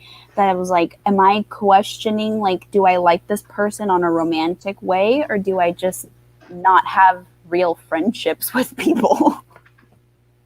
Well, and I think that shows the power and importance of real friendships, because then you can understand like if there is a difference between the platonic feelings and the romantic feelings. I also just wanted to say, Yolanda, your taco is not dead, and I hope if you like toys, or if you have that as an option, that you're employing them. I find them to be very delightful and helpful. And I love that the chat is like, your taco is thriving, your taco is thriving. And also, you're not alone, because there was other people saying 4 years, 2.5 years. It's a celibate club. Exactly. And Katie was saying, wait, I'm bad at knowing if somebody's flirting with me, so I take the role of cat chasing prey. I'm good at that part. Dating is meh. Regular sex is great though. I mean, and I know you earlier were like, I'm not sure if the guy that I've, is like just flirting or into me. I mean, because I've been following escapades on the Half Cousins Discord, which is a delightful place, pretty sure that your current situation, he seems to be really fucking into you, and if he's not, he's being an asshole. So I think you have, I think you have more perspective than you think, but I think it's also easy to question yourself because, like, as a whole, as a general statement, because I don't know about your specific situations, but I feel like there's so many people that are like, oh, I was flirting with this guy or whatever with this person, and then we finally got together and whatever, and then they went cold on me and they ghosted me. Okay, that's not the whole thing leading up to it being a lie. That's that person not being able to, like, accept either that they have feelings about you, they want to continue something, or them just being an asshole. And so it's just like it makes it so easy to second guess yourself and to feel like you were the one that made the mistake this whole time, and that you were the one that was wrong about things. I wanted to say, actually, I think the Discord is patron only, but It is. I'm thinking about perhaps making a Legutta Gang Discord so we can all just have a space to chat if we want to. Discord is basically just it's like a chat room. You can have different areas, but you can also just have one main one. Like, I'm in Abby's Discord, Abby Williamson, and her for patrons, and it's just like one big group one, but then Half Cousins, there's like a million subsections. So I might make one and we can just use it as a space for Audra's fam, my fam, to all just like hang out. We can share files, yeah, and then yes, all the cat pictures. Okay, I'll build one and I'll get my shit together and share it. That'll happen before merch. Merch has been slow going for me because I'm just like, it requires creativity, but a Discord I can put together. Yay! But yeah, go ahead. So when I was in college, it was like starting to get difficult for me to kind of like parse through these feelings of like, are these feelings of attraction for my friends, or am I just like new to this feeling of like having a deep and intimate connection with someone on a friendship level? And that got to be really difficult. And I had a whole conversation with my partner about it too, because like, this is his first relationship. Like, I've dated other people, but this is his first relationship. And it's been a roller coaster. Like, we celebrated 5 years back in February. And like, one of the big like hurdles that I had to go through personally was trying to figure out like, how do I feel about all these people coming in from my past all at the same time, trying to resolve like weird emotional trauma with my last ex-boyfriend, and then also trying to figure out how I feel about like my coworkers and navigating workplace crushes, and if they're just harmless or if it's something that needs to be taken more seriously. Because I feel like I like, if you met me in person, I feel like a lot of people would perceive my behavior as being flirtatious, and maybe subconsciously it is, because there is a sense of power that you feel if you know that you're flirting with someone and you're exuding this air of confidence and they seem to be responding well to you, and trying to like use that to your advantage when it comes to social situations. But even when it comes to just like interacting with people on the regular, like I would go to work and I have like my hair done and I would have my makeup done, and like I dress very casually at work. I'm lucky that because I'm in a laboratory setting half the time, they don't really give a shit what I'm wearing. And so it's nice that I loved to do my makeup and I loved to like have my hair done. And I feel like that would give me that attention in the workplace, but it's also really precarious because it's like you're not always in control of how people perceive you. And Rachel Joy was talking about that too, like attracting people who are like stalkers or like people who harass you in the workplace. And that can be really, really scary. Like on the one hand, you feel like hot shit because you feel like hot shit and you're able to navigate the space as hot shit. But then when it comes to like creepy guys that like you cross paths with at work, and it's like, do I need to like shrink myself down? Do I need to tone down the makeup? Am I inviting the wrong people? And then that's a whole other discussion. But this whole like navigating the workplace thing as a someone who identifies as a woman is like really, it's a lot. It's layered. Well, here's the thing is that like I do think that the idea of looking nice, both for men and women, can come from both like internal validation and wanting external validation. Like sometimes just putting on the right look, the right outfit is enough for me, where I'm like, I look in the mirror and I'm like, fuck yeah, I look good. And then sometimes I'll put something on and I'm like, I mean, I think I'm like cute. But then like you go out into the world and you get the compliments and then you're like, oh no, I do look really cute. But it took some external validation to get you there. But just because you look cute and maybe you do want some external validation does not mean like that you deserve to be harassed or stalked or like, you know, it doesn't mean that you wanted a relationship that you wanted to be flirted with. You just, like, I love how everyone's like, guys think blinking is fleeting, smiling is flirting, human decency is flirting. Like, everyone is just, men are the worst. And also, good night, Rachel Joy. Thank you for being amazing. I wanted to say, what did Katie say? It's not as much of an issue now that I've been in this for 10 years, and the validation is definitely more internal and external now than it was before. That's amazing. I think it also takes time to like, that's what the first part was.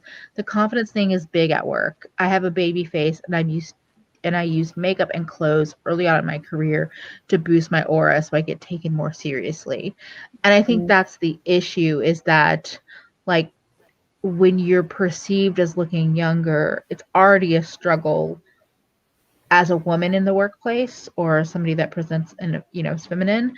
But I think being baby faced, and especially if you're already young into the workforce, it just makes it such a struggle. It's like, to be taken seriously as an employee in a lot of ways, you have to like look stern and very grown up. But it's like, I don't want to look stern and grown up. Sometimes I want to wear a pink like froofy skirt and I'm gonna maybe look like I'm 12, but I'm not 12, so don't treat me like I'm 12.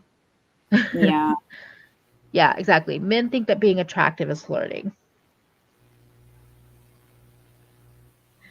Oh yeah. Oh wait. Oh, I meant to press Christina. Yeah, a guy at work asked how I was feeling because I'd been sick, and I was like, ooh, side eye. Because, being so compassionate just seems so out of place. Oh, being covered in dust. Yeah, the world doesn't end if you go out there without makeup. It just depends on your situation. Yeah, exactly. Men get angry for flirting and tricking them in. Yeah, exactly. Like basic nice behavior, a man goes, oh, you want to sleep with me? And you're like, I held the door for you. What? Yeah, As Emily like, says, I will fight them. That's why I'm like, that's why the thought of going back to work and taking the bus gives me so much anxiety. Like being up in the morning that early and going to like the transit station and having like my full face of makeup on and like looking nice, like it does. I was very sheltered when I was growing up because my grandpa was always very protective of everybody, and he worked the night shift specifically so that he was available to pick us up from school. And so I never really had much experience taking public transit when I was a young kid. And so now taking it as an adult, like I'm being forced with the reality that comes with being a woman and like being out in public and like taking public transit and feeling like you have eyes watching you all the time and feeling like you're vulnerable and getting approached by randos when you are minding your own business. Like it's fucking scary. Yeah.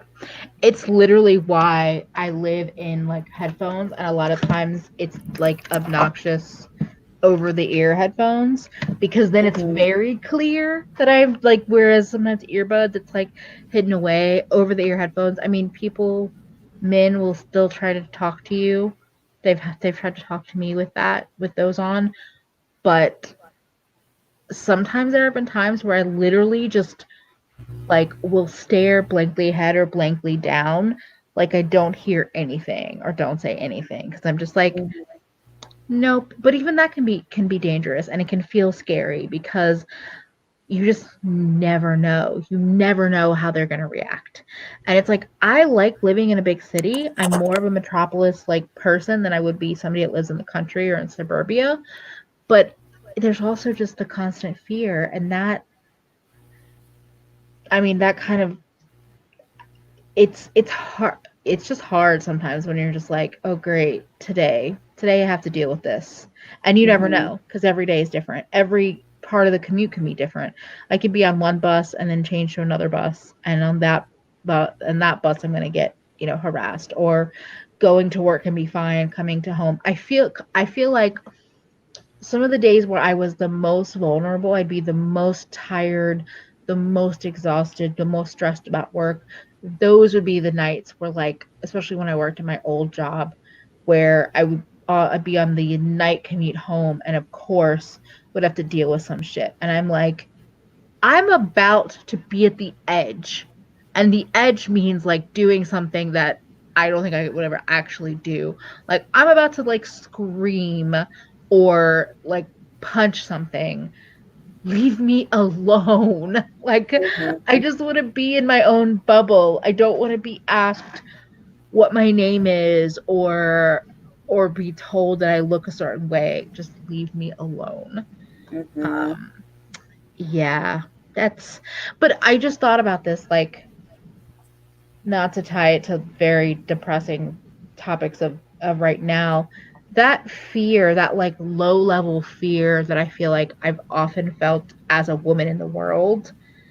I think about, I mean, I've thought about this for a long time, but probably in the last year, even more so, like, I always think about just like Black friends that are out in the world, and they're constantly have that fear, but to like 100 times as strong, because the cops, a stranger, whoever, could just do something horrific and life ending, and it just happened.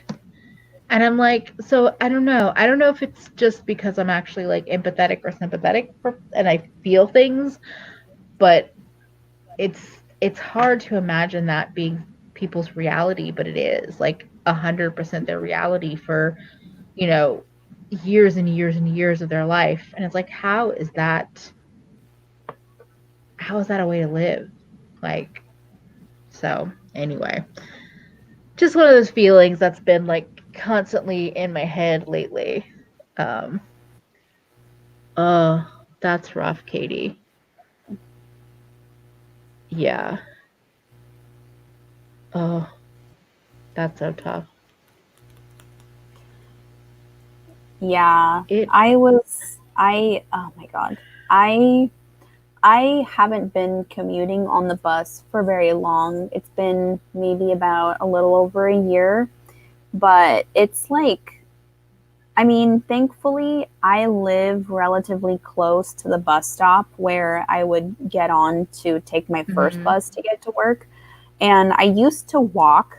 I used to walk down to the bus, and I used to be afraid of walking down to the bus, even though my neighborhood is relatively quiet. Like walking down to the bus, like was still kind of nerve wracking because I never had to walk alone anywhere as a kid. And then, you know, thankfully we had a second car and I was able to start taking it and like driving it down and parking it by the bus stop. And so now I don't feel quite as worried about it, but like still the act of being on the bus and like waiting at the transit center to catch my connecting bus to go to work can be sometimes like, oh man, like I really just want to give off this air of like, don't fuck with me in hopes that I don't get fucked with. But like, people are going to be assholes regardless. Tracy, I love this. I'm sure my soulmate is out there. I probably flipped him off in traffic. I love that because I'm so like, I'm always just about like protecting myself and like, especially with men, like if you even cross into that bubble of like, you're pissing me off, I'm gonna freak out probably. And so I'm like, yeah, I probably yelled fuck off to some dude that could have been my soulmate, but that's okay because I don't want that anyway. Exactly. I did not ask to be attacked like this. Also, I like how Mo and Katie said this basically the same thing. Maybe he got off on it. Maybe he was like, ooh, that woman that flipped me off. I gotta find her. And find her meaning not stalk her, but like I want to be with her. Right.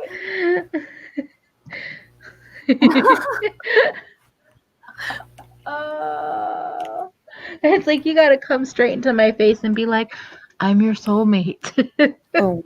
But again, that's all creepy to me. I'm like, I don't want any of that. Leave it alone. You can take I don't want any of that. Oh my gosh. It is so late here. It's like 1:30 my time. I can't believe y'all are still hanging out with us. I know. What is going on here? I realized that I haven't really eaten anything since like what time? Like 2. I feel like after we're done with this, I'm gonna go have some Fruity Pebbles. That sounds amazing. I love cereal. Yeah, oh no, what? No, What? that's not. No. Oh, I know y'all will hang out for days, but I am starting to reach my like interaction limits. If you're an introvert, you understand that. Good night, Audra. Oh, you have to teach at 9 a.m. Oh my gosh. I don't know how you, although I think I have a phone call in the morning at 9, maybe. Yeah, on that note, oh, not at 9, but early enough that on that note, I should probably wrap it up over here. Thank you, everybody, for another amazing chat. Yes, setting a record for real. I think this is the longest you and I have ever streamed. Yes. Yes, time to recharge.